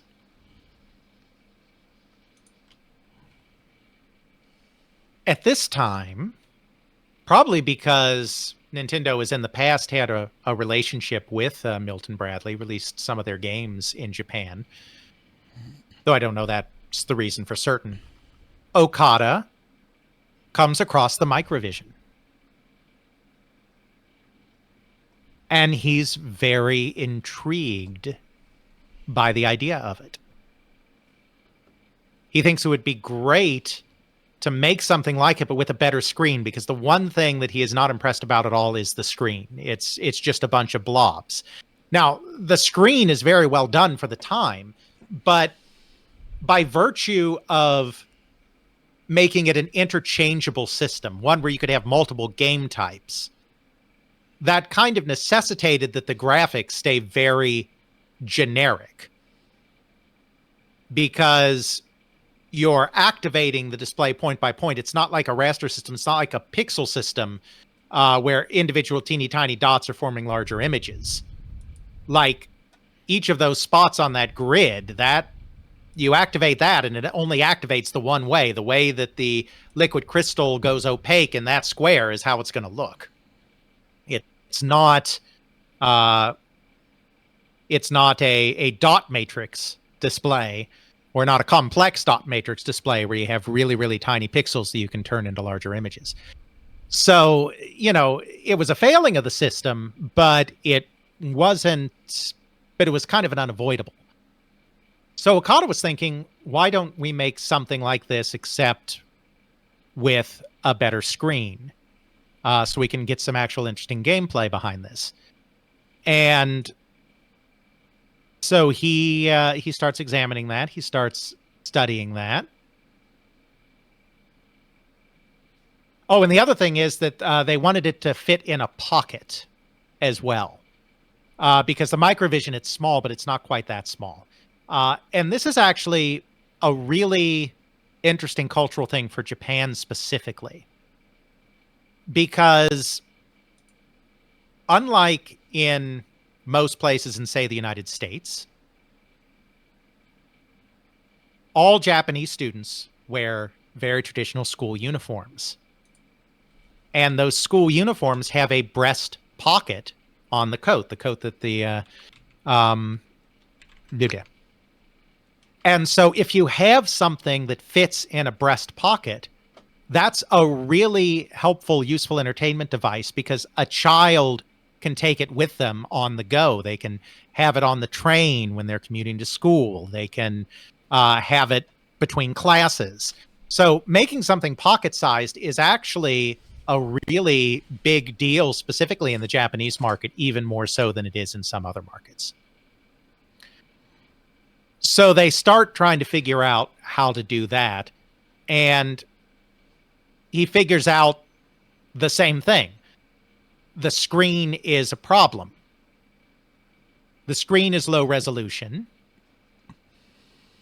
And because of that, it's hard to have really good graphics. So you really can't make a wide variety of games. So instead, he comes around to the idea of, well, then why don't we make just one game where we can make much more distinctive figures just for that one game,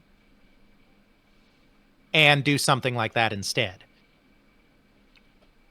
So this is one of the things that's going on. The other thing that's going on at the same time is that sometime before this, I don't know how long before, but sometime before this, kind of in the same general vicinity, Gunpei Yokoi is taking the train between Tokyo and Osaka, the bullet train.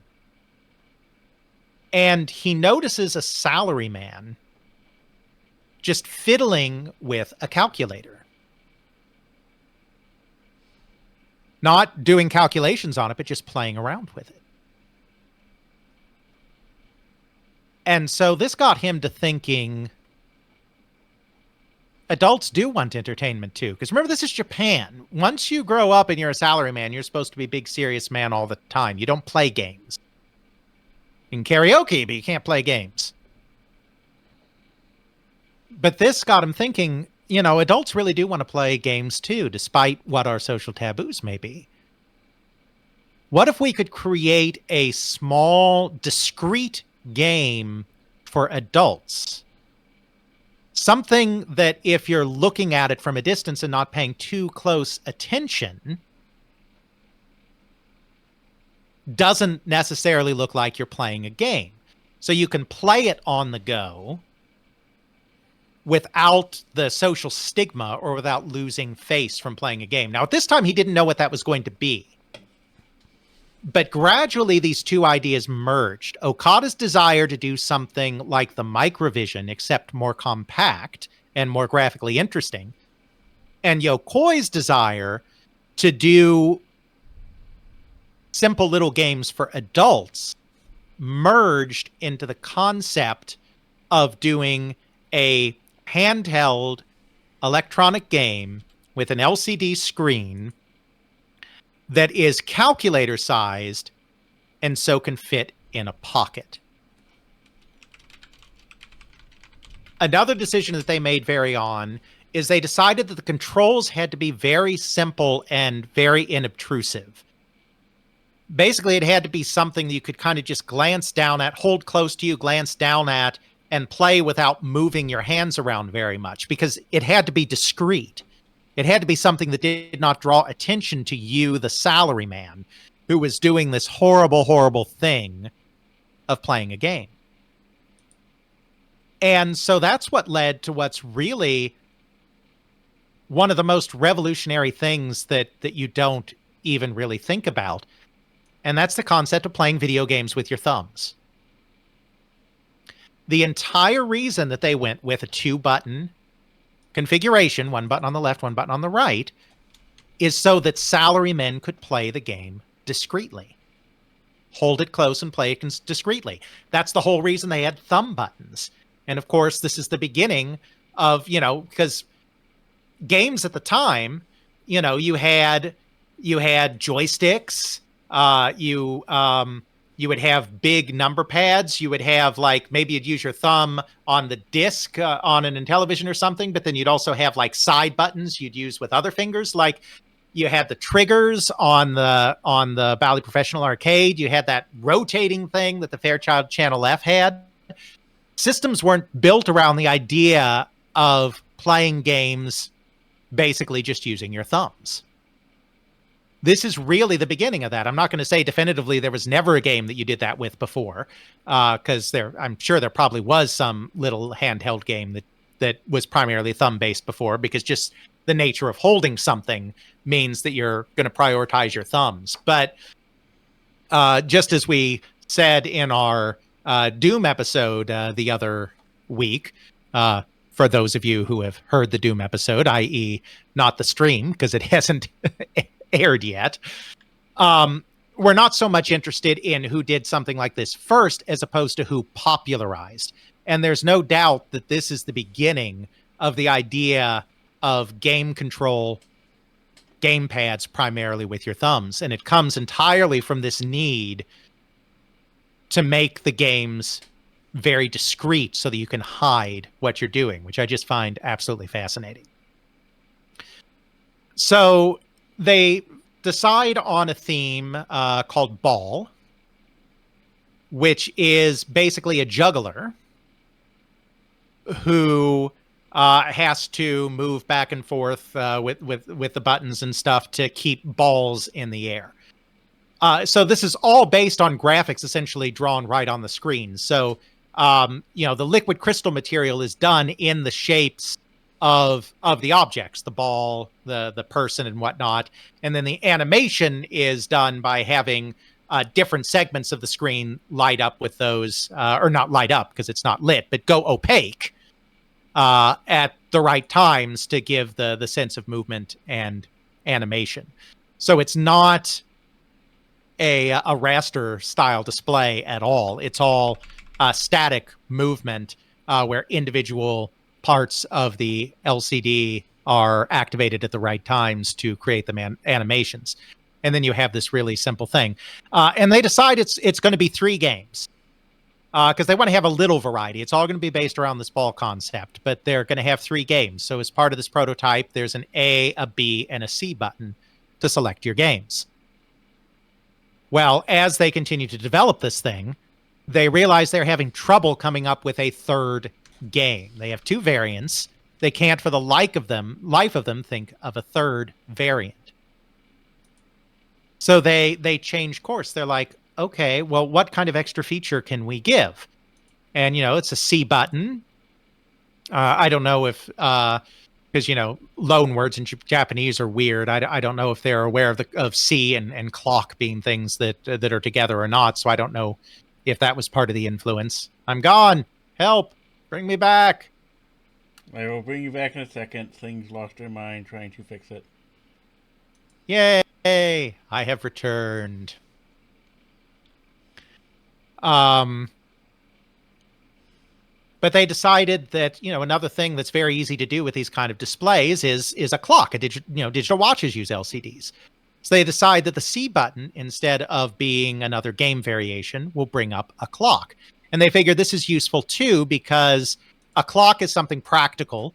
It gives adults permission to buy. Oh, this is just a cool gimmicky clock device that also happens to have a game in it. Totally not buying it for the game. Honest. So they decide to go that route instead.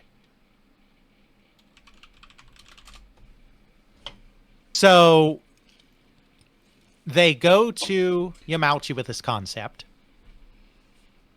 And he likes the game concept just fine, but he says, absolutely not. You are not putting a clock on this, a watch on this. And there was a very simple reason for that, and it was money. Because watches were considered a luxury item in Japan at that time and were subject to an extra 3% tax. So by including a clock, which was in no way required for the game part of it to work, they were raising the cost by 3% for no good reason when most people have wristwatches anyway. So don't do that.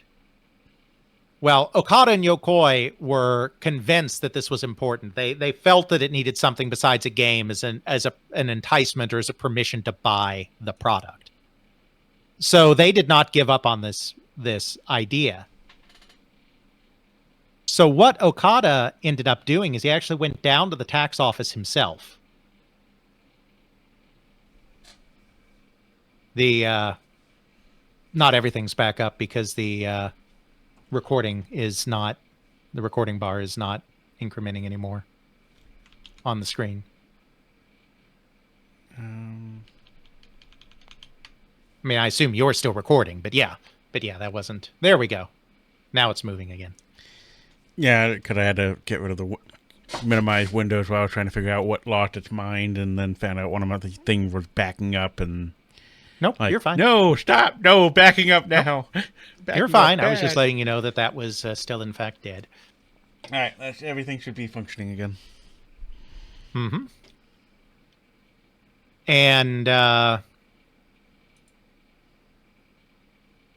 And told them, look, guys, 90% of this thing, they're going to sell it for like 5,800 yen or something like that. Out of this 5,800 yen device, 100 yen is devoted to clock stuff because it's already got the LCD, it's already got the drivers, it's got all of that. Really, the only thing extra is the crystal, the quartz crystal, vibrating crystal to keep the time. So, like, we have 100 yen of clock components in here. This is really a game. So you should really only tax us on the components that are needed for the watch part. And they were like, okay, fine, we'll just waive the tax altogether. So they agreed to waive the tax and not put the 3% watch tax on the system. So after that, Yamauchi was fine because he didn't care whether there was a clock or not. He just cared about money because, as we know from other Nintendo episodes, Yamauchi is always about do the thing better than anyone else and do the thing cheaper than anyone else. And so, little price things like that aren't going to fly with him. So now they need a name for this thing, and it's actually Yamauchi that names it. And it's a very simple name. He says, call it Game & Watch, because it's a game and a watch. Brilliant! Why didn't I think of that? So they called it Game & Watch. The LCD was done by Sharp. They had to work closely with Sharp to get some of it to work. Round objects weren't really a thing you did with LCDs back then. If you look at Microvision, for instance, everything is very square. At first, Sharp said it was impossible to do round and weren't going to work with them at all. Okada did some of his own prototyping and figured out a way to do this. Another problem they came up with is this was an LCD of relatively unprecedented size. And a problem that comes up with this glass and the way it does light is something called Newtonian rings, which are these, when you have a big enough reflective surface, like on a lens, you end up with this ring of light that interferes with whatever you're trying to display. This had never been a problem before because there had never been an LCD screen or an LCD that was big enough to cause this ring effect to occur. So Yokoi got to thinking, he was like, I bet if we emboss the glass, we can get rid of this little ring problem. And then Sharp said, okay, that's great, except if you try to emboss that piece of glass, you're going to shatter it into a million pieces. Not going to work. So Yokoi actually went and scavenged around some of the old card-making machines that Nintendo wasn't using anymore, playing cards. And out of some of this old disused equipment, which we may remember from other episodes that he had been hired to maintain, so he knew the equipment very well, he built his own custom embossing machine that embossed the glass delicate enough that it didn't break the glass, but still put on the embossment that prevented these rings from occurring. So a lot of kind of ingenious things went into getting this thing created. So Ball releases, they get it done, they name it Game & Watch, they advertise it, it releases.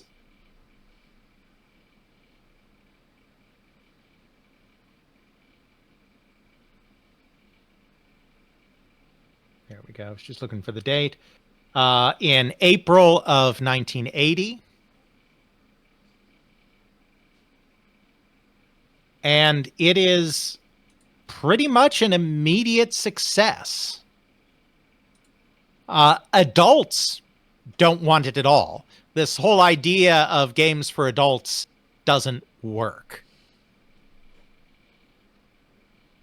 But it turns out that kids really go for it. It sells for 5,800 yen.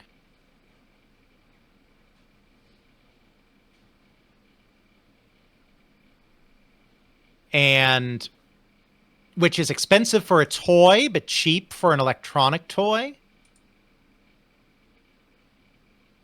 And they were hoping that they would sell 100,000 units of the first three models they put out, because after Ball, of course, they did a couple of more. In their first year on the market, and instead they sell 600,000. They sell 6 times as many as they were expecting in the first year. And the sales just keep growing from there. And so they have to keep creating. Yamauchi starts demanding more and more Game & Watch devices. And as they keep making more, they make them more sophisticated. So, the first ones were very simple. You had Ball. The second one they created was Vermin, which was kind of a whack-a-mole type game. Whack-a-mole was popular at the time, so they created that.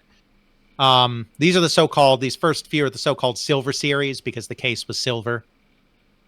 After they realized that these were not going to be a hit with adults, that they were really going to be children's games, they stopped trying to hide that they were games.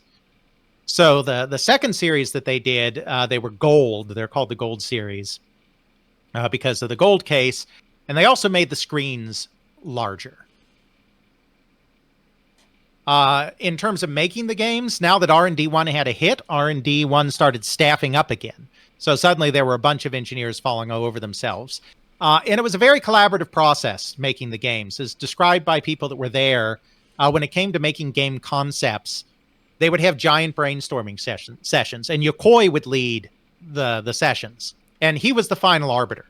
While Father of the Game Boy is probably not a fair thing to call him, Father of the Game & Watch, even though Okada was also involved, is more fair. Yokoi had a lot to do with the creation of the Game & Watch. And he would lead these brainstorming sessions where people would just throw out ideas, and he would be the final arbiter about what sounded good. And then as they'd hone in, he'd kind of focus in and try to refine the ideas. And this is how they would come up with games. One example that Florent Gorge uses in his book on the Game & Watch is the game Octopus, which is one where you're a diver trying to get a treasure while avoiding an octopus that's guarding it. So the idea started with, let's do an octopus game. It would be kind of fun. The animated tentacles would be kind of silly and interesting. Okay, so if we have an octopus, how's this going to work? Well, octopus eat fish, so we could either be the octopus trying to catch fish, or we could have you being the fish trying to avoid the octopus. So they're like, okay, well then, and this is all collaborative. What if we are the fish trying to control the octopus? And then Yokoi at that point is like, wait, that makes no sense. Like, he wants there to be some internal logical consistency in his products. He says that makes no sense because if you're a fish and there's a giant octopus there, you're smart enough not to go near the octopus. Why would a fish swim near an octopus? Why does Chewbacca live on Endor with the Ewoks? Doesn't make any sense. What does God need with a starship? So they were like, okay, well then let's make it a diver and let's have a treasure being guarded. So you have an incentive, like there's something that you've decided is worth risking your life for. And so that's how they kind of ended up with the final concept. And then they had an artist that did all the displays. Designer named Makoto Kano did all of the early displays. And then they would put the games together. So they did another string of them, the Gold Series. They continued to be huge hits. In 1982, they sell like 1.6 million units in Japan alone. So Yamauchi keeps demanding more. I mean, it's clear they have a winning thing going on. And he says, but they have to keep changing them up as well. So then Yamauchi comes up with another idea, and this idea does come from Yamauchi. Let's have 2 screens. Twice the screens. Double the fun. Exactly. Because that could increase the gameplay can only get so complex on one of these screens. I'm gone again. There I am. The gameplay can only get so complex on one of these screens. And so the hope is that by having 2 screens, you can unlock more complex gameplay and therefore keep people interested that are getting tired of these very basic ones. So Yokoi's like, okay, we'll do 2 screens. And so he decides that in order to have a game on 2 screens, it should be something that justifies 2 screens. You don't just want a larger playing area. You don't just want a game like Ball, except when you toss the ball up, it goes as high as a second screen. You don't want to be the diver still diving after the octopus. It's just you're diving over a longer period. He wants there to be contrasting action. He figures the best way to create a game like that is something where you have to keep track of things going on both screens simultaneously. You have to keep switching back and forth between the screens. And so he and the team brainstormed the idea for Oil Panic, which was the first multi-screen game they created. This one involves having to catch oil falling from the ceiling on the top screen, especially catching it before it hits things like fire on the floor that would be very bad, and then take it to the lower screen to dump it out in barrels to dispose of it without hitting the customers at this auto shop. So you're having to constantly keep track of where things are on each screen and switch between both screens because your barrel only has a limited capacity as you catch oil on the top screen and dump the oil on the bottom screen. So that's a cute little concept. Everybody likes it. But then they need a second game as well. It's like, okay, Oil Panic's great, Yamauchi says, but what do you have next? And at this point, Yokoi is out of ideas. So he decides to look at the company's hit coin-op games, which are a thing at this time now.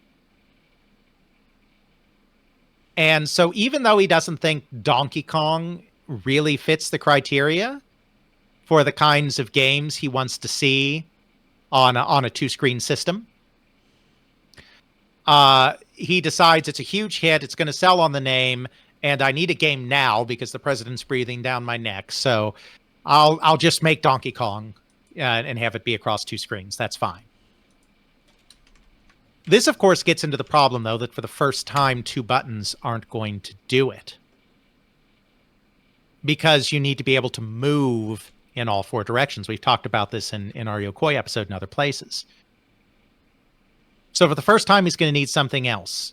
He tries a joystick because a joystick is just how you move at that time. That's how it's done. They try a little joystick. It doesn't work very well. He tries encasing the joystick in some rubbery material, but it has the same problem that the original version of Atari's Gotcha had. It made them look like boobs. So that wasn't going to work either. He needed something that the player wouldn't have to look down at constantly, because the player is already having to keep track of what's going on two screens. Looking at what's going on two screens and looking down at the controls at the same time, that's just way too much. So he decides that he needs a control scheme that's still intuitive enough to be used with just the thumbs and without moving your hand around very much. And that's how he comes up with the idea of the directional cross. 4 buttons, up, down, left, right, all slightly sloped so that you know just by feel exactly which one of those buttons you're on. And this will allow easy movement. It's essentially the first D-pad. It's slightly different in configuration, but Yokoi at this point invents the D-pad. And then much later, a couple of years later, when one of his R&D1 engineers goes over to help with the creation of the Famicom, the family computer, he borrows that idea from Yokoi's design, and it goes on the NES, on the family computer, and the rest is history. And that is still a Yokoi invention, even though we have more nuance and more understanding now of who did what on some of these things. We still do know that as a Yokoi invention. He really did invent the directional cross, which became the D-pad.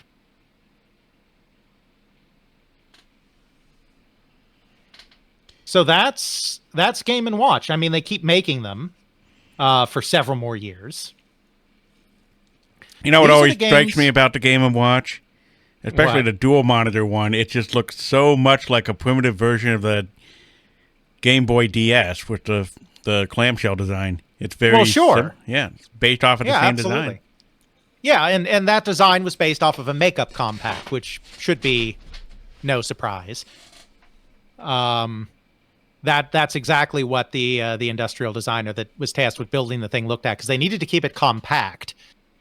So they needed something that folded, and so he looked at women's makeup compacts where you have the powder down below and the mirror up above, the clamshell kind of design, and that's what they used to come up with that.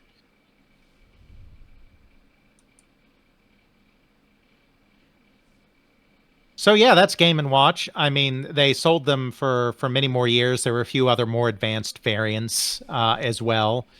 We won't get into all of that, but they kept making them all the way up till new versions until 1991. They sold over 43 million of them over that time. And this is really the product that put Nintendo on the map entirely. I mean, Donkey Kong was a big hit in the arcades, but with consumers, this is what made Nintendo a big successful company. And you see, part of the reason that Yamauchi was so insistent on having more is at this period of time, Nintendo was not in good shape. As we talked about... Oh, he didn't get it from Tiger. I know. But I don't think Yokoi probably got it from Tiger. Again, it's not about who does it first.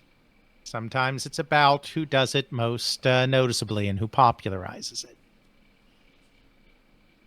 But yes, there was a Tiger handheld that had something very similar to a D-pad as well, as Ethan wants to point out here in the stream.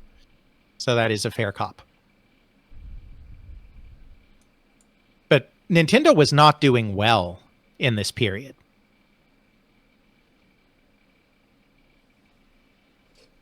As we talked about in some of our Nintendo episodes, they had put a lot of money and effort into their laser clay ranges that they were going to install in bowling alleys. They put a lot of money into this. And then the oil shock came along, the Arab oil embargo, and completely, they lost all of their orders. It completely shuttered the project. And they had amassed a lot of debt to build these things. And so Nintendo was very much in debt in this time period. And it was a very scary time period. Game & Watch is really, even more than Donkey Kong, is what allowed Nintendo to survive, pay off those loans, and get back on a proper footing as a growing company. So incredibly, incredibly important line of products. And of course, they also led directly to the Game Boy. Now, as we'll recall, the main thing that had been stopping the creation of an LCD game at Nintendo that had interchangeable games that used cartridges was the limitations of the display. In order to do real computer graphics, raster style graphics on an LCD, you needed a dot matrix display. The Game & Watch were using calculator style displays where you choose specific patterns that you want to show up in the LCD, and you put your liquid crystal in those patterns. If you look at an old calculator in the sunlight, reflect the light a little bit, you'll notice that you can see that there are 8s across the entire thing. They're not turned on, but you can see them reflected in the light. And the reason for that is that the shape of the number 8 can be used to create shapes of all the other numbers. So the way those calculator screens worked is you just put your LCD in the pattern of those 8s, and then turned on specific segments in order to create the numbers. So the Game & Watch used calculator style displays. You know, the graphics they were drawing, the patterns, they could only be arranged in those specific patterns. If you're going to do something with interchangeable cartridges with multiple games, you really need a dot matrix style display where you're talking about pixels now, really small dots, pixels in a dot matrix instead of this calculator style. Every so often, starting around 1984 or so, every so often, Okada would go back and look at dot matrix displays again, because they existed, to see if they had come down in price enough to be viable for a game. And every time he looked, they weren't. It was just too expensive. So they were looking into this as early as 1984. But they couldn't do it because the cost of the screens was just way too much. Finally, in the latter part of the decade,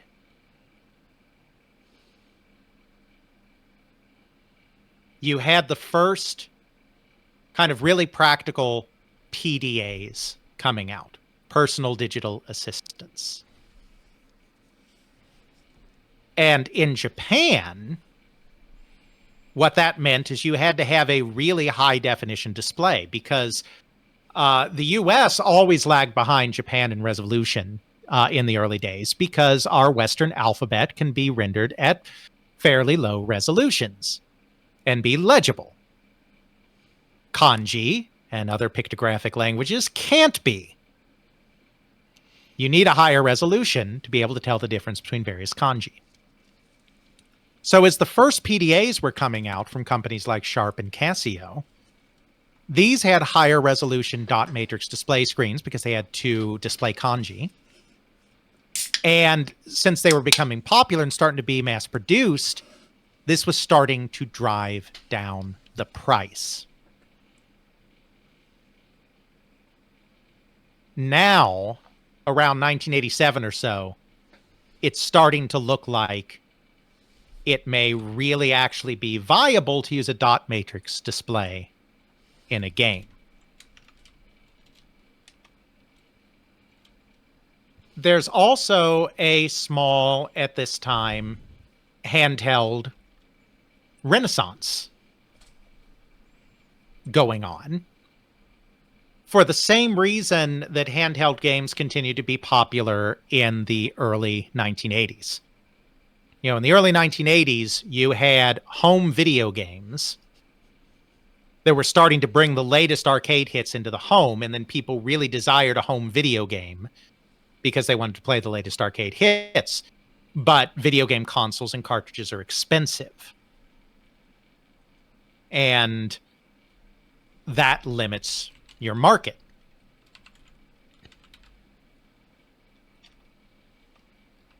Now the NES is popular. Everyone wants to play the latest NES games. But consoles are expensive. Cartridges are expensive. And through part of this period, there's even a worldwide chip shortage. So some of the hottest games you can't even find in stores anywhere. So once again, there's a whole underserved market that is interested in video games again, but is not necessarily able to, for one reason or another, get an NES system or get the games that they want on the NES system. And there's once again room for something cheaper to exploit that space. Konami recognizes this and starts to make a small number of handheld LCD games. But far more importantly, there's a little company called Tiger Electronics. Tiger Electronics, but I remember that being bad. Well, only compared to an NES game. So Tiger is a hard company to track down any information on. And this was entirely by design, because in the few newspaper profiles that do exist on them, the founders have said that we deliberately keep a low profile and don't want to publicize ourselves and just want our games to speak for themselves. So they were very rarely profiled. The major players are now dead. And so it's hard to get much information. Ethan Johnson, friend of the show, went through the trade magazines that we have access to and did his best to find what information we do have and create as complete a picture as we can of the company. And so I am indebted to him for a lot of what we're going to get into here. Tiger Electronics started as a division of a general electronics firm called Interstate Industries Incorporated, based in Mundelein, Illinois, near Chicago, I think. They noticed what was going on in video games and handheld games and thought that they would like to get involved with this.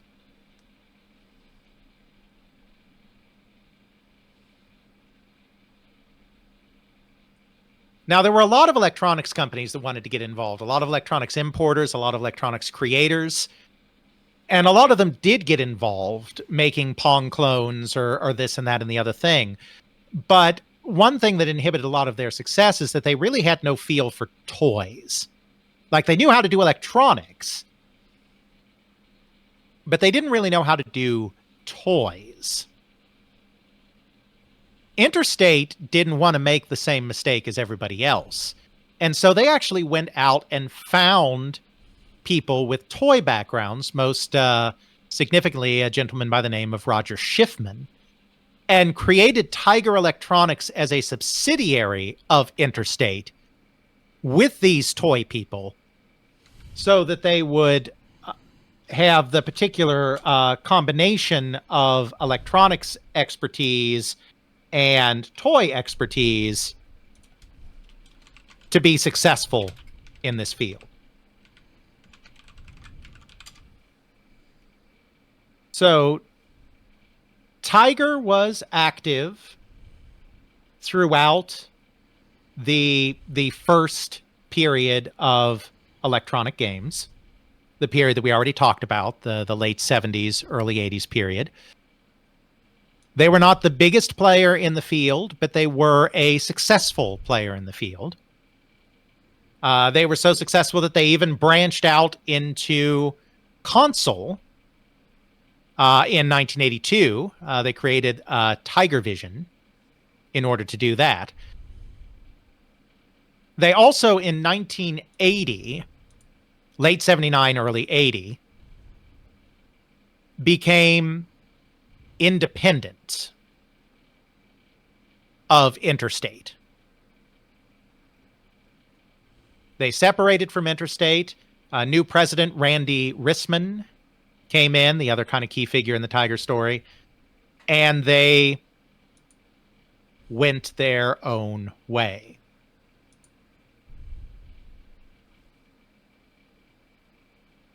And yes, somehow they did survive the crash. I really don't know how, especially since they entered the video game cartridge business.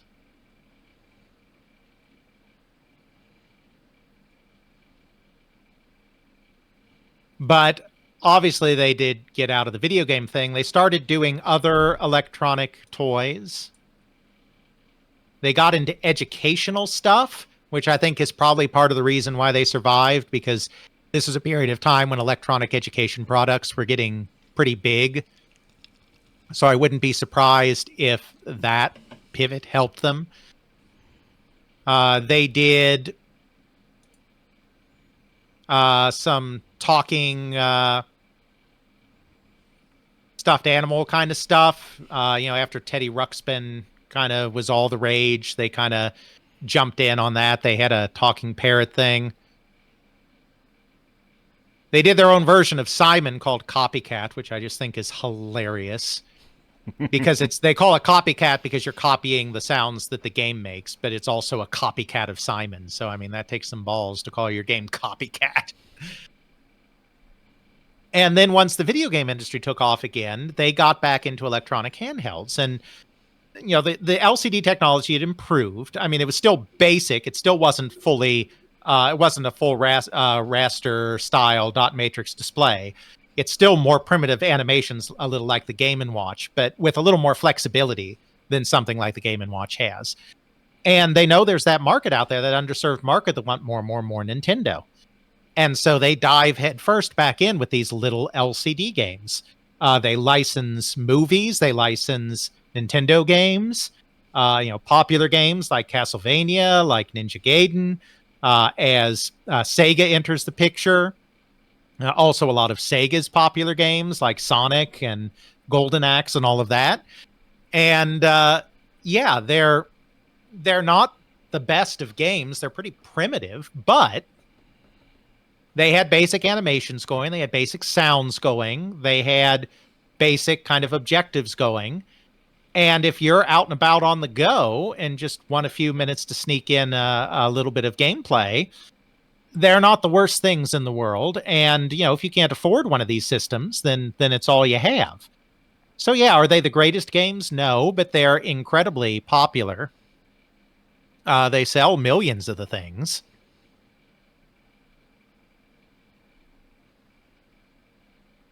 And they're super successful. And I think this is part of what this does, is shows that there absolutely is still a market for this kind of thing, though certainly there's got to be a way to do it in a more sophisticated style than this. And of course, that's exactly what Nintendo is working on at this time. And Yokoi, this is why Yokoi doesn't really deserve to be called father of the Game Boy, and why we have to tie these together. Yokoi was basically looking at just doing Tiger-style electronic games with interchangeable cartridges. He saw this new product as more of an extension of the Game & Watch, more of an extension of the advances that have been made in LCD games by companies like Tiger. He envisioned something with a better screen than the Game & Watch, something dot matrix, something you can do better graphics on, and something that used interchangeable cartridges, but that was restricted to very simple types of games very similar to Game & Watch style games or Tiger Electronics style games. Because that's what Yokoi does. Yokoi keeps things simple. He likes delighting with simple pleasures. That's just how his brain works. And there's nothing wrong with that. But it's just, that's his design philosophy. People make a big deal about his other design philosophy about, lateral thinking with withered technology kind of thing. But another one of his design philosophies really is simple delights. I mean, he never codifies it that way himself, but if you look at his body of work from the Ultra Hand all the way through to the end, that's what he does, simple delights. Okada's like, no. If we're going to do this, we need to make a full-fledged video game system. Look at our Famicom. Our Famicom is flying off the shelves. This is popular with people, and if we can get this into a form factor that they can take with them, this is going to be huge. And again, a lot of this is about the specific cultural mores of Japan. Not that people in other countries don't also sometimes appreciate something handheld. But in Japan, you have the small spaces, you have the limited television access, you tend to have longer commutes on trains to and from places, and you have an entire, because the housing is so cramped, you have a society that is very much based on going out and not staying in at home where things are very cramped and sad. So gaming on the go is something that is particularly enticing in that market. That's part of why the Game & Watch did so good, or did so well. And so Okada's like, we got to make this more like a portable Famicom. I mean, we're not literally going to make a portable Famicom. Not going to be color. Color has too many problems. You know, we're going to keep it black and white. But, you know, this has got to be more like the Famicom. This has got to be a real game system. And Yokoi's like, no, we've got to keep it simple. Another bit of speculation that Okada has is that, and that Gorge has, is that the animosity between Yokoi and Uemura was also interfering in this. Because the Famicom was designed by R&D2, Uemura. If they created a portable system that was very similar to the NES, to the Famicom, it would feel like instead of R&D1 innovating, it would be R&D1 following in the shadow of Uemura. Yokoi is the more senior individual. Yokoi is always prided himself as an innovator, and the thought of following in Uemura's shadow is just absolutely repugnant to him. And so he resists for a long time, and they have a pretty bad falling out over this. Okada and Yokoi's relationship is never the same after this.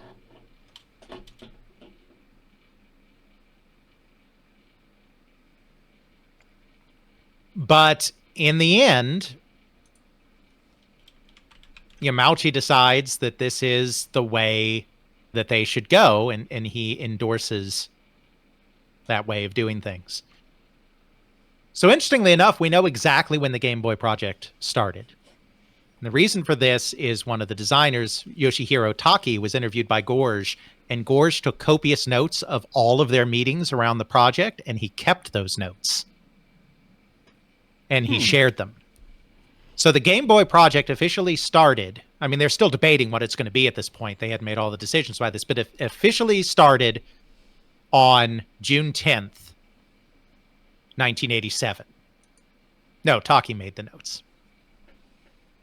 According to Taki's notes, that's when they had the meeting where they had the green light.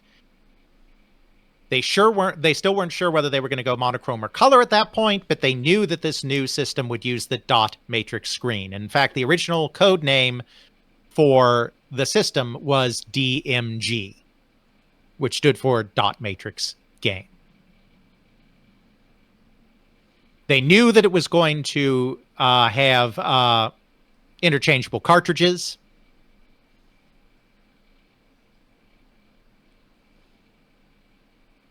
They made a simple game called Tombo Tori, where there were dragonflies flying around the screen and you had to use a butterfly net to catch them, to test out the concept to see if they could really get the graphical elements to work.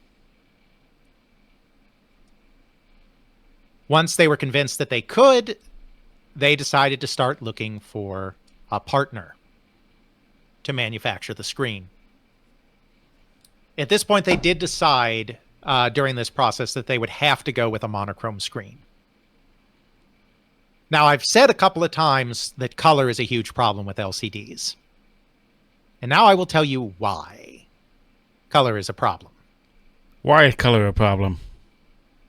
Because there is inherently no color in an LCD, because all you're doing is causing sections of the screen to be opaque or not opaque. In order to do color, you are required to have a backlight to shine onto phosphors. The same way this kind of thing works on televisions or whatnot. You have to have a backlight. LCDs do not naturally have any light in them. You need a backlight for a color LCD. Backlight means expensive. Backlight means batteries drain like crazy. Backlight means no. Can't do a backlight. So they can't do a color LCD screen. So, of course, their first go-to is Sharp, because they have a long relationship with Sharp from the Game & Watch. But Sharp's technology, and they have good technology, they're leader in the field, Sharp's technology is just too expensive.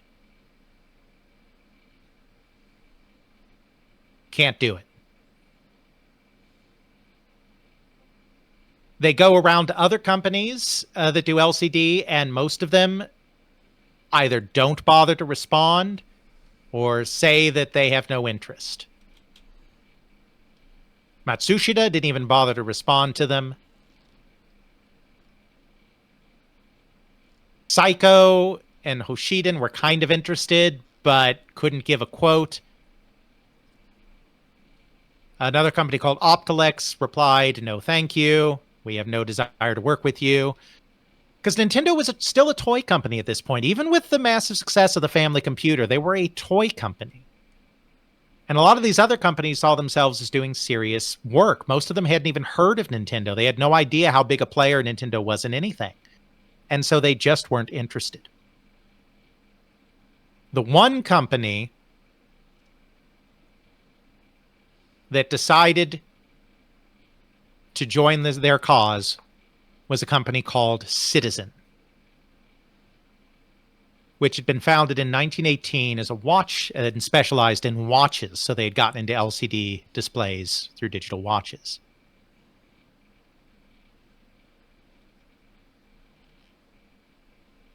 Citizen immediately was very happy to see them. On August 6, 1987, they came down, they talked, everyone was happy. They got a price they liked. They agreed that they would use a relatively new technology called chip-on-glass, in which the driving circuit of the liquid crystal display is actually affixed directly to the surface of the screen, which saves money as there's less connectivity needed. Everyone's happy. It's going to be great. But I hear a but here. Well, you see, relationships are very important in Japan. And Nintendo has a long-standing relationship with Sharp. But didn't Sharp turn them down? You don't just walk away from those kinds of relationships. So there was considerable pressure to see if Sharp could lower their price. For months and months and months, this went on. And Sharp just could not get the thing cheap enough. So finally,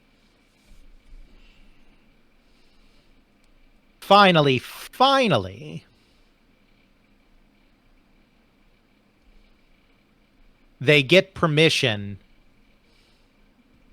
to go with Sharp. I suppose it was weeks, not months. But this goes on for weeks. They finally get final confirmation from Sharp that they can't beat the price. And on August 28th, 1987, again, we have these dates from Taki's notes, Yokoi finally gets the okay from Yamauchi to work with Citizen.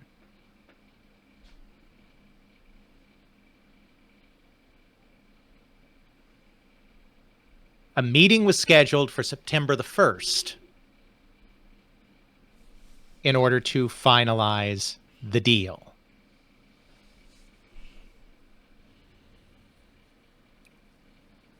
At 2 p.m., they have this meeting. They tell Citizen they've won. Congratulations, yada, yada, yada. The meeting ends at 3. They leave the meeting, and what do they see? A delegation from Sharp making a beeline for Yamauchi's office. An hour later, Yokoi gets a summons to Yamauchi's office.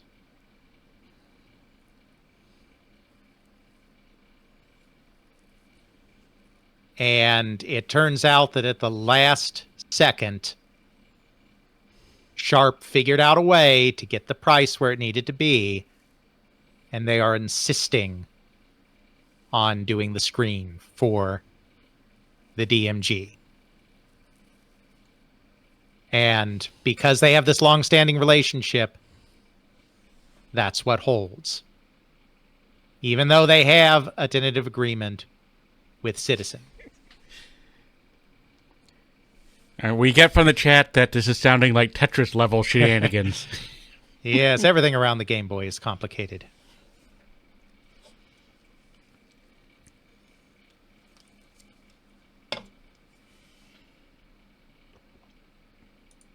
Just looking over some things. Now, here's the most interesting part. They have to save face. This is Japan. You can't just walk away entirely. There has to be some face saving.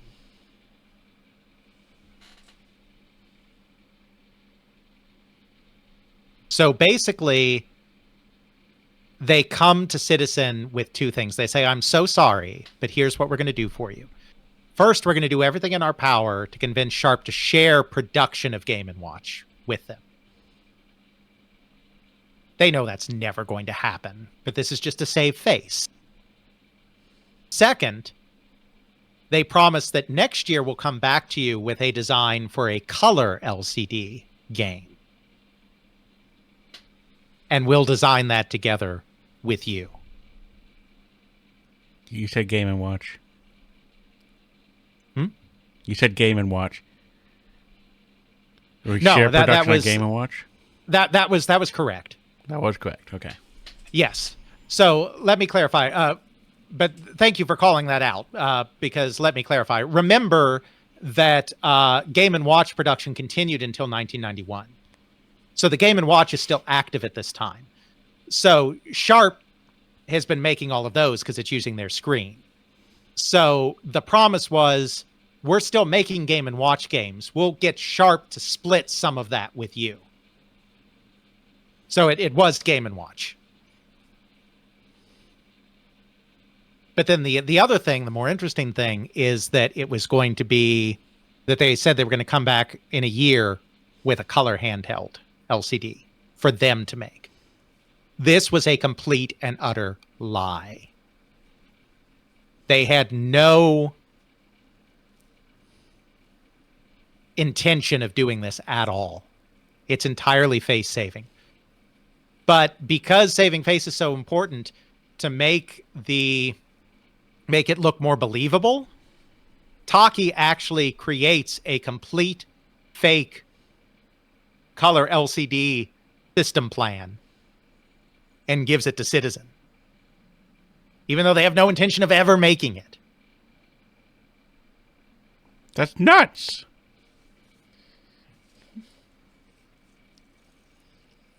Flash forward a few years, 1990. The Game Gear comes out. Taki opens the thing up, and the layout and design looks incredibly familiar to him. Guess who did the LCD screen on the Game Gear? Citizen? Yep. There is no evidence. There is no proof. And Citizen itself, when Taki confronted one of the people there, totally denied it. But Taki firmly believes that Citizen, upset about this whole thing where they lost the contract to Sharp, went to Sega and said, here, let's make this thing together. I mean, not beyond the realm of possibility for corporate shenanigans. Absolutely.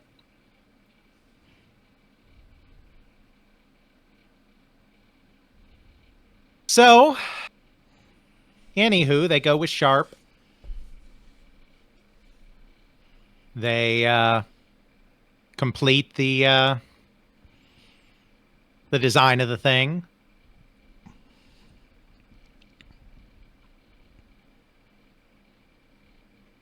And, of course, somewhere in there, they learn about Tetris. Because the console version is being made. The designers of the Game Boy go absolutely nuts for Tetris when they test it, decide that they have to have it. And so one of their people recreates Bulletproof Software's Tetris on the Game Boy. The name, incidentally, Game Boy, is actually completely just stolen from a magazine. The prototype was called DMG. There was a game magazine called Game Boy. They wanted something that kind of hinted at the small size of it. They wanted something that kind of hinted at the Game & Watch lineage. Had the name Game in it. They saw that magazine name and they stole it. That's where Game Boy comes from. Oh my, all the stealing and backstabbing and doom. Yep.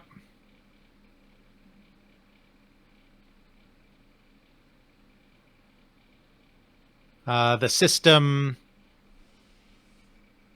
finally launches in Japan in April of 1989.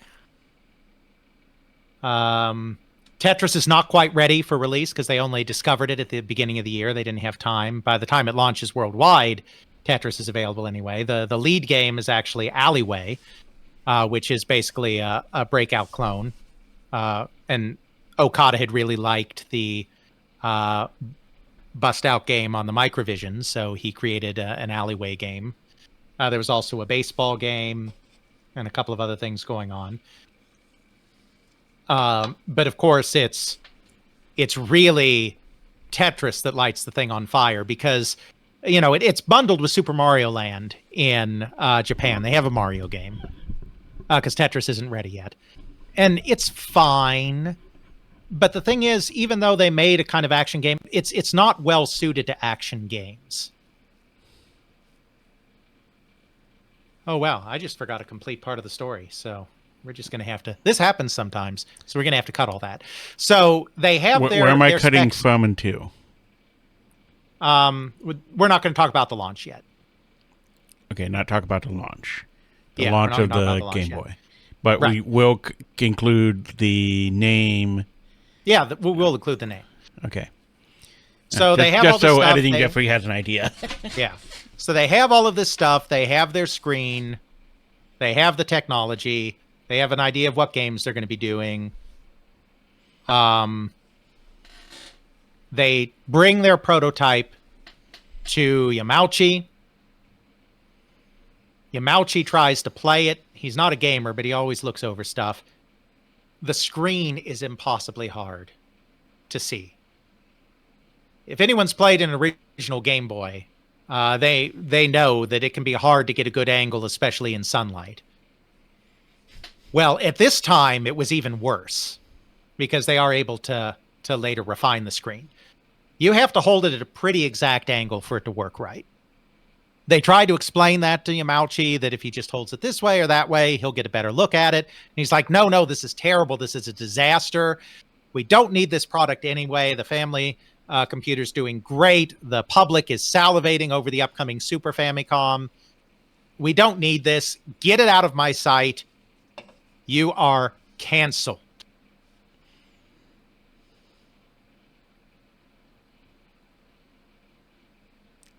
The Game Boy was canceled. Bye-bye, Game Boy. Nice knowing you. You died so early before you were even launched. No one loves you. Everyone was transferred off the project. It was dead. It was officially canceled.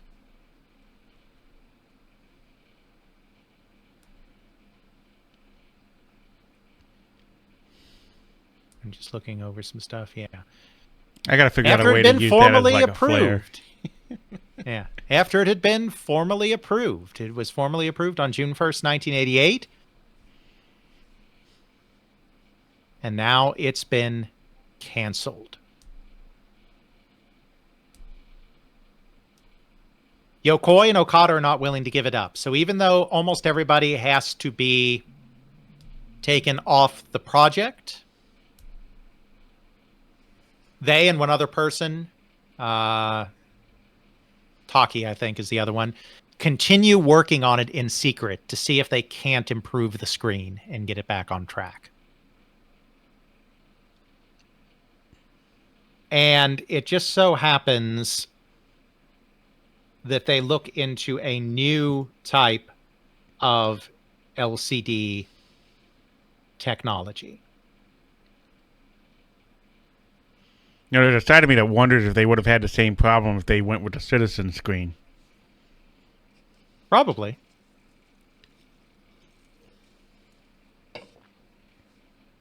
So the screens that they were using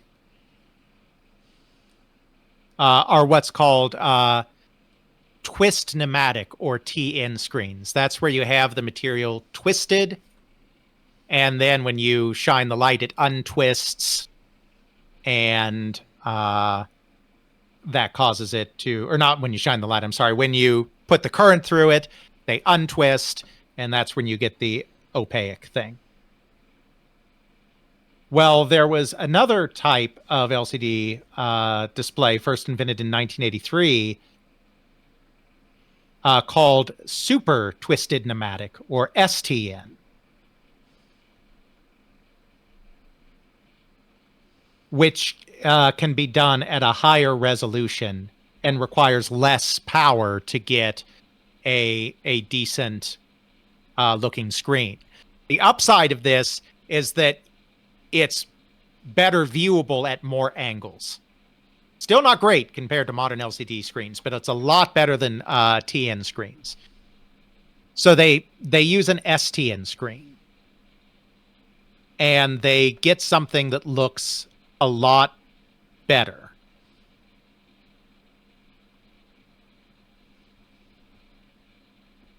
They probably still would have not been able to bring the project back online, except that at this point, Super Famicom development was off the rails.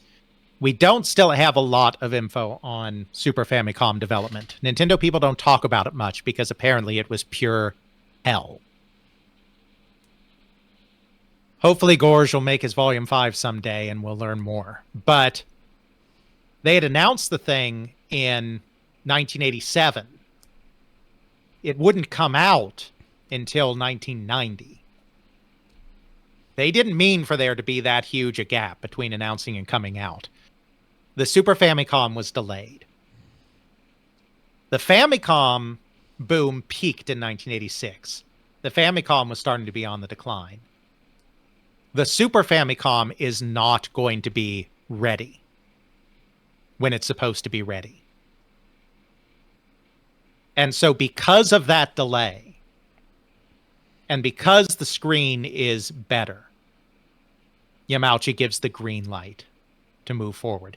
If the Super Famicom had just come out on time, the Game Boy may have never been reinstated, and Nintendo history would probably be very, very different today. Really kind of scary to think of how just circumstances and people and just the, for lack of a better terminology, whims of the CEO can really make or break a product. Absolutely. So, as usual, we have talked way too long. So the scope of things is going to have to change, as they often do. We were hoping to get all the way into modern handhelds, but I think it's clear that that's not going to happen. We're going to have to end episode 2 at this point. Episode 3 will be about the epic struggle between the Game Boy and its many competitors over the next decade and how it kind of ends up squishing them all in the end. All right, we're just going to have to see the little console that could. Next time on They Create Worlds in 2 weeks. Or in 20 minutes. Whichever one you get to be present for. Possibly both. Bye-bye. Yep, Right, I should have saved. known. 2 hours. Oh, gosh. Almost 2 hours. Should have known it was overly ambitious to get that far. That's how it always goes here at They Create Worlds. But it's still going to be a great trilogy. It's just going to You could do the other stop thing. a little sooner. And make it 4. Yep. You could, but you're No, not. no, we're not gonna. Yeah, I'm not gonna record 4. Can't take that. So, but we will reconvene a little bit. I'm going to eat some food now, and then we will come Me back too. and we will talk about the Game Boy, the Game Gear, the Lynx, a little bit of the others like the Turbo Express, the Neo Geo, the Wonder Swan. All the fun ones. Exactly. So, and of course, we'll celebrate 200 episodes because we will be recording episode 200. So, maybe closer to half an hour. We'll see. But the important thing is we will be back soon. Thank you, everyone who has stuck with us, or if you joined halfway through and are just catching us for a little bit, thanks for that as well. We certainly don't expect anyone to go through this entire marathon. But we're always happy when people stop by during the course of things here. So I will see you in probably about half an hour. All right. I will also go get something resembling substance, restock my Diet Coke, panic. I don't know what it's going to be anymore. I don't think Alex knows what it's going to be anymore. But yes, stay tuned. We'll be back for part 3 and all the insanity. And we're back. We're here. We ate food. We have a 3rd episode to record or something. That is how we do these things, and not just any episode, because if my math is correct, I do believe this is episode 200, perhaps, that we're about to record. Maybe. Just maybe episode 200. 200. How did we ever get this far or fall so low or something? I'm not exactly sure at this point. One edit at a time, Jeffrey. One edit at a time. How does that work exactly? I'm not sure if I should be committed for all that editing or what. 'Cause, I mean, that's a lot of editing. It's scary editing. All the editing. The editing talks to me. It's like the leprechaun.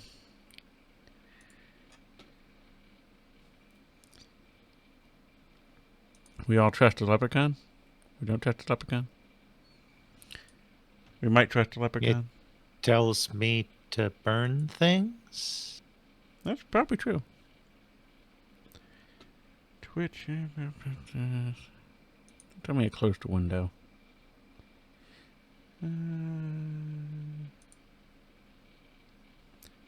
Oh, it probably could have had to close things for when things were going nuts. And I was trying to figure out what was going on. All right, that is why I can't see anything.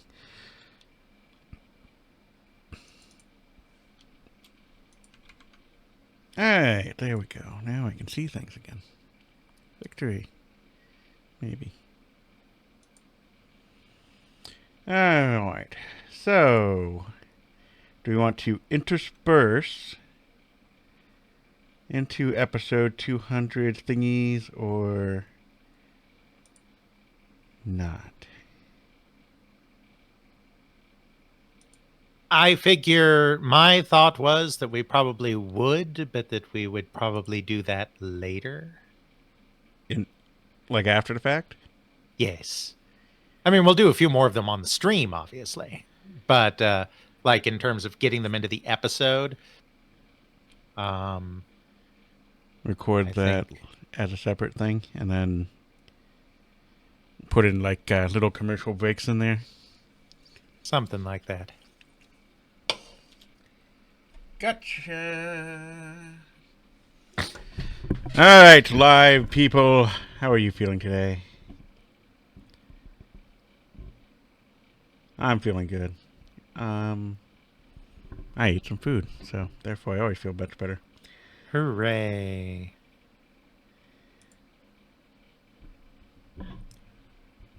So, Alex,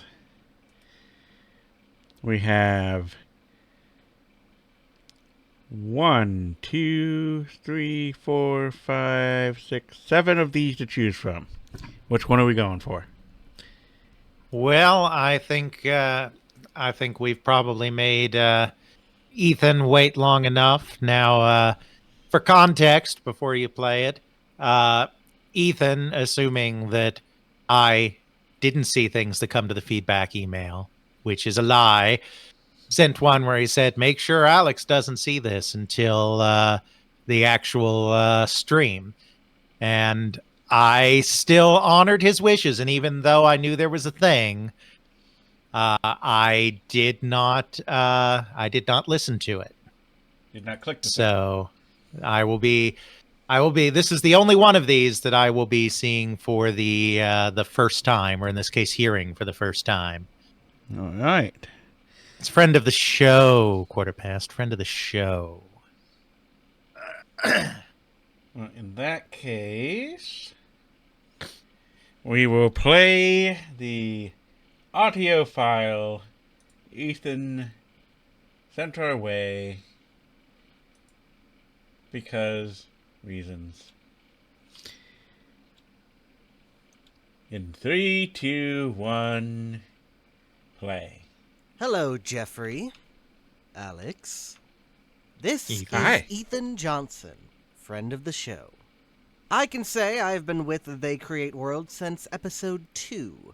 Thanks to Dario for letting me know that the show was worth listening to in a time when I was honestly avoiding podcasts, which is extra funny now. I came to find Alex's research through Keith Smith, no relation, after I had found the likes of Jimmy Mayer and the Dot Eaters. Those neophyte days of our video game history obsession has led us down many amazing adventures, preserving memories now long past, and coming up with metaphors to explain this complicated history to others. Jeffrey and Alex have added to this conversation in many, many ways, and have, legitimately, changed my life. Jeffrey introduced me to Reaper, which radically changed everything that I knew about sound production on a semi-pro basis. Not wanting to be locked into the Mac world or wanting to pay $1,000 for a side hobby, he provided me with a way to express myself in forms I hadn't thought possible. Not only did Jeffrey's audio tips help me in my own video series, I even used Reaper as a DAW to compose music which has now been professionally recorded. So, I can't thank you enough for that. You're welcome. As for Alex, I know that he can relate in having nobody to talk to about the serious aspects and specific details about video game history. Shouting into the void being replaced with interaction, even if I did need to prove my worth to him at the beginning, has provided me with a whole new motivation to pursue this subject. He has directed me to the best path for evaluating sources, provided many stimulating disagreements, and has ultimately provided me with a friendship that I value. Not to get Likewise. sappy or anything here.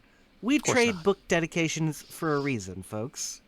I won't proclaim that I'm the greatest TCW fan, but I do listen to every episode at least twice, so at least that puts me nearer to Jeffrey's commitment. Passively absorbing the information, which Alex has more inherently baked into his head than I do, definitely has given me a lot more to think about as I tackle my own way through video game history. I may be the only person to have made They Create Worlds memes, which I included in this message to Jeffrey, and he can share that with the wider world. Be To very sum up, afraid. TCW is full of tangents, excessive information, inside jokes, and no current news, making it worthless as a gaming podcast. I give it an 8 out of 10 IGN. Don't let Jack Commodore know. Peace.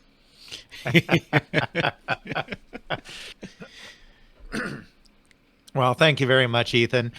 Yeah, I mean, I still remember. I mean, it goes all the way back, even before the podcast.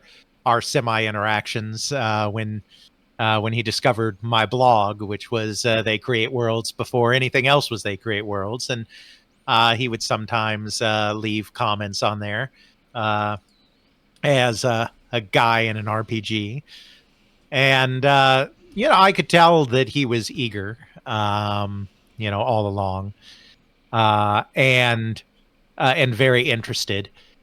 But right, I didn't know if there was any more there, just because you can't tell just in a few text exchanges like that. But he was persistent enough that like the stereotypical martial arts movie where the person kneels in the snow for 6 months to get an audience with the sensei or whatever. I could tell through repeated interactions that there was something there. And the most important thing that Ethan has done in the early days, he's done much more now. Incredible oral history interviews, documenting stuff that would otherwise not be documented. But I think the most important thing he did in the early days was just bring people together. He was always wanting to bring people together. He was always like, we should have a shared this, we should have a shared that. And then when through Ghazi's short-lived Discord, he got into Gaming Alexandria, and then he was right where he needed to be to do all of that kind of linking together of people that he was always talking about. And obviously GA wouldn't exist without hubs, and all the scanning work hubs does is amazing. But Ethan, who is also one of the mods over at GA, is definitely a big part of the glue that kind of holds the whole thing together. And I mean, I count Ethan as a very dear friend. We've had many late night conversations, and not just on video game history, but even on other topics. But it's always nice. He's the one person I always know I can bounce some ridiculous, obscure nonsense off of, and in video game history. And even if he's secretly rolling his eyes on the other end, he'll still talk about it for hours. And so. Yeah. Appreciate your long-standing support, all the great work that you have done and have been doing, and just all the collaboration that you have inspired across all of the people that frequent Gaming Alexandria and whatnot. I couldn't imagine going on this journey through video game history anymore without you around, and look forward to the day 20 years from now or so when we collaborate on that definitive history of Atari that we're just waiting for the history to settle itself a little more before we take care of. So, yep. Thank you very much for sending in that testimonial. And thank you for using Reaper, your non-destructive editor that makes everyone's life easier. That's right. If you're not using Reaper, then what the heck are you doing? All those who are editing a podcast, if you're using Audacity, stop, put the horrible thing down. It is bad. Do not touch it again. Go touch Reaper. Reaper loves you. Reaper has a generous, free period of usage. It has a modest video game price tag of $60. I know this because I just rebought it. And the great thing is, unlike a lot of similar programs like this, they don't even make you rebuy it every edition. Right. Jeffrey? So I bought it way back in 2015 or 2016 probably. What I finally figured out what I wanted as far as an editor goes, and they give you free upgrades up until the next 2 major releases. So I bought it in version 5, so I got all version 5, all of version 6, and then when it finally rolled over to 7 here in the last month, I went and bought it again. Because, I mean, I could have been happy just living with 6 for the rest of my life, to be honest, really. But they make such a wonderful program that I'm just like, I'm like Fry. Take my money! That's right. So And yeah, what I mean by non-destructive is what Audacity does is it will take your real file and it will mess the living heck out of it. It will repurpose it stuff, so when you undo stuff or you apply FX or you cut this, cut that, it's messing with the original file. We don't like that. You always have to keep a backup of the original file. Reaper is non-destructive. It just has a file that says, I made all of these changes. When you render, you can turn this on or off. I don't care, but I will play it for you. So you can be like, this sounds weird. Does it sound better if I put this FX in or take it out? I don't know, but I don't have to reprocess the whole file just to test something or undo something. It makes life so much nicer.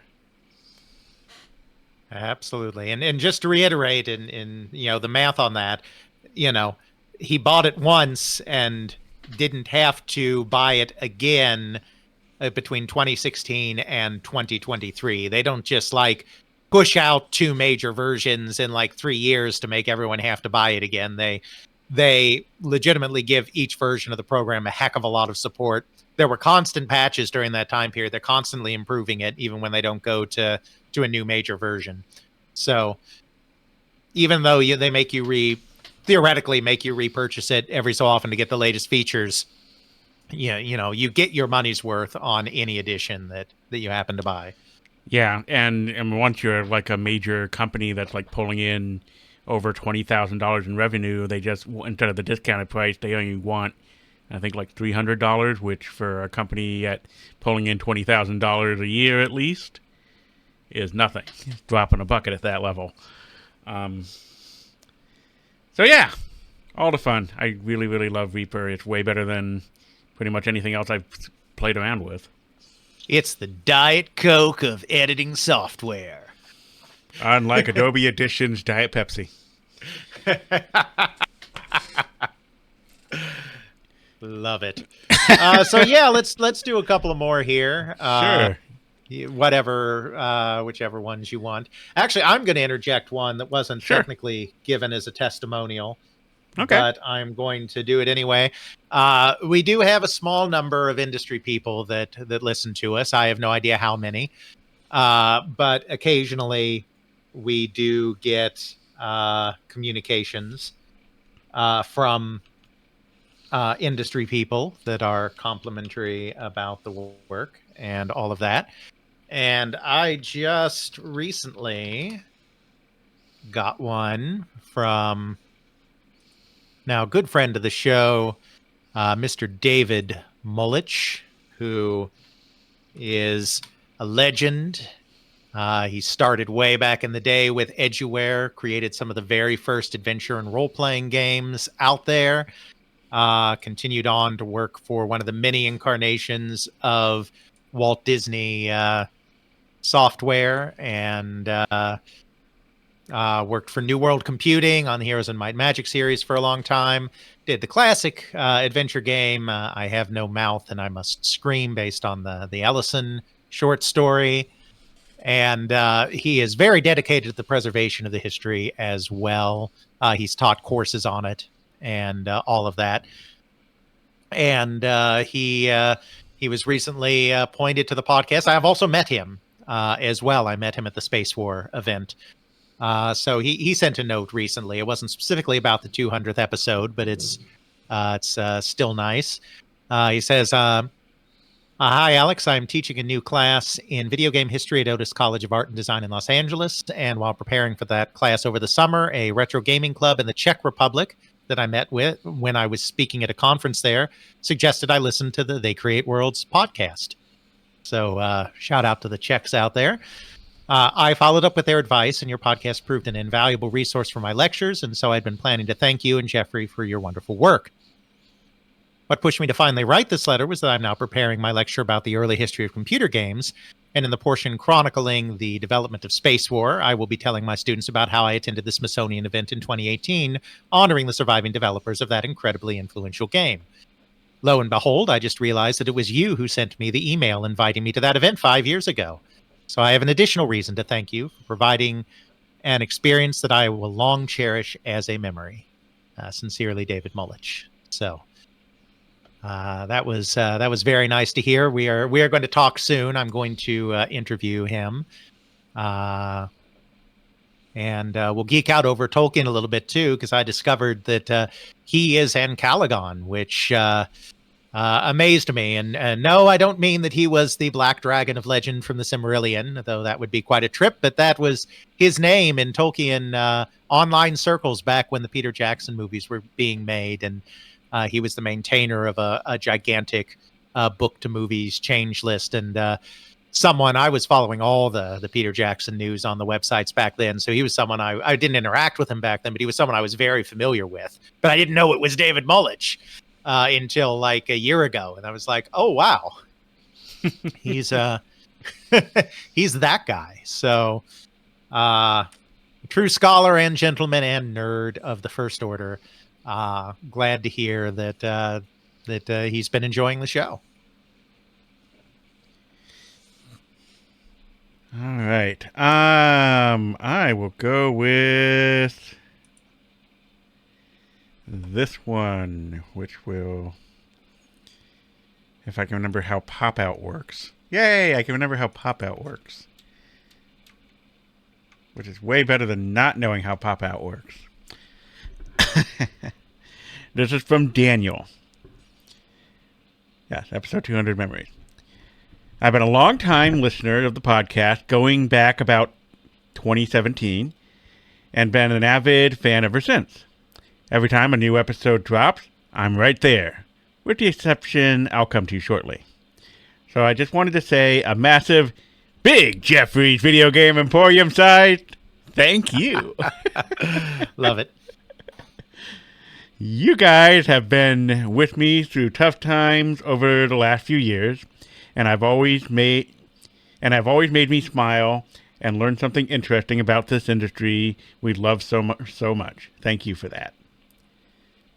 Anyway, I'd like to share some of my memories of the podcast for episode 200. Feel free to include as much or as little as you like, or none at all. I'm including it all. That's right. Yeah.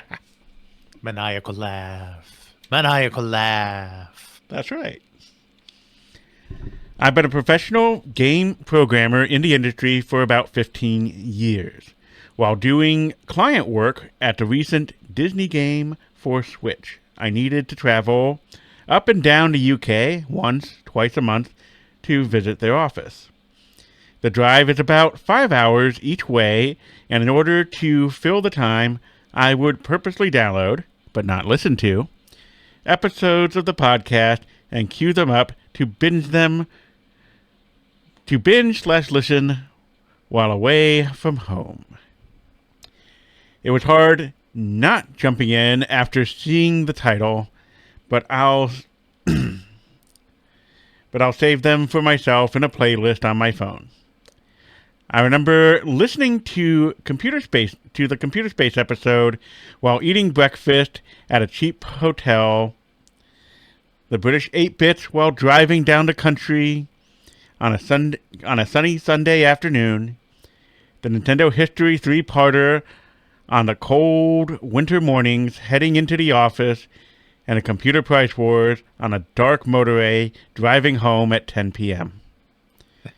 For these memories and many, many more over the last few years, you guys have kept me company for many a mile and both entertained and enlightened me at the same time. Not to mention kept me sane. If I'm able to keep anyone sane, that's oh dear.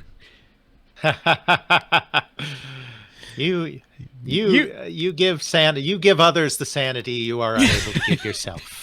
That's all okay. it Well, is. I'll go with that. I channel my sanity into others.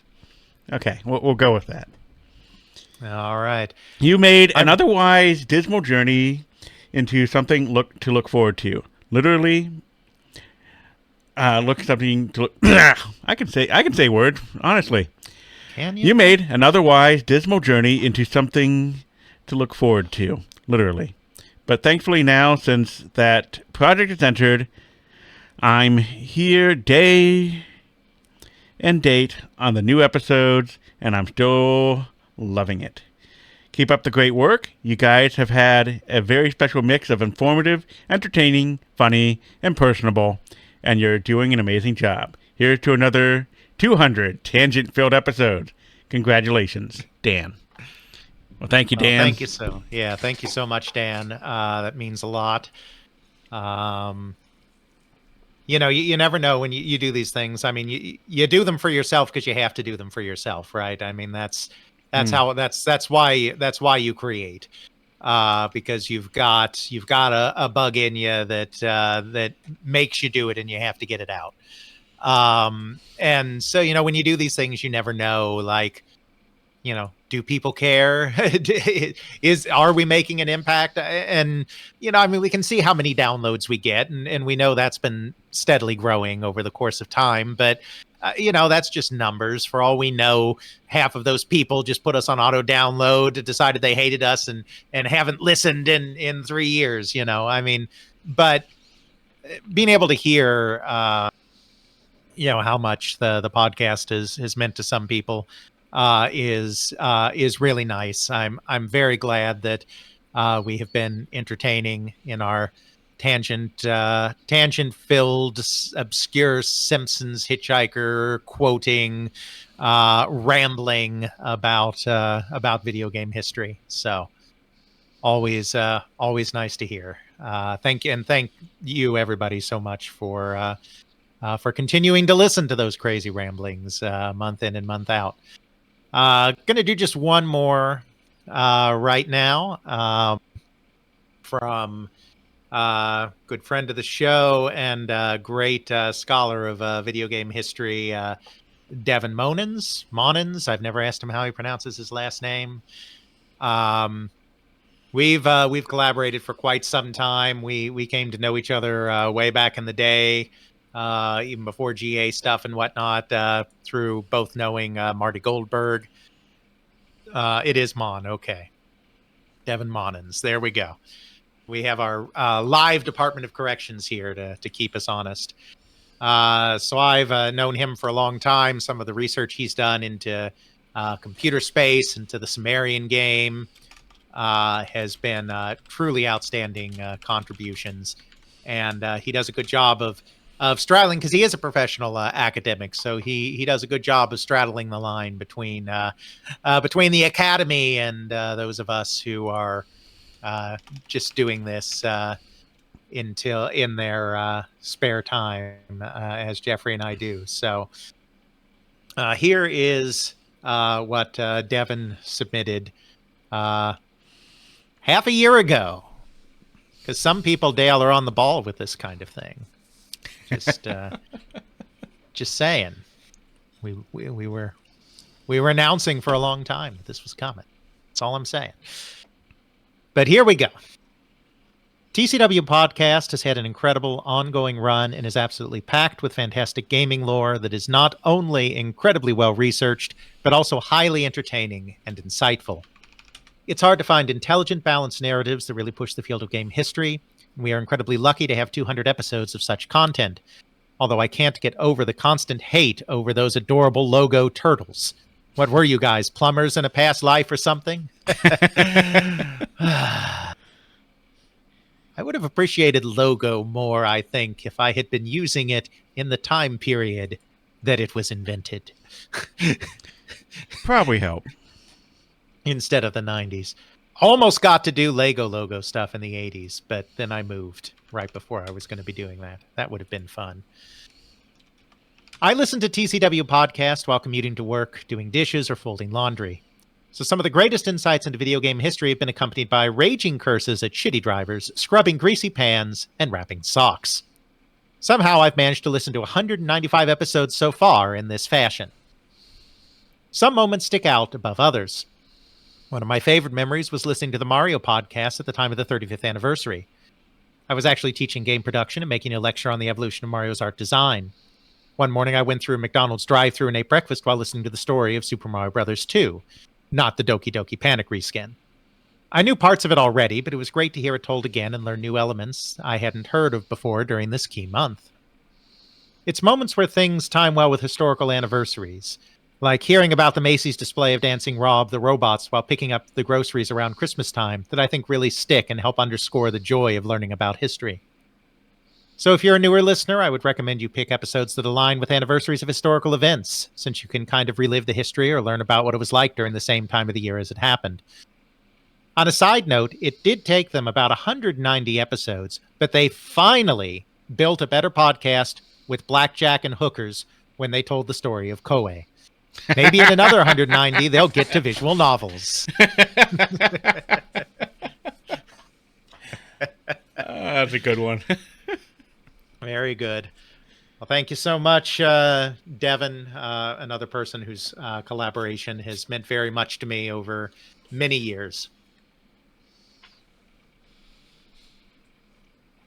All right. We have a few more. We may share some of them on the stream. We'll definitely get them all into this episode. It's just that we're not going to do it in this recording. We'll just kind of mostly record straight through. Maybe leave some pause points for editing Jeffrey in the future.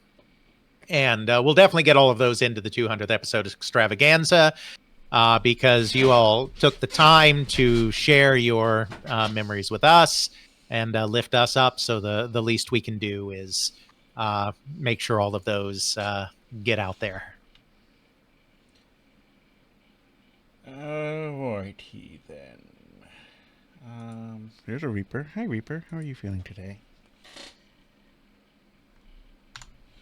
You're homed out. Oh, good. Good. You're homed out. That's fantastic. Okay. I'm ready. Are you ready? Kill all humans, Jeffrey. Got it. Got to download a copy of Kill All Humans. Except Fry. Well, Fry's not even human. So. I mean, what's the point at that point? Alright, red button hovering.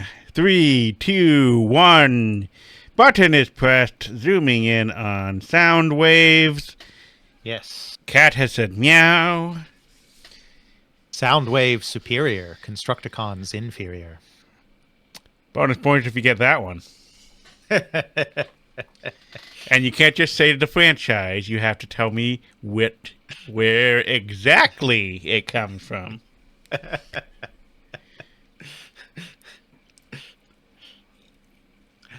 But only if you have the touch, where you know what it is. And that's the only clue you're getting. Anyway. How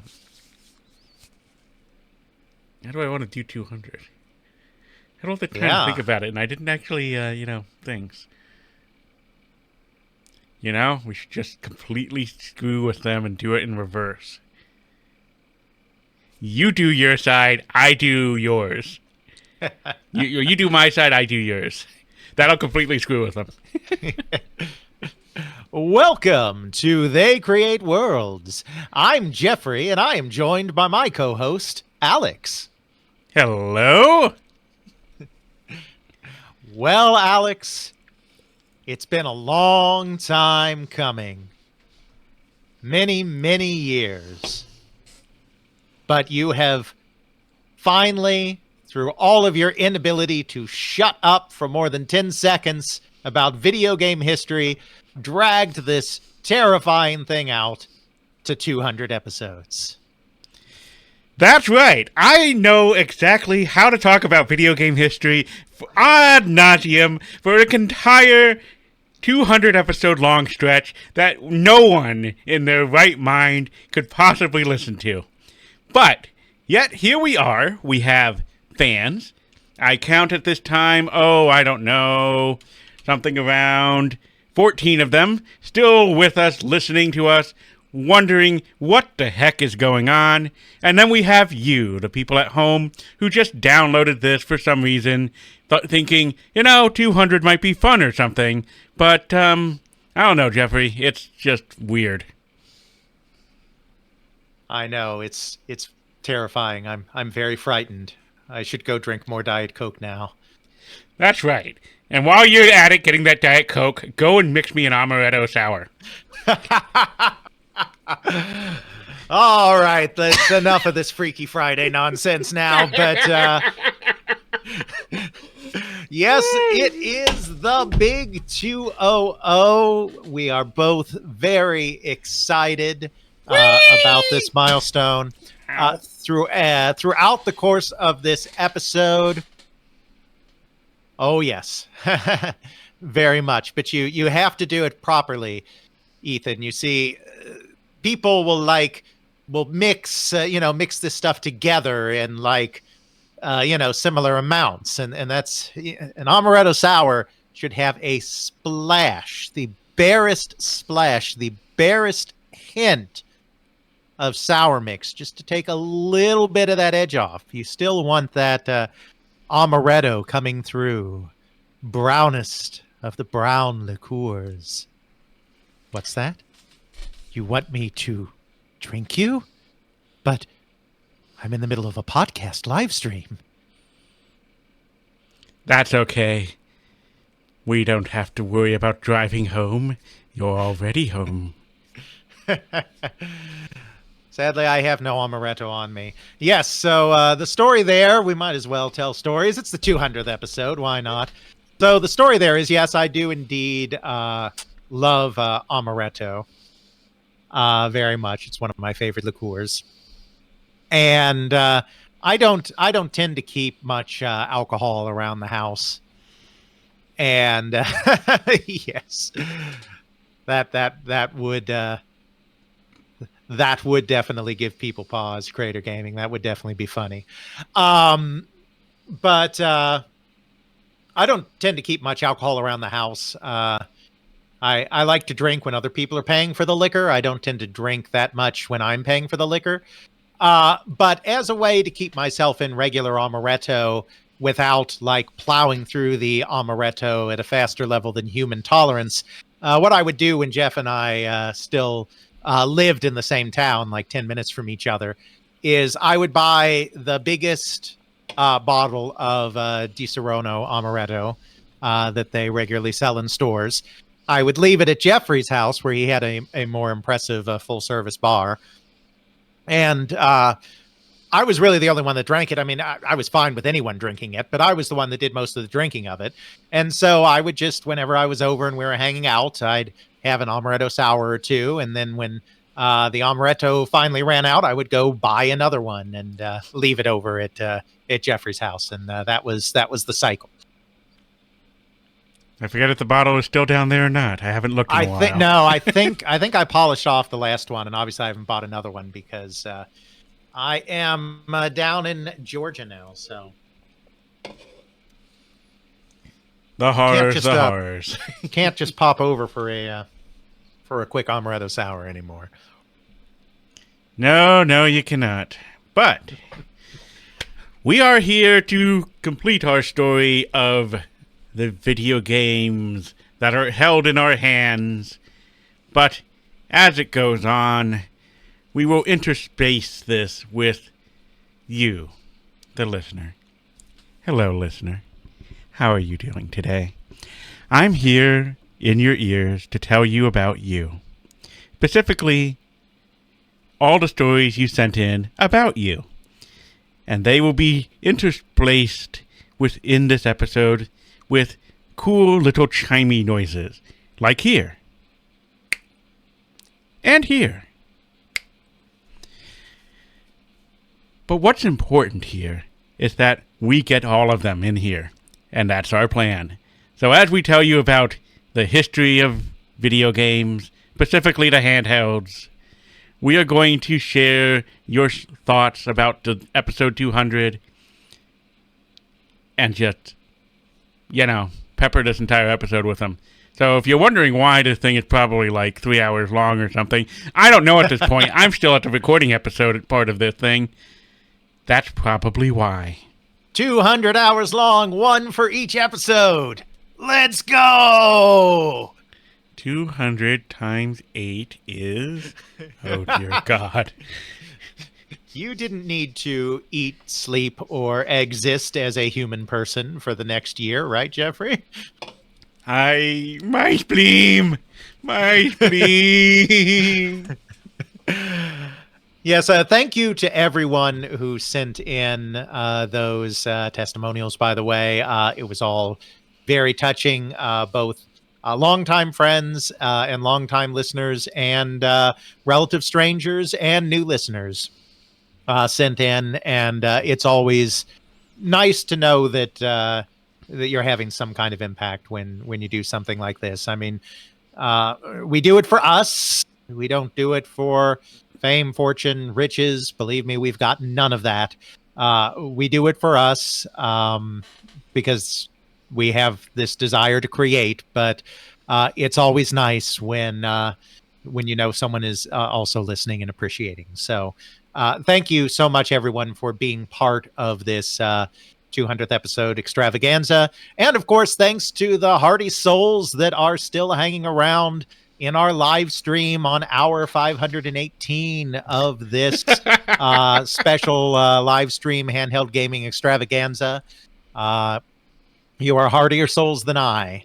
Of course, this is the final of those 3 episodes that we are live streaming and just happened to, and I'm not even being sarcastic about that, correspond with our 200th episode. That would have been a great thing to plan out in advance.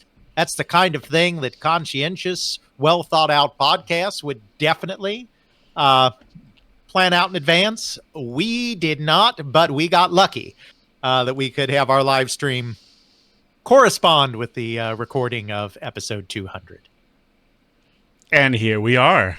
We've been sharing some of those things off the episode on the live stream itself. Those thoughts and well wishes and... Yes, some of those, maybe even all of them, but at least some of those testimonials will be heard twice because, of course, we'll make the live stream available too. So we've been doing them live here, and then we actually added them into the episode in post. So if you happen to catch a part of the live stream for some reason before you catch this episode, or if you're in the live stream now, whatever, and you don't hear us read something that you sent in, it will definitely be in the episode. We've just been interspersing them in the live stream some as well. But we're going to put them in the episode in post. Poor editing, Jeffrey. Poor editing, Jeffrey. Yes, yes, Oliva. Hopefully, nobody was relying on their Game Gears to make it to get through this live stream, because we have left you far behind at this point. Unless you have one of those handy dandy wall adapters. Jeffrey had one of those handy dandy wall adapters. It was the only way I ever played his Game Gear. I think I still have that handy dandy wall adapter somewhere off to my left, and the Game Gear is somewhere downstairs. Because you definitely didn't want to rely on the batteries to play a Sega Game Gear. No. That was many AA batteries. So many AA batteries. Dear God, the AA batteries. Mm-hmm. I'm going to go off camera for 2 seconds here. Uh-oh. We're going to have to reinitialize the vortex. Nope. You don't have to put the vortex up. It was literally just for 2 seconds. Oh, no. But the vortex. Nope, I really just needed a second there. But without further ado, I suppose we should get this party started. Last episode of the year and first episode of the 200s. So, as is usual on They Create Worlds, we may have gotten a little overly ambitious, Jeffrey. Nah. In our younger and more innocent days, by which I mean like 3 hours ago, we blithely thought we were going to maybe cover a little bit, and I don't know why I'm blaming you for this and including you in the we, because it's really me. I thought that we would, because I'm sure you always knew. Jeffrey always knows. But I thought that maybe we would cover all of handheld gaming. I knew we wouldn't spend too much time on things like the DS or the PSP or the Vita because we don't have a lot of context on it. But I figured that we would at least touch on it. Well, then the first 2 episodes happened. And wouldn't you know, Alex had a lot to say. Who knew? I mean, here we are at Livestream, 8 hours and 34 minutes and 23 seconds. And still going. And still going. Needed our battery life for your Game Gears. That's what dinner was for. No, that's a good question. Creator Gaming, are we going to consider the smartphone a handheld video game console? Not for purposes of this podcast. I mean, clearly, mobile gaming is the successor to handheld gaming. What was traditionally called handheld gaming. Clearly, it is what handheld gaming is today. But in terms of historical product categories, considering mobile gaming something different from handheld gaming, just as kind of a product category in every practical way. Smartphone gaming certainly is handheld gaming. Mobile gaming is something that we'll probably cover one of these days. It's a weird topic, both because still a lot of it's so new, but also because a lot of it is so ephemeral, so fleeting. Obviously, there are a few things specific games have stood the test of time, and a few specific genres you can pull out of that. It's not that you can't pull a narrative out of there. Yeah, Engage really does blur the line. That is absolutely for sure. I agree with that. But so it's kind of a difficult subject to wrap head around a little bit, though. As more time passes, it'll become easier and easier. We're still kind of too close to a lot of it. Definitely a worthy topic. Definitely a lot of history there. But for the purposes of these handheld gaming episodes, we're not going there, other than vague mentions of how traditional handheld gaming and mobile gaming start to come into conflict with each other. And of course, it is mobile gaming that ultimately wins that little scuffle. But we're not going to get as far as we thought. In our second episode, for those who don't remember, we basically covered the lineage from the Microvision from Jay Smith and Milton Bradley through to the Game & Watch, through to the Game Boy. And we got the Game Boy designed and not quite yet launched. So we're going to be taking up this story in 1989 when the Game Boy is about to hit the scene, and its first real competitor has also announced that it will be coming out. I don't think there was a lot of drive really for there to be handheld games again through most of this period. I mean, I don't think there was much appetite. Sega certainly, I don't think, was ever interested. Obviously, we're going to be talking about Game Gear, but the interviews we have make it clear that it was entirely a response to the other systems coming out. It wasn't something that they were already planning to do until everybody else was doing it. I don't think it was really on Atari's radar either.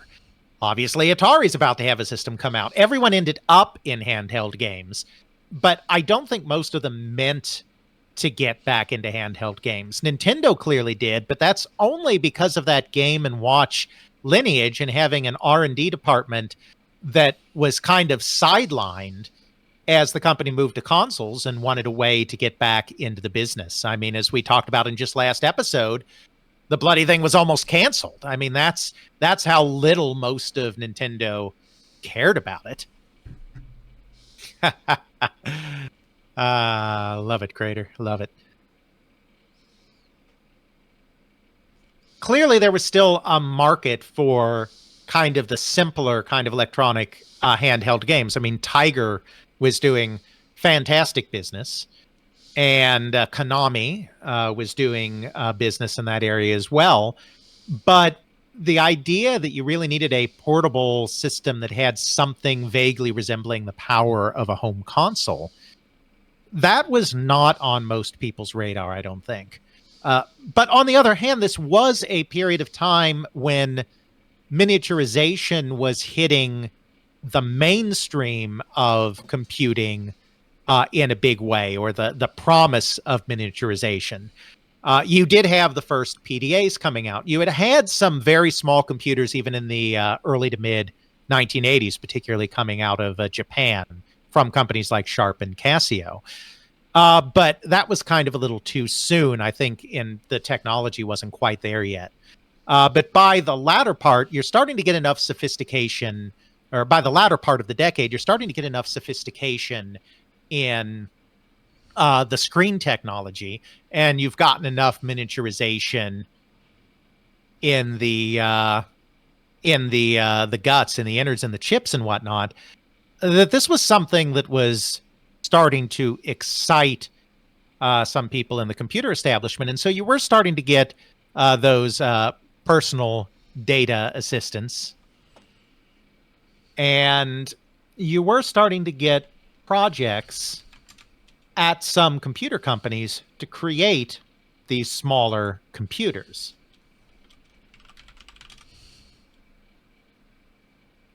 Atari had one of these under development, the Atari Portfolio.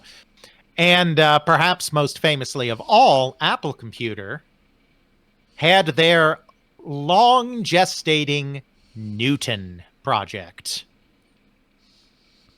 I remember the Newton. I remember it failing. Oh, Lord. Yes, and it was in development for so very long. The reason I bring all of this up is before we turn back to the Game Boy's launch, we do want to introduce the first real competitor that was going to go head-to-head with Game Boy. And that, of course, was the Atari Lynx. And while I don't know this for certain, I'm fairly comfortable in saying that it was inspired by this new wave of interest in small personal computers, PDAs, and that kind of thing. So the Lynx was the brainchild of hardware engineer David Needle and software engineer R.J. Michael. Both of these individuals have relatively fascinating histories. Dave Needle has a particularly fascinating history trying to make his own arcade games like all by himself in the Bay Area back during the golden age of games. And then ending up at Amiga Corporation, where he was one of the hardware engineers on the Lorraine project, which of course became the Amiga computer. R.J. Michael joined the Amiga project as a software guy and was involved in writing some of the OS and also created the famous bouncing ball demo that they used at CES to show off the audiovisual capabilities of the Amiga computer. Once Commodore got involved, this isn't an Amiga episode, so we're not going to go into all of those corporate shenanigans because they are the most shenanigan-y shenanigans. But once Commodore got involved, they were both pretty disillusioned pretty quick. Needle quit first and went to Apple. Michael stayed on a little bit longer until he had a meeting with former Amiga CEO David Morse, who basically asked him, "Why are you, wasting your time at Amiga when you could probably make way more money as an independent software contractor consultant?" Oh, you sweet summer child, you do have no idea. But we have no time to go there now. We will definitely cover Amiga at some point. But yeah, there are many, many shenanigans around Amiga Corporation and what ultimately became the Amiga computer. But anyway, David Morse basically said, what are you still doing there when you could probably make so much more money as an independent software developer consultant? And Michael was like, yeah, you're right. So he quit and did just that. He offered up his services to individuals and companies that were interested in making Amiga software and helped them because he was so intimately familiar with that programming environment, helped them get their projects over the finish line. Now, as I said, Dave Needle moved on to Apple. And the thing that I find interesting here is that, and this was 1987, just to kind of roughly around then, just to place this in context, is that in one of the few interviews that he gave, he has sadly since passed, he mentioned that while he was at Apple, the work that he was doing was on the hardware that eventually became the Newton. Now, when he was working on it, it wasn't the Newton project. That didn't come along until a little later. But basically, when the Newton project started a little later, the engineers repurposed the work that Needle and Needle's team was doing on this other, portable computer project into the Newton project. And I have to imagine that must have fired his interest in portable computing hardware. Because we don't have an exact story. Unfortunately, two of the three participants are dead now, David Morse and David Needle. And R.J. Michael, even though he's given many interviews, hasn't really spoken to this. We don't know exactly why a portable system, why in 1987, 88, they decided that was the thing to do. What we do know is that they got together for lunch at a favorite Mexican restaurant hangout. Michael and Morse were both kind of just doing their own thing. Needle was at Apple, but wasn't necessarily wedded to it. And they were just kind of reminiscing about the good old days and thought it would be kind of great to work together again. And so right there, they sketched out, Needle and Michael sketched out on a napkin the basics for a portable video game system. Just because they thought it would be a cool thing to do together.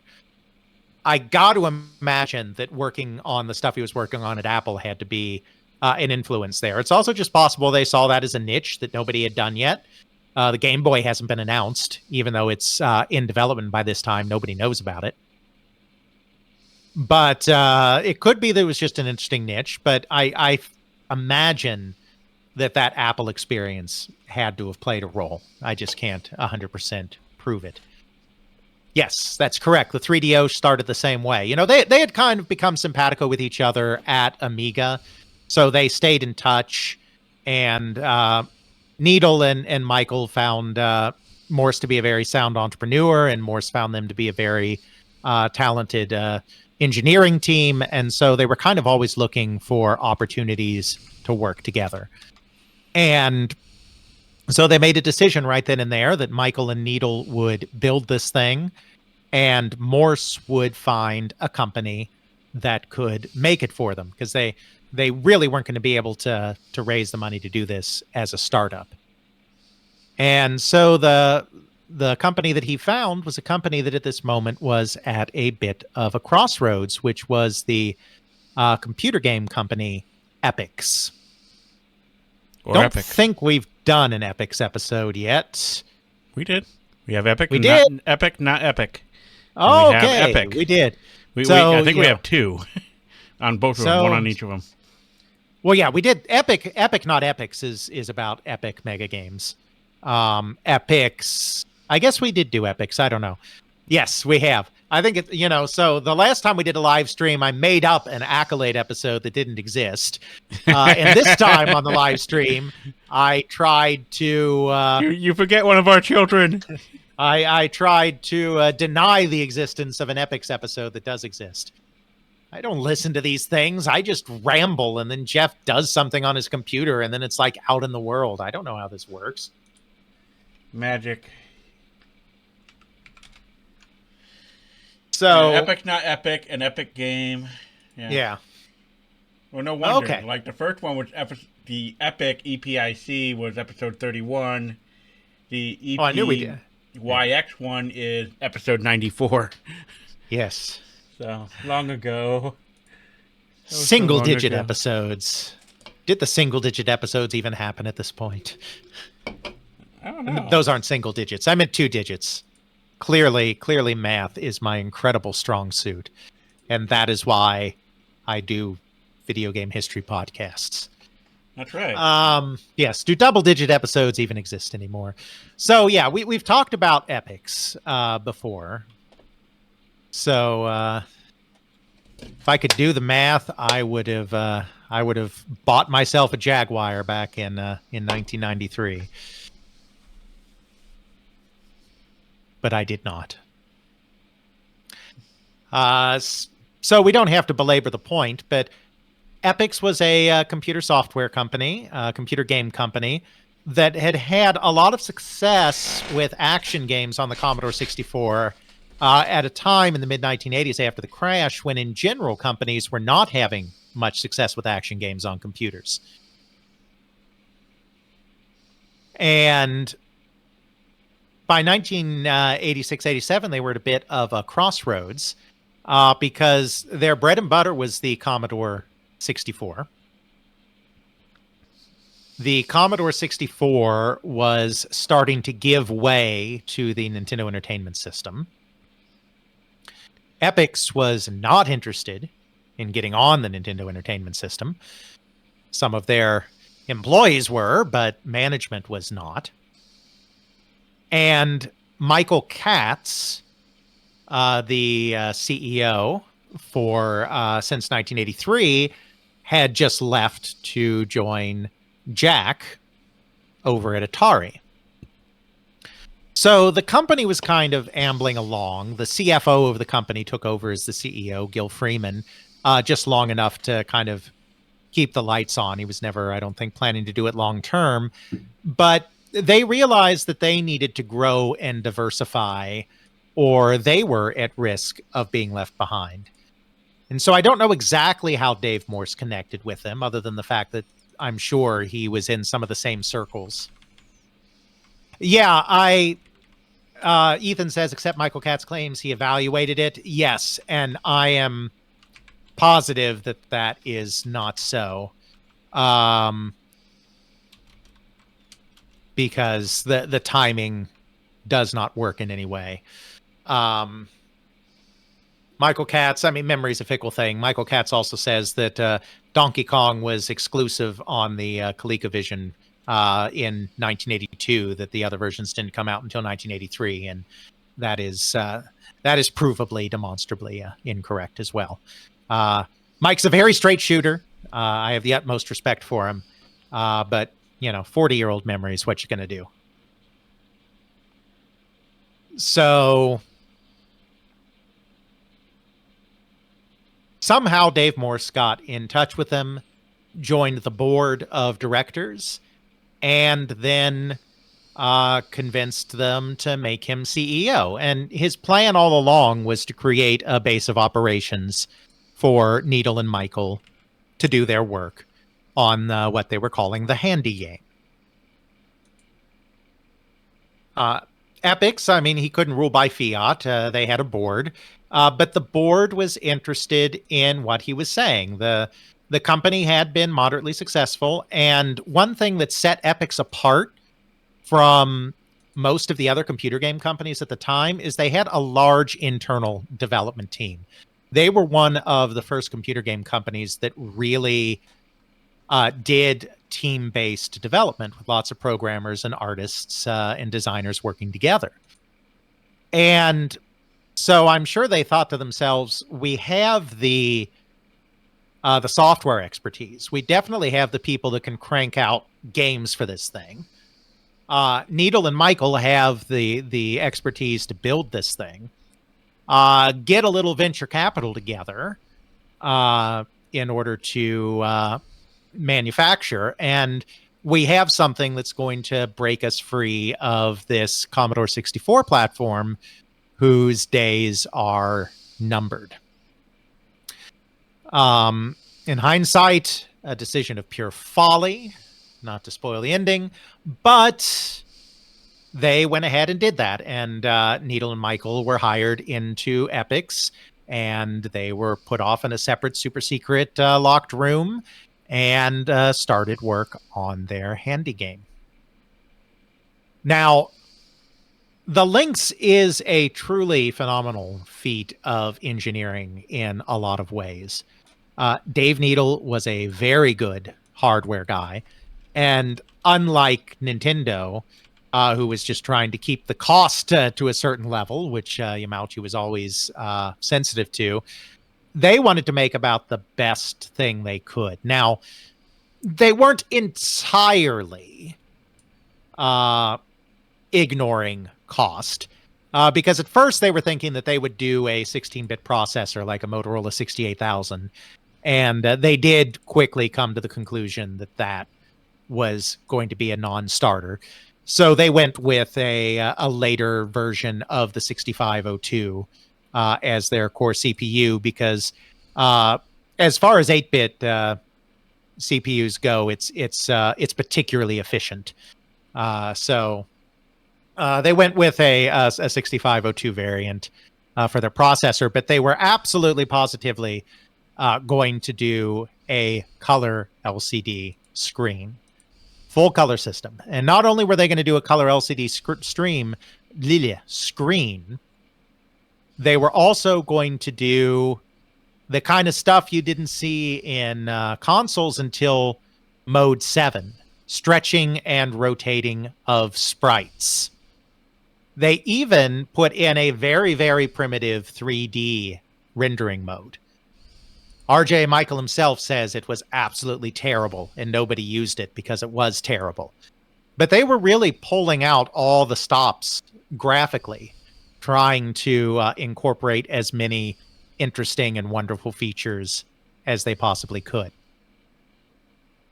They also wanted to have a fairly large screen. What was the final screen? I can look up statistics. Or spec sheets. Yes.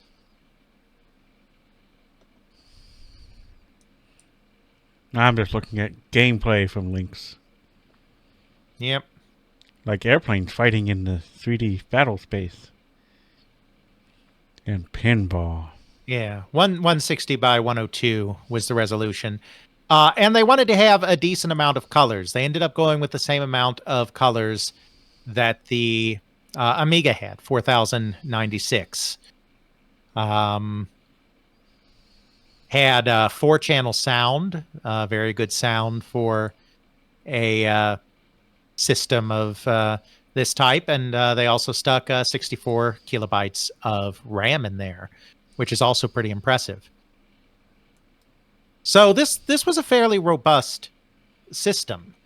Of course, that robustness came at a price, both literally and figuratively. The Game Boy, which is not quite out yet, in all of its black and white, hard-to-read screen glory, would be retailing for about $90. Atari Lynx would need to retail for $180. And of course, because it was an color LCD screen, it required a backlight because you cannot see a color LCD screen without a backlight. It just really doesn't work. So it drained batteries like crazy. But they were firm in their mission to create the most incredible handheld gaming experience that they possibly could. And so here we are.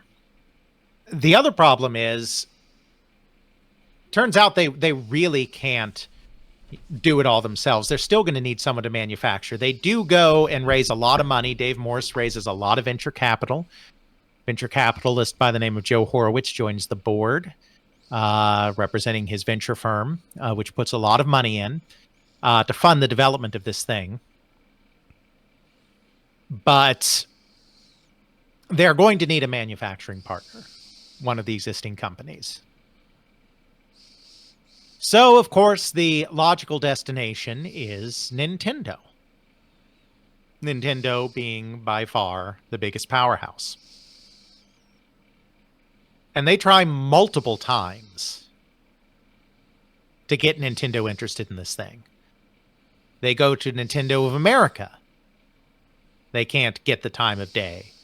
They make inquiries at Nintendo of Japan and with Nintendo in Japan's engineers. Can't get the time of day. Of course, they're hard at work on the Game Boy. They don't care about what anyone else is doing.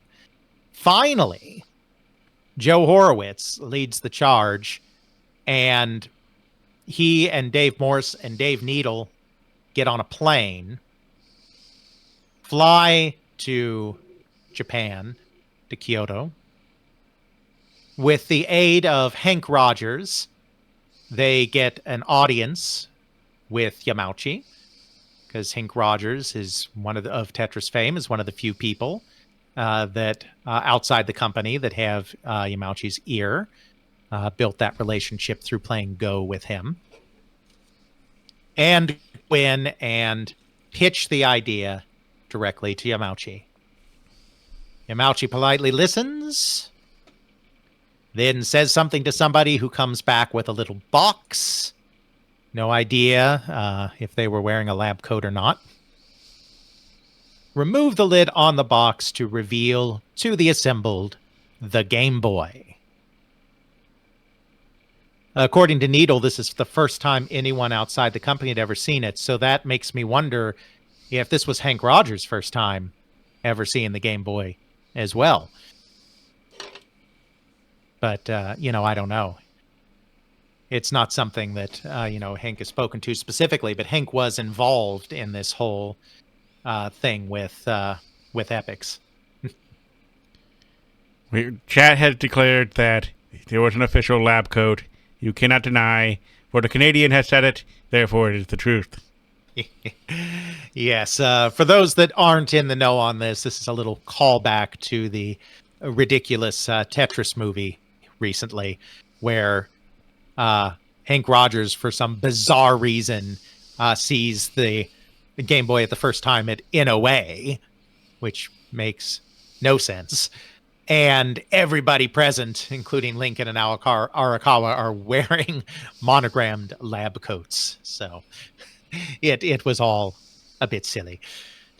Definitely all a bit silly. So they knew they had no chance with them. They also approached Sega. And the interesting thing is that according to Dave Needle, in an interview that he gave, they gave Sega all of their schematic information as part of trying to get them interested in doing the manufacturing for them. And Dave Needle says that later on, flash forward a couple of years, he was brought in as a consultant to help get the Game Gear finished, just to help their engineering staff with some problems that they were having. And he was incredibly shocked at how similar it seemed to the Lynx, and also thought that a lot of the problems they were having were weak engineering problems based on the fact that they didn't really understand the hardware. And of course, who did the screen for the Lynx, the LCD screen? I haven't told you yet, but I'll take guesses. Citizen? It was Citizen. That is correct. They also did the screen for the Lynx. So, again, I am not saying that Sega took from Needle either. I mean, certainly the systems use different processors, though I think that he's comparing the displays rather than probably and how the displays work as opposed to the entire hardware configuration.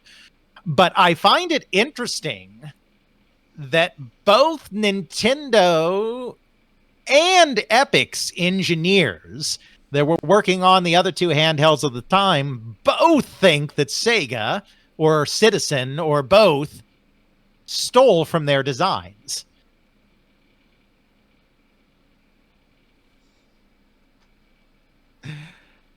And we do know that Game Gear was a reactionary product. We're going to get to Game Gear a little bit later in the episode. We do know it was a reactionary product, as in they were not starting work on it before Game Boy and Lynx were being worked on.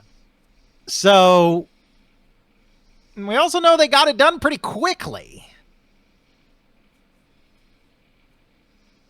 So you have to wonder if they did indeed take some shortcuts. I have no proof, but I just think it's very interesting that two different engineers of handheld game products at two completely different companies both think that that Game Gear looks an awful lot like the work that they were doing. So, who knows? But that doesn't work out either. So they finally turn to the redheaded stepchild of the late 1980s video game industry. Jack Commodore's secret agent's very own company, the Atari Corporation. And Atari likes the idea. They've been trying to establish themselves. You're welcome, Ethan. They are trying to establish themselves in the video game space. They're trying to carve out a place. They haven't had a lot of success. This seems like a unique area that they can move into. They're also definitely interested in the portable hardware because, as I said, they were working on the portfolio as a computer project, which was one of these small computer projects. So Atari agrees to take this on. Epix is going to do the development. Epix is going to provide the software.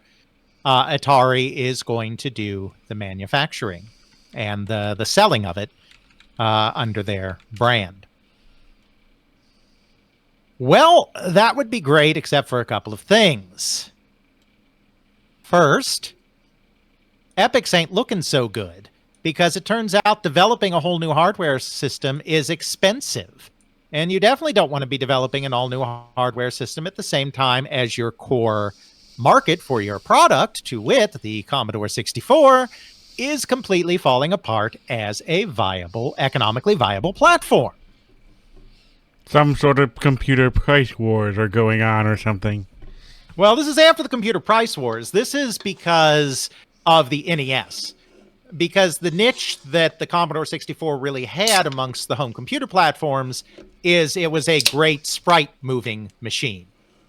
So the NES basically filled the same niche that it did and was an easy to understand video game system that had Mario on it. So at this point, it's the NES that is destroying the Commodore 64 games market.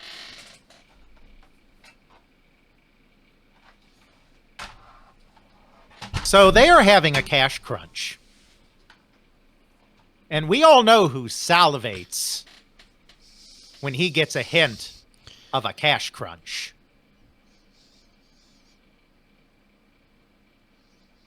Jack Tramiel. Dun, When dun, there is dun. When there is blood in the water. During this period of time, Sam Trammell is running the day-to-day of the company as the president, but Jack is still very, very much involved, very, very much engaged. And Jack has always been one that has considered paying his suppliers more of a courtesy than an obligation.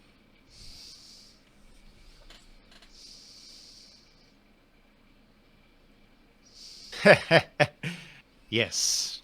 That sounds about right, Dale. That definitely sounds about right. So, the way the deal worked is that they were doing payments based on milestones, very standard development type contract. However, in the contract, Atari had the right to withhold payment until bugs were addressed that they identified. And so what they would do is they would, according to Dave Needle, and this is totally believable because this is classic Jack behavior. So I do believe Dave Needle on this point. What Atari would do was wait until like the day before the deadline, the milestone deadline, to submit their bug reports. And then when Epix couldn't get the bugs taken care of in time, they would withhold payment according to the terms of the contract. You are technically correct. The best kind of correct. Yes. When Jack says business is war, he means it. And Epix just could not continue functioning with this because they're not getting the revenue streams they need from anywhere else. So finally, they are squeezed so much that they are forced to get out from under Jack's thumb. They are forced to sell the entire project to Atari. They still plan to provide software for the system, but the project is being absorbed into Atari. Needle and Michael are offered jobs at Atari. I believe, even though I was not there, their response was, "Aw, hell nah." And they left to go dream up the 3DO. And no doubt lived happily ever after. Atari put the finishing touches on the Handy game, which they renamed the Lynx. The reason for that is one of the features, and we didn't talk about this with the Game Boy either, but one thing that was used as a way to lure people in is the idea that you could play games, portable games with your friends by using a cable to link systems together. And the Game Boy allowed 2 Game Boys to link together. They also later put out a 4-person adapter that very few games supported, but by default, you could only do 2. the links, because Needle was all about doing all the crazy things that he could link way more together. It allowed up to really 8 players. I think they may have advertised like 16, but in practical reality, if you tried to do that, it didn't work very well. 8 was really the practical amount, but you could daisy chain them together with link cables.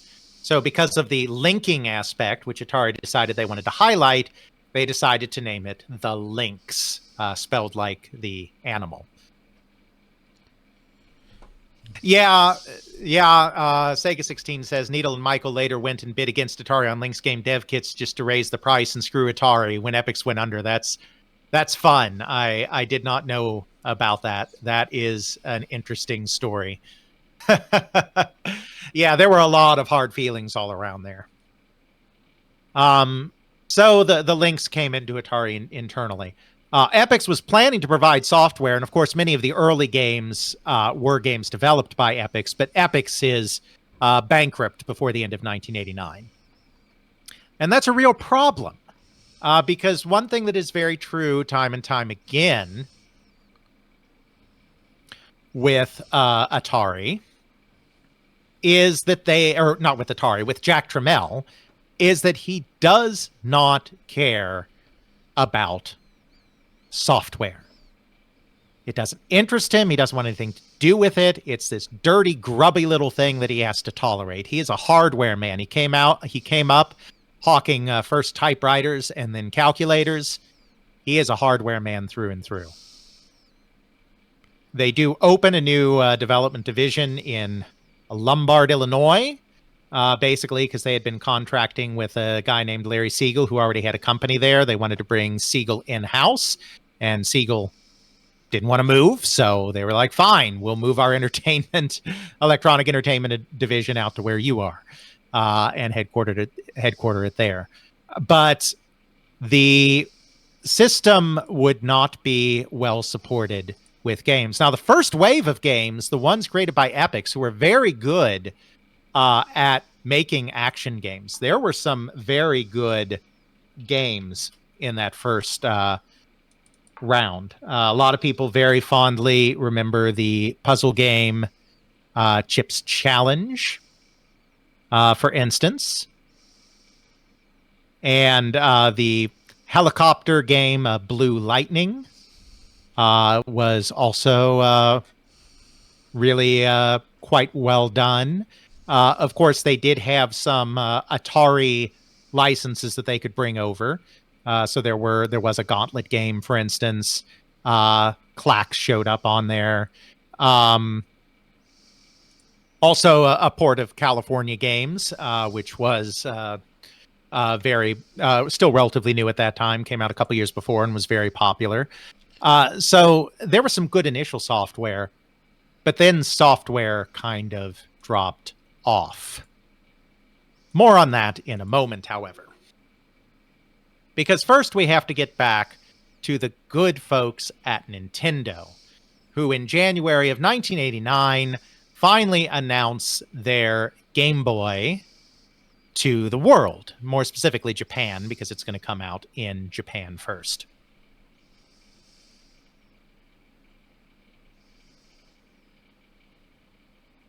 Just looking over a couple of things.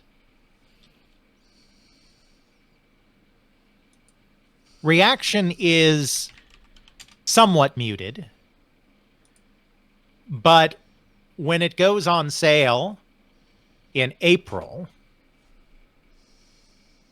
it is pretty much an immediate sellout. They shipped 300,000 units initially, and they were gone within a week. It really became a new obsession, particularly for school children. And I think the reason for this is there was kind of a trend, and it accelerated in coming decades as well, But one of the reasons that handhelds have historically always done so well in Japan, and why mobile gaming became sophisticated in Japan way sooner than it became sophisticated in the rest of the world, is that there were increasing pressures on time for school-aged children. They went to school 6 days a week, and then more and more they were going to cram school on the weekend in order to prepare for the dreaded graduation exams at the end of senior year. So there was a lot of schooling, and oftentimes they didn't even necessarily live that close to their school. If they were in Tokyo or whatever, you were often taking the train to get to school. You were often taking the train to go to cram school on the weekends. Free time was becoming more and more of a premium. This really accelerates even later, but even in 1989, this is little true. So gaming was something that became more and more something that you kind of had to savor in precious moments where you could sneak a little session in. And so the Game Boy was perfect for this. You could take it with you on the train. You could take it with you to school. You could play for 5 minutes before class. There are reports in the newspapers at the time that Gorge quotes from that are saying that it's becoming, even as early as 1989, 1990, once it's first released, it's becoming very common for students to be like, okay, we have 5 minutes before our next class, time to play a little bit.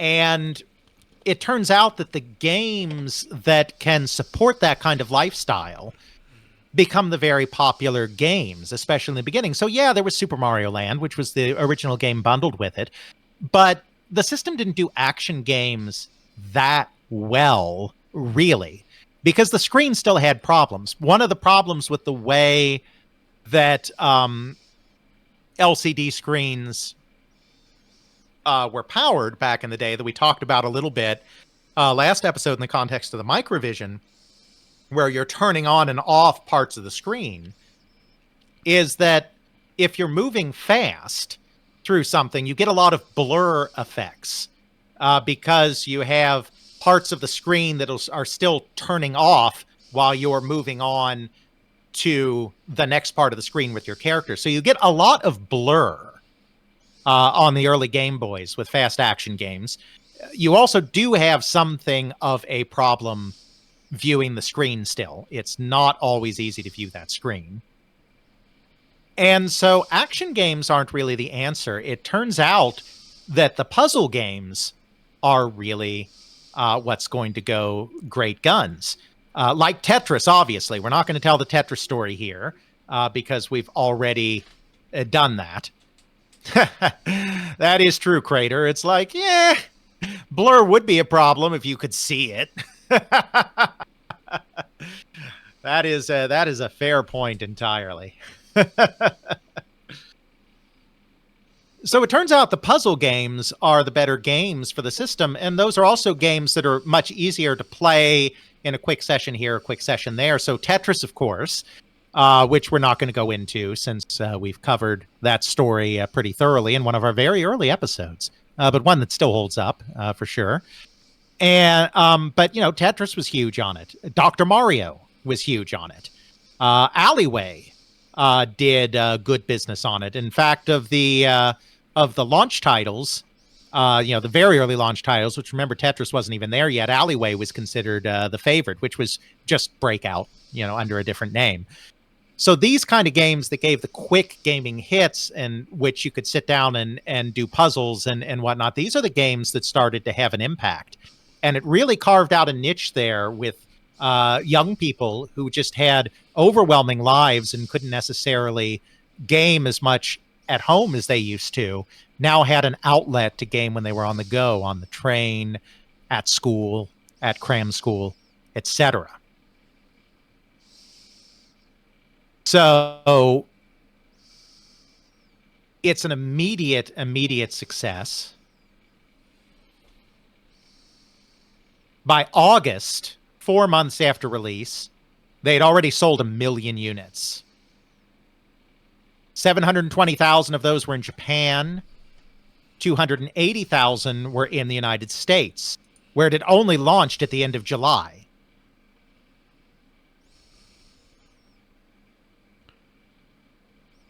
Of course, it was bundled with Tetris in the United States. By Christmas, so 4 months later, after 4 months, it had sold 720,000 units in Japan. By Christmas, that number had doubled. 1.5 million Game Boys. There were immense shortages. The company kept trying to ramp up production. 400,000 a month, 500,000 a month, 600,000 a month. They even, for the first time, Nintendo offshored during this period and opened factories in China to manufacture Game Boys. The first time they had deigned to manufacture outside of Japan. And they could not keep up. You saw some of the exact same things that you saw when the Famicom boom was at its height. We talked about this some in our family computer episodes, but you had the bundling situation where stores forced you, if you wanted a Game Boy, to buy an assortment of other software as the price of entry to get the system. You buy these 5 games and you can also buy a Game Boy. It was technically illegal, but it could be awfully hard to catch the people that were doing this. It's been a problem with the Famicom. It was a problem again with the Game Boy.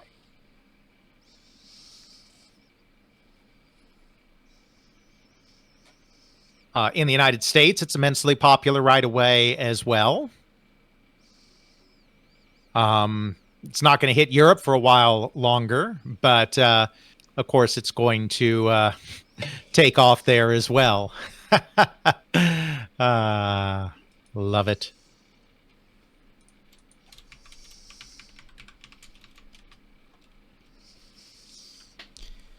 It was also, interestingly enough, driven by a very successful ad campaign in Japan. We don't normally talk about Japanese marketing campaigns.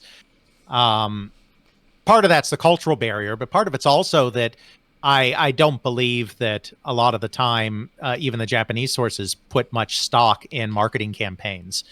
But they did this TV campaign that was kind of inspired by the movie Stand By Me, which had been incredibly popular in Japan. And it's these group of kids that are out in the wilderness, walking along, doing kid things. And one of them, and it's Western, it's not Japanese or Asian kids. It is very much Western kids. And one of them, they're hitchhiking through a desert and they're waiting for cars to come. And so to pass the time, they get out their Game Boys and start playing. And a van drives by and they're so engrossed in their games that they miss it. And so then they're running after to try to chase it down. And then in the other one, they're riding the rails like a bunch of Game Boy hobos and kind of trying to give a little bit of that Stand By Me vibe. And of course, after long days of travel, they're sitting around their campfires at night playing the Game Boy.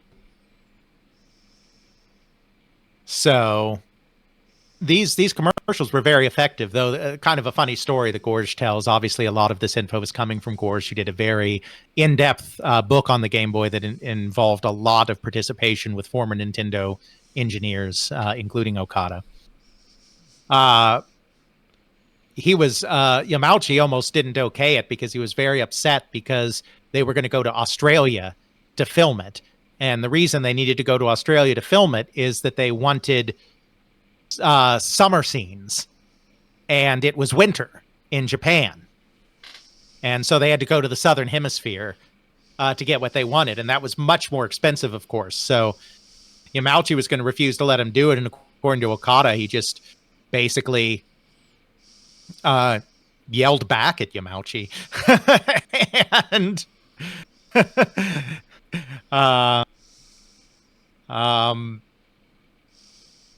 according to him, the exchange basically when Yamauchi said, "Don't you ever listen to what people tell you?" And Okada shouted back, "Not when I'm right and you're wrong." And then basically Yamauchi was like, "Fine, do whatever you want, but if you screw up, you're paying for the commercials yourself." So for all I know, Okada's embellishing some, but it's still a cute tale. So that was a massive success. So the system is just a huge success right out the gate. It finds its niche right away, and it's well entrenched before its competition can get there. The Lynx does come out at the end of 1989 in the United States, and it does very well in that first fall. They were expecting to sell maybe 100,000 units. They end up in that first fall selling 500,000 units, which is very good. They actually put effort into an ad campaign. The Trammels are not often known for spending money, but they put in a lot of effort into their ad campaign. The initial games made by Epics, some of the ones that I mentioned, like Chips Challenge, California Games, the helicopter game, whichever blue one that is. Too many blue helicopter games.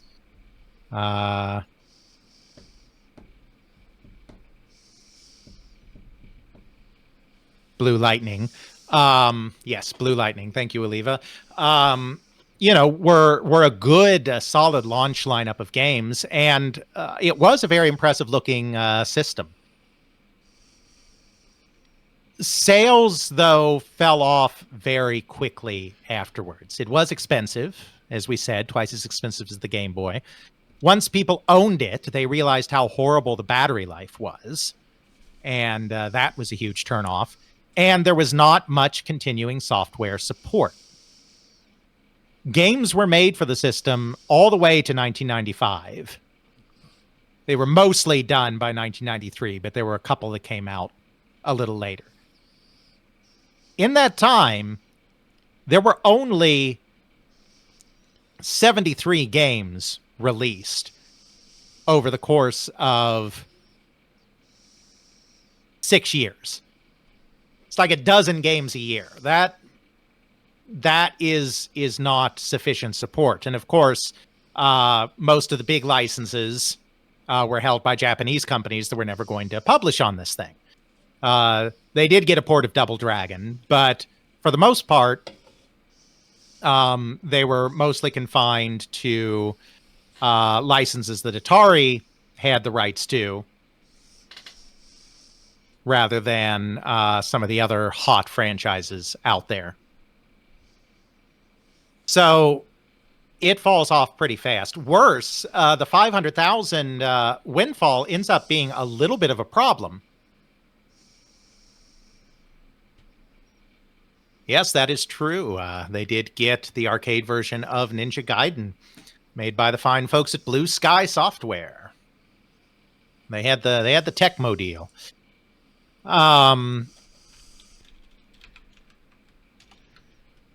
Train of thought leaving the station. All aboard the train of thought.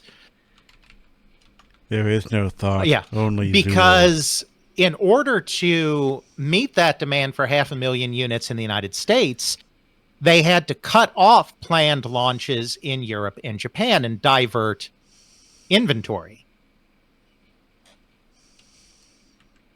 So they lost an opportunity to get a foothold in other territories at the beginning when nobody knew some of the drawbacks of the system, which meant that they never had an opportunity to gain a foothold in any of those territories, really, particularly Japan.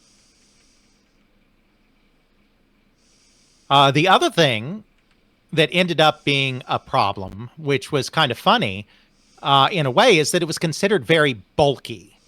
It was big. There's no doubt it was big, but according to RJ Michael, I think it was Michael, it might have been Needle, according to one of the two, I forget which one, they had actually bulked up the case more as they were making it because they had heard in early focus groups that if they made it too small, it would seem kind of puny and not worth people's time. which was a common kind of thread in American thinking at the time. People that are familiar with the PC Engine versus the TurboGrafx 16 will recall that the PC Engine is tiny and the TurboGrafx 16 is definitely not. And the reason they did that is because their focus group testing showed that if it was too small, Americans would think that they were not getting their money's worth. It had to be bigger. But after they did do that, made it bigger, then people complained about how bulky it was. One interesting thing they did do, though, is that they did make it the controls reversible so that you could play it left-handed or right-handed. There were buttons on the button side of the console. There were buttons on both the top and the bottom, and the buttons did the exact same thing. So you could turn it upside down and reverse which hands were on the D-pad and which hands were on the button. So that was a little interesting thing. But the battery life and the lack of game support just killed it. It was never a major contender at all. They did try to work on the battery life situation. In 1991, they released the Lynx 2, which was a little less bulky and had a little better battery life, but it was too little, too late. By that time, there was no stopping the Nintendo juggernaut, which was already firmly established and going to new heights. The Game Boy, I think people know on some level that it was really the handhelds that kept Nintendo alive during a period when other systems weren't necessarily doing as well. But more people think of that in the later period, the N64 period, the GameCube period, than they do in this period. Nintendo was doing okay in this period. It's not like they were doing horribly, but when the Game Boy came out, they were kind of caught in between with the Super Famicom being delayed, particularly in Japan. And so the Game Boy coming in 1990 and selling a bazillion units. I think in the United States, by the end of 1990, it had sold 5 million. And in Japan, it was selling in comparable amounts. That boosted their profits enormously. And this is what really allowed them to become very briefly the top company in earnings per employee. They overcame Toyota to become the top company in terms measured in terms of earnings per employee, because they weren't that big a company and they were just making money hand over fist. And a lot of that was the Game Boy. But of course, these were not the only systems out there. For who could forget the TurboGrafx Express? I kid. We're not going to talk about the TurboGrafx Express. We aren't. That would just be silly. It's basically a portable TurboGrafx 16, which is not uninteresting as a concept, but is also something that never stood a chance, really. Because the price to power kind of ratio of this thing was just all out of whack. I'm just looking up something real fast. Looky. Lucky.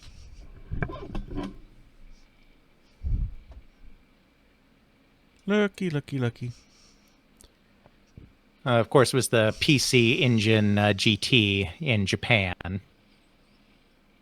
It was released in 1990. It was largely backward compatible with the TurboGrafx, which was kind of interesting. But it was incredibly expensive. The screens that they used were very sophisticated and very complicated.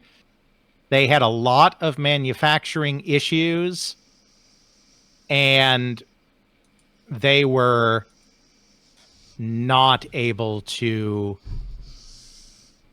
get more than a few tens of thousands out into the world. And so it's an interesting also ran, but it was definitely way, way, way behind.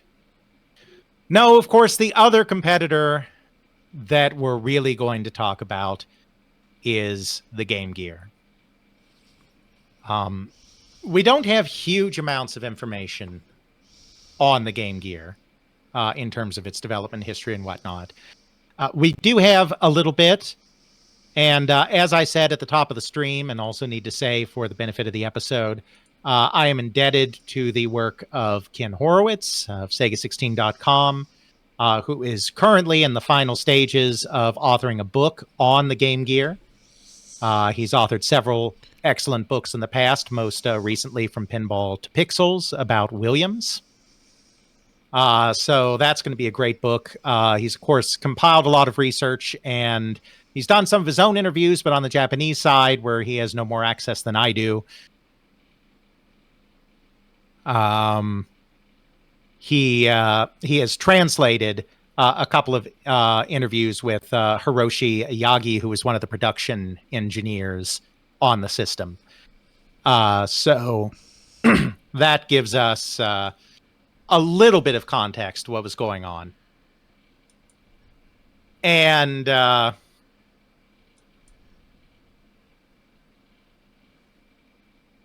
will not be going into nearly the depth he will be.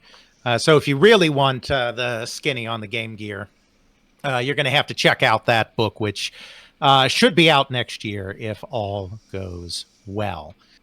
I will say that what we do know about the Game Gear is that it was definitely a reaction to both the Game Boy and the Lynx. May have stolen some ideas from the fake Citizen proposal made by Nintendo or from David Needle's Lynx work, but may not have. I mean, there is no solid proof of that.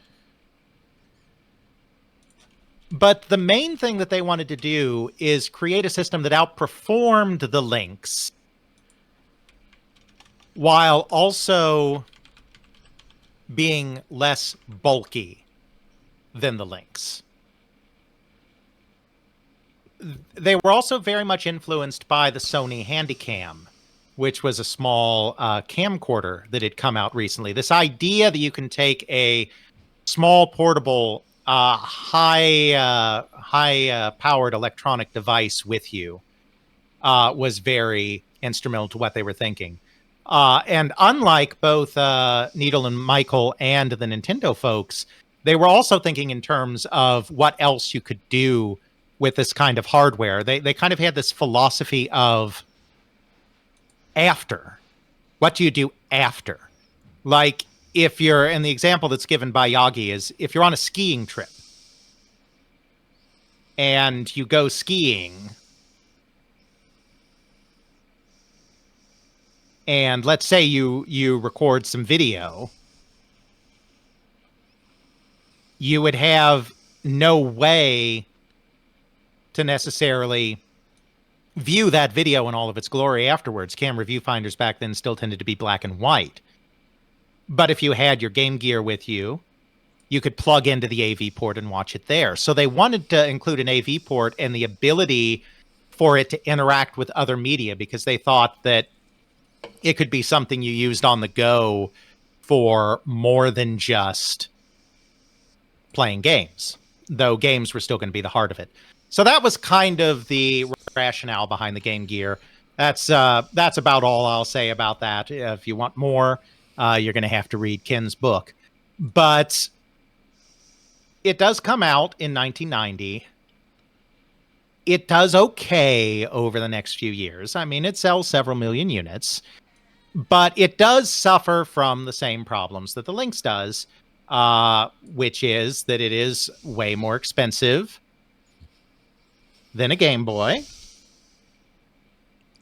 and it eats batteries like you wouldn't believe.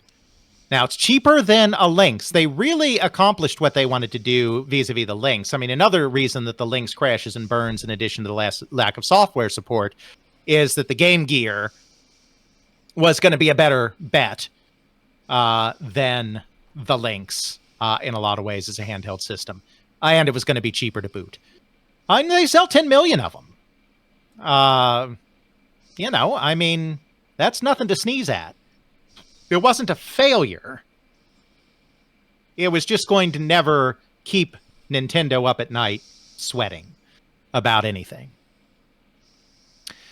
Nintendo took the approach of making sure they had solid gameplay without overdoing the technology so that you had good, long battery life.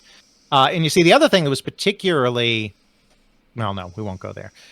So yeah, that's kind of how things look in this period between 1990 and 1993. You have these systems on the market.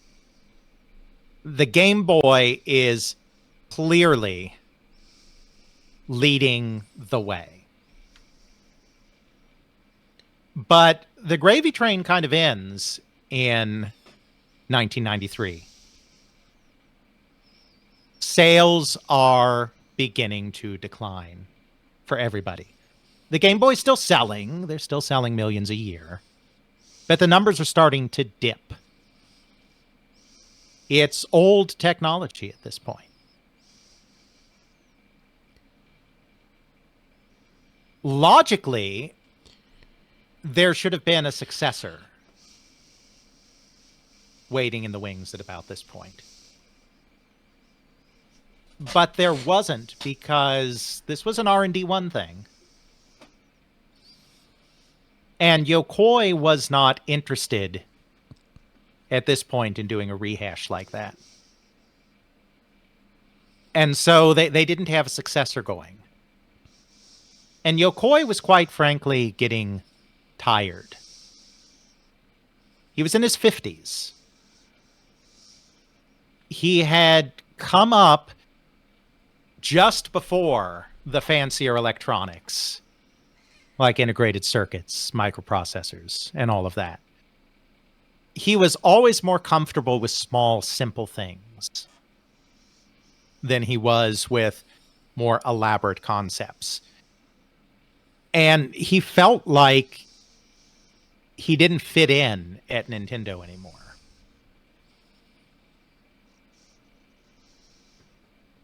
And he really wanted to leave the company. But he wanted to leave it on a high note. He wanted to provide one last hit before he left. After the Game Boy, he hadn't really done much for a couple of years. He hadn't had any failures. It's just he hadn't done much, period, for a couple of years. And according to him and the people around him, he didn't want to leave the company. He didn't want to just sit around for 2 years doing almost nothing and then say, oh, by the way, I'm going to leave now, bye.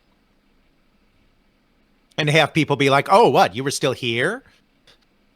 So he decides he wants to do one more thing. And he has felt for some time that games were not advancing as they used to. And there's some justification for this. We talked about this in our kind of Crash That Almost Was episode and everything. The jump from 8 to 16-bit, it didn't change gameplay much. Graphics got more colorful, animations got smoother, there were more special effects, but gameplay was basically the same. There ain't that much difference between the gameplay of Super Mario Bros. 3 and Super Mario World. Super Contra and Contra 3. Etc. I know I'm picking late NES games and pairing them with early SNES games, which is kind of not fair, but it's still true. And that's why he got taken in, quite frankly, by a startup called Reflection Technologies, that was hawking a system where they used LEDs and mirrors, like our old pal, the Adventure Vision, except with a headset where mirrors, in 2 mirrors were beaming into each of the eyes individually for a 3D effect. This is, of course, the Virtual Boy. Now, the Virtual Boy is a strange beast. It doesn't really fit on our spectrum of portable systems. A lot of people at the time assumed, quite logically, that this was meant to be the successor to the Game Boy because the Game Boy was pretty old at this point, and Game Boy and Virtual Boy both had boy in the title. But it really wasn't meant to be. It was its own separate thing. So we're not really going to talk about the Virtual Boy in this episode. We have to talk about it very briefly here, as I am doing, because it creates context for what happens next. But we're not actually going to talk about it. It was a disaster for a variety of reasons. The technology just wasn't there. The price just wasn't there. The headaches most definitely were there. And so it was a complete failure. Meanwhile, the Game Boy is just kind of chugging along. Its best days are behind it. Its sales are dropping every year. They try to rejuvenate sales in 1993 with a price cut, moving the system in Japan from 12,500 yen to 9,800 yen. Then in 1994, they released what they call the Game Boy Bros, which are just Game Boys, but they're colored now. Ooh. Yes, it's like Malibu Stacy with a hat. It was actually Shigesato Itoi who gave them the name.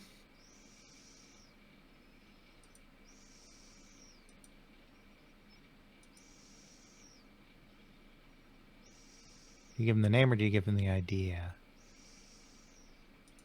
No, he gave them the idea, not the name. Gave them the idea of doing this. They called them bros to kind of harken back to the Super Mario Brothers, who, are different colors. They're originally, basically looked identical except being different colors, so they're kind of harkening back to that.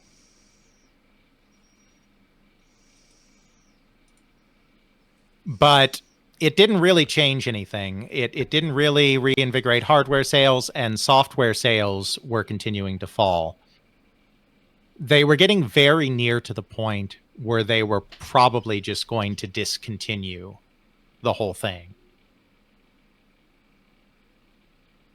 But then Virtual Boy flopped. Uh-oh. There we go. Nope. It's back again. Why are we red? Is it because of the Virtual Boy? Yes. Oh, okay. I understand. Carry on. Love it. But then the Virtual Boy failed. Yokoi still wanted to leave the company. At the time, it was very, in some ways, logically assumed that he ended up leaving the company in disgrace over the Virtual Boy. I don't think that's true. Enough people that are around him, he claimed that wasn't true in his own autobiography before he died, but enough of the people around him have also agreed that with his stance, I don't think it's true. He had meant for Virtual Boy to be his last project, though. He wanted to leave Nintendo and go to a startup where he could do simple, straightforward stuff with a small team again. He didn't like being in this large company. He felt out of place. But once Virtual Boy failed, he couldn't leave on that note. And so he decided he had to do one last project before he left, but he had to choose something a little less complex and a little safer that would allow him to end on a high note, which is why he decided that it was finally time to return to the Game Boy and create a smaller version, which of course became the Game Boy Pocket. Now, the main thing that allowed them to shrink the Game Boy Pocket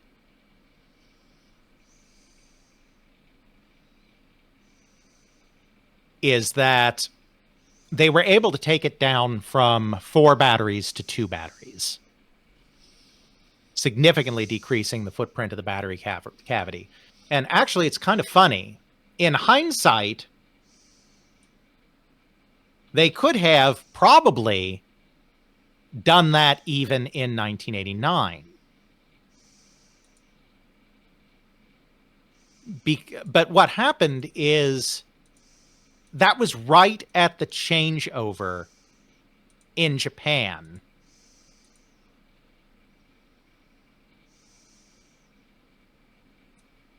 between old style zinc carbon batteries and newer style alkaline batteries.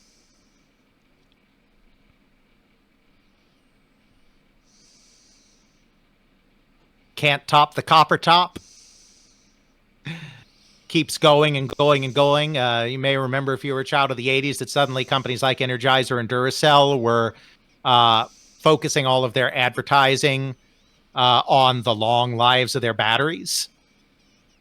And that's because they had figured out how to make relatively cheap. It wasn't a new concept, the alkaline battery, but they figured out how to make relatively cheap disposable alkaline batteries, which absolutely revolutionized battery life. Much, much longer. They went with 4 batteries in the original Game Boy because that conversion hadn't quite happened in Japan yet in 1989.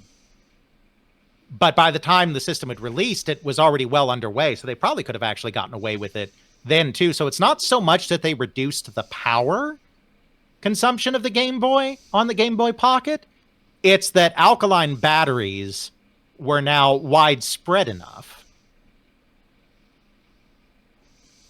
that they could assume everyone was using those and go down to 2 batteries. That allowed them to really, really take the profile down. And this was actually very important. There was a lot of skepticism at first within Nintendo about whether it even mattered to do this Game Boy Pocket. Because doesn't everyone already have a Game Boy? Yes, but I need a smaller one with a bunch of different colors that can go that can go inside of my pocket. All the commercials told me so. Yes, but it's not just that. There really was, Yokoi and the team discovered, there really were people that would avoid electronics due to their size being too bulky. And an encounter that Yokoi had while they were making the thing kind of reinforced this thought in his head. He was talking to a friend that didn't use a cell phone yet. Didn't use cell phones because he considered them still too bulky.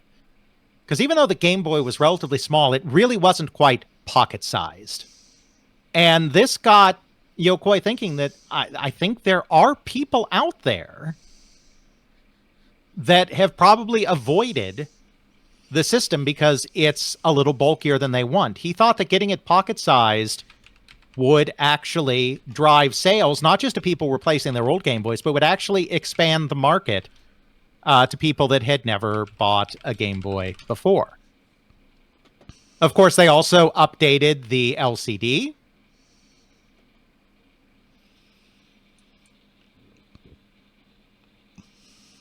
This one was not actually backlit, Ethan. They do another model that's backlit that never gets released in the United States. But it is a much easier to read screen. They were able to find a less reflective, thinner glass that was just as resistant, which allowed it to be much, much, much more readable. Now, ironically, by this time, the Game Boy was 7,800 yen. And the team decided that the Pocket had enough innovations on it that they could sell it for 1,000 yen more. But Yamauchi was like, no way you can do that. You have to make it for less than the standard Game Boy. You have to sell it for 6,800 yen, which sent them on a scramble to get the price down. And the very interesting thing about this is that in this last minute dash to get the price down to 6,800 yen, they very, very nearly cut out the link cable capability of the system. Oh, dear. Now, you have to understand, at this time, the Game Boy software market is nearly dead. They're getting to the point where the system doesn't have much life left in it, and software sales are in massive decline. Pokemon is under development at Game Freak. But nobody sees in that game, or in those games, I suppose I should say, something that is going to utterly transform the entire handheld market. Very few games used the link cable capability. Very few players cared about playing multiplayer. And so it seemed like a reasonable thing to get rid of.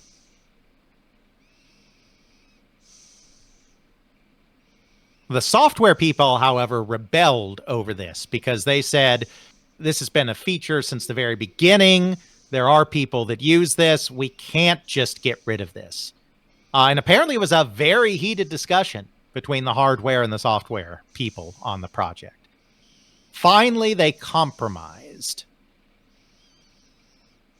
They changed the plug on the cables so that they would be less expensive, and removed end caps to protect the link cable from dust.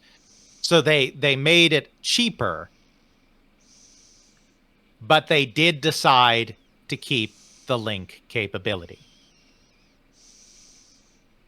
And that's kind of a good thing, because the Game Boy Pocket was released in July 1996.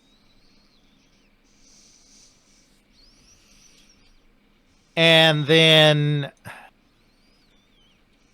some little games called Pocket Monsters Red and Green had released right before that in February of 1996.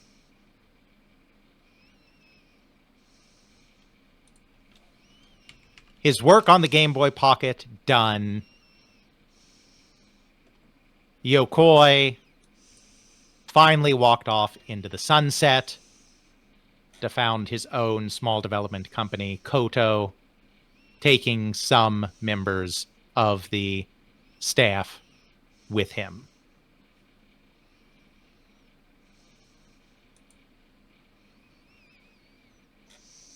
Yes, and then he got hit by a car. That happened as well. But, you know, the funny thing is, most people, unfortunately, think about the Virtual Boy and think that the Virtual Boy was his last project. I think in large part because of Kent, probably, Ultimate History of Video Games.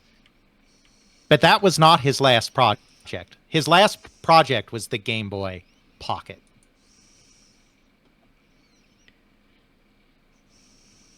The Game Boy Pocket was a phenomenal success. Well, I'm talking about at Nintendo. Just to clarify, I didn't mean the last product he ever did, but you're right. I didn't say that right. His last product at Nintendo. But it wasn't.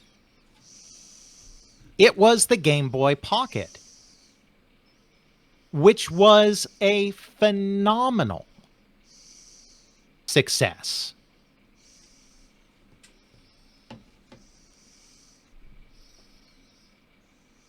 Because right at the same time it came out, Pokemon was coming out. And in an incredible coincidence, it felt like they were made for each other. Because you had the Game Boy Pocket and what in Japan was called Pocket Monsters.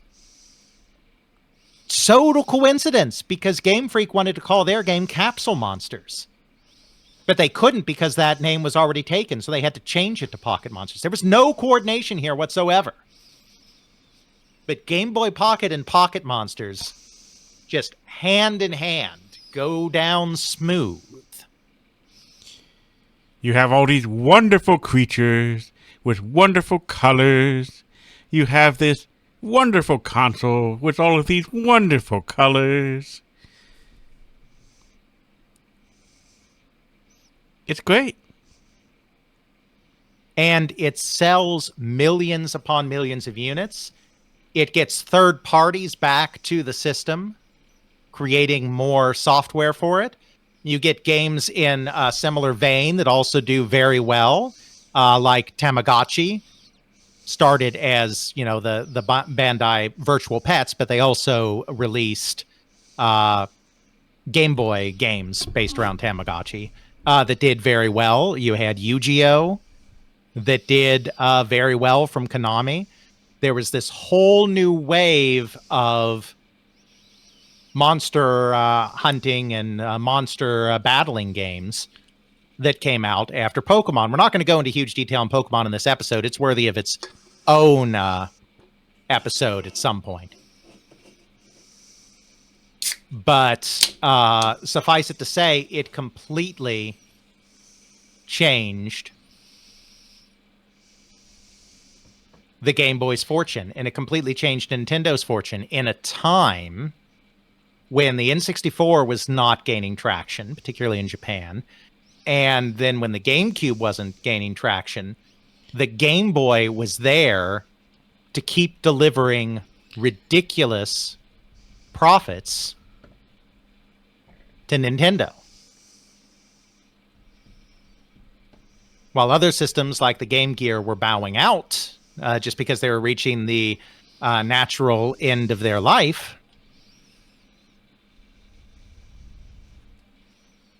Game Boy just kept going stronger and stronger and stronger, selling millions and millions and millions of more units. Trying to see if I can find numbers here real fast.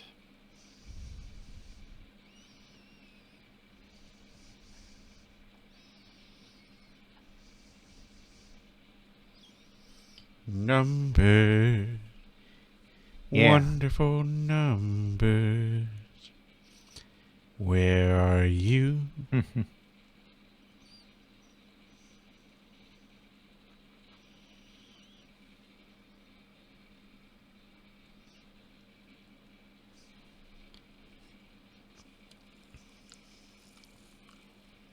Hail to the numbers. The numbers of Diet Coke drank during this recording session.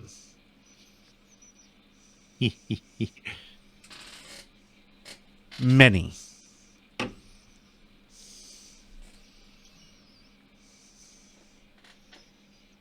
In just a 6-month period in 1997, they sold 5.13 million Game Boys.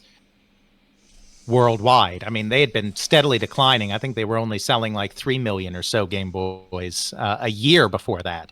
And here they're getting 5.13 million in 6 months.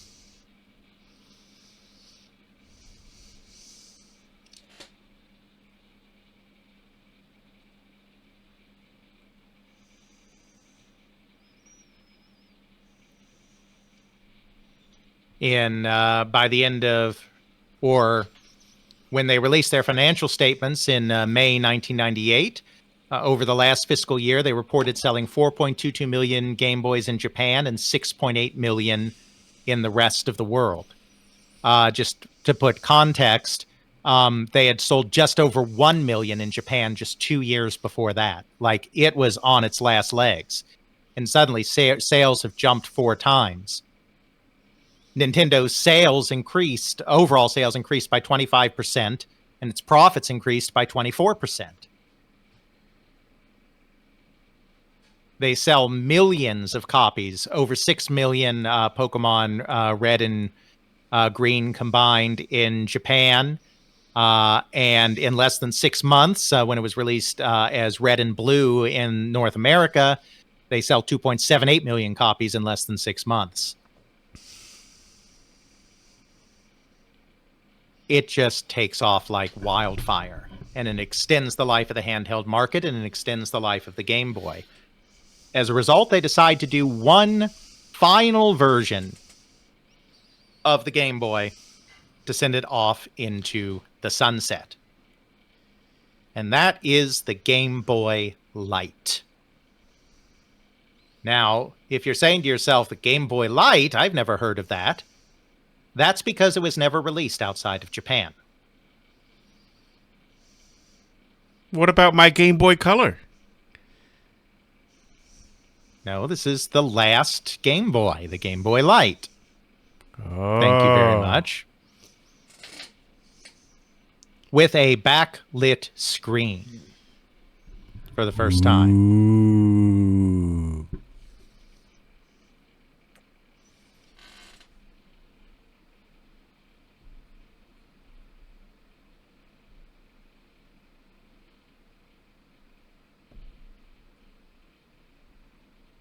It was released on April 14th, 1998.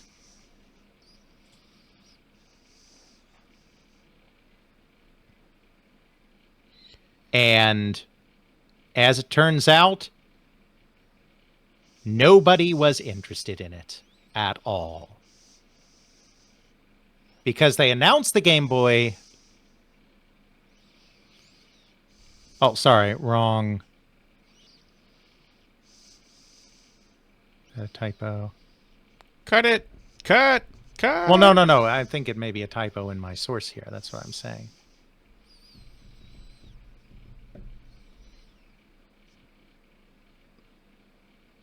No, okay. Yeah, that was correct.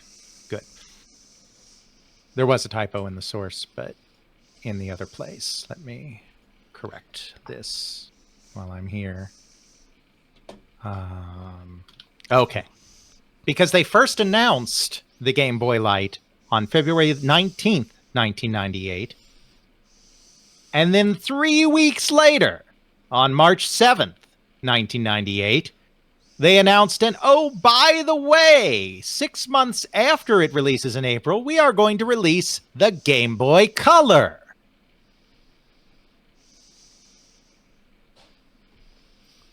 It's like, what? That doesn't seem to make sense. And that's because that was never their plan. By this time, they were well into work on what was going to be their next system. The Game Boy Light was going to be their last version of the Game Boy, and they were already hard at work on a new system based on a 32-bit ARM7 processor that would eventually gain the name Game Boy Advance. However,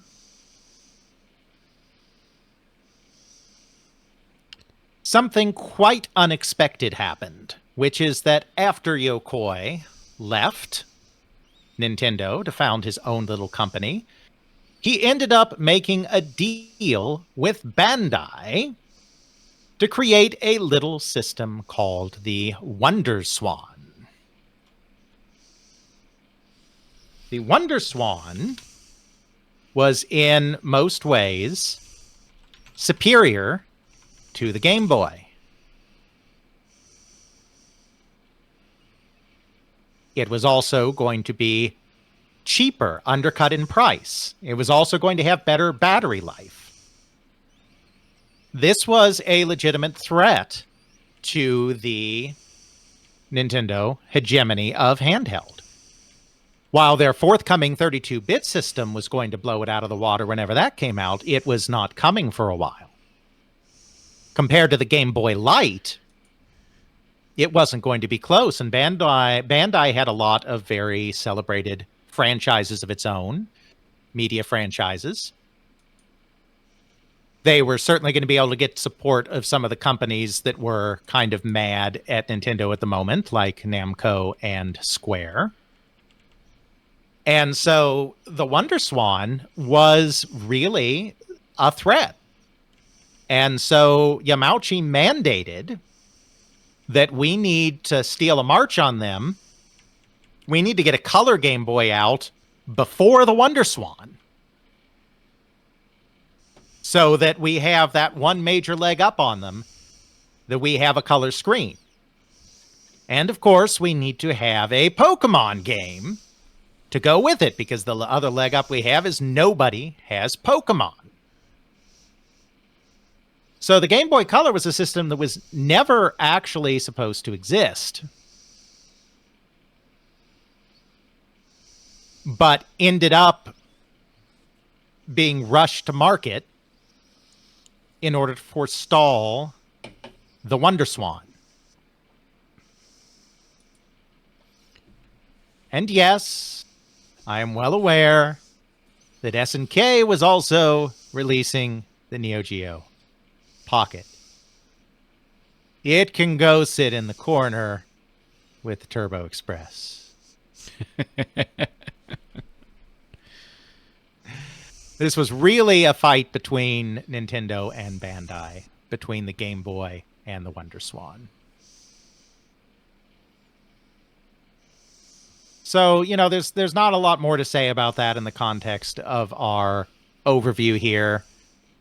They do get the Game Boy Color out before the Wonder Swan comes out.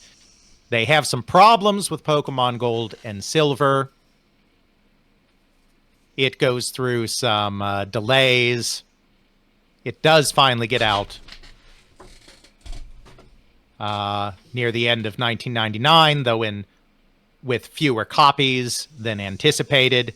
There were supposed to be 3 million available at launch. There was only 1.8 million available at launch due to an earthquake in Taiwan that hit the factory. But they were still able to get 5 million copies onto shelves by the end of the year. Gold and Silver continued to push the Game Boy to fantastic new heights of success. The Game Boy Color was very successful as well. The entire combined sales of the Game Boy systems moved to over 100 million units.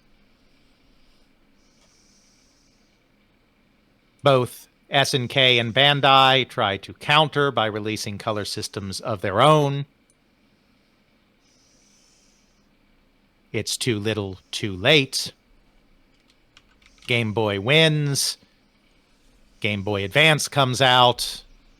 And everybody lives happily ever after, if they happen to be Nintendo people. And that's it. That's where we're calling it. We are. That's right. We've gone up to the end of the Game Boy's life. That was the logical place under our revised system here to stop. So, to summarize, calculators begets pretty blinking lights on a keypad begets better blinky lights of LEDs, which begets interesting cathode ray tube lights that look kind of like a screen, that begets something that we would actually consider a little handheld game with LCDs that look like Tiger Electronics games all the time until they get the technology to look really cool. And then we got the Game Boy and everything went to pot for everyone else except for Nintendo. Yep. Sony's going to come along in their hubris, but we don't have time for that. So there you have it. That is the history, the broad history of handheld gaming from its very beginnings to the end of the 20th century. Our revised stopping point. Well, Alex and I would like to wish all of you downloading this a happy and safe holiday season. Oh, yes. Or at least I will. I don't know about Alex. But yeah, sure. Holidays. Have fun. Don't kill yourself. That's right. But we're going to leave the Christmas present a mystery for now, and that is what we will talk about in our next episode, because I'm sure Alex does not want to come up with that right now. No, traditionally, this is the one time at the end of the live stream where we don't tell people what's coming next, because we have just been doing this for, what's the counter say? Let's see, 10 hours and 19 minutes. That's right. 10 hours and 19 minutes, of which about 9 hours and 19 minutes of that was actually doing things, since we only took a couple of like half-hour breaks. So definitely not the time to think about what's happening next. But thank you, everybody, as always, for listening. Thank you for supporting us over all of these years, all of these episodes. Thank you to everyone in chat, some of whom are crazy people that have been there from the beginning of this stream and stuck with us the whole way. We love you all. And it's been fun. We are so proud to have reached 200 episodes, and we are definitely looking forward to 200 more. And thus, we will see you next year in episode 201 on They Create Worlds, the people and companies that shape the video game industry, volume 201. And don't forget, kids, there's something very important here. You can always check out our show notes at podcast.theycreateworlds.com, where we have links to some of the things that we discussed for 10 hours in this episode.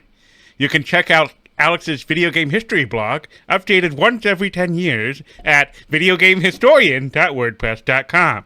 Alex's book, They Create Worlds, the story of the people and companies that shaped the video game industry, Volume 1, is now available at CRC Press and at major online retailers. Volume 2 to come out somewhere in the next 5 years. You can... What do I do to say next? Oh, right. Email us at feedback@theycreateworlds.com. We don't talk about our Twitter anymore because it becomes some sort of weird X place, and that just sounds too close to XXX, and I'm just scared of it now. You can also help by getting the word out by leaving a review on your favorite podcasting service. If you do not leave us a review, we will be sad. If you leave a 3-star, 2-star, 1-star review, we will be particularly sad, but if you decide to do that, that is your prerogative, but I suggest you suggest how we can get into your good graces with a 4 or 5 stars. Intro music was Airplane Mode by Josh Woodward, found at joshwoodward.com/song/airplane mode, used under a Creative Commons Attribution License. The same applies to the intro video we did for the live stream. Yay! outro music is non-existent at this point, but that's okay, because we also did on hold music, which was provided to us generously for free with Creative Commons Attribution License from GameChops. We like them. They have nice music. Listen to them. That's why you could see what song it was. That's how you get to do the Creative Commons awesome thing. And thus, we're going to say goodbye now and press the big stop button. So, goodbye, kids. Goodbye. Alright, I have stopped recording. Hello, Livestream people. How are you feeling today?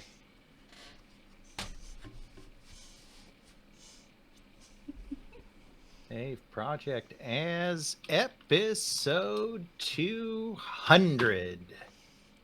There it is.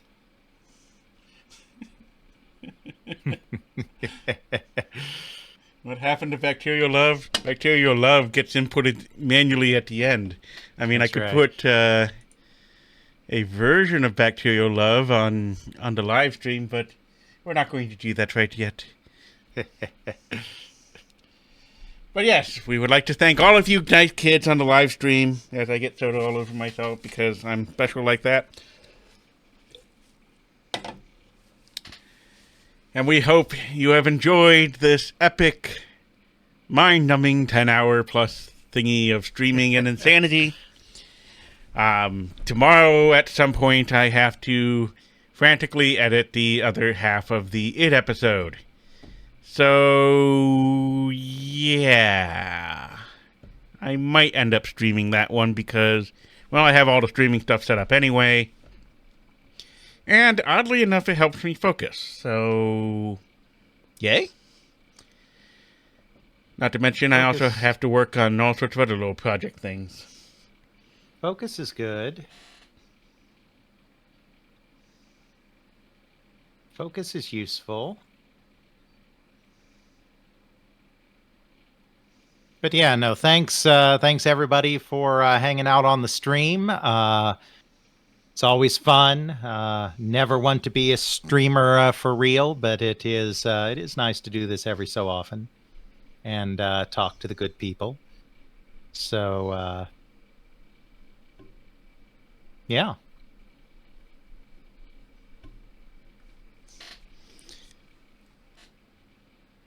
Okay. Well, kids, I'm going to put it into ending mode. Whatever the heck it is anymore. I have completely lost my ability to think coherently anymore. Thank you again. We hope you have enjoyed. And stay tuned for episode 200, because that's going to be one heck of a nightmare to edit. Have fun. See y'all later.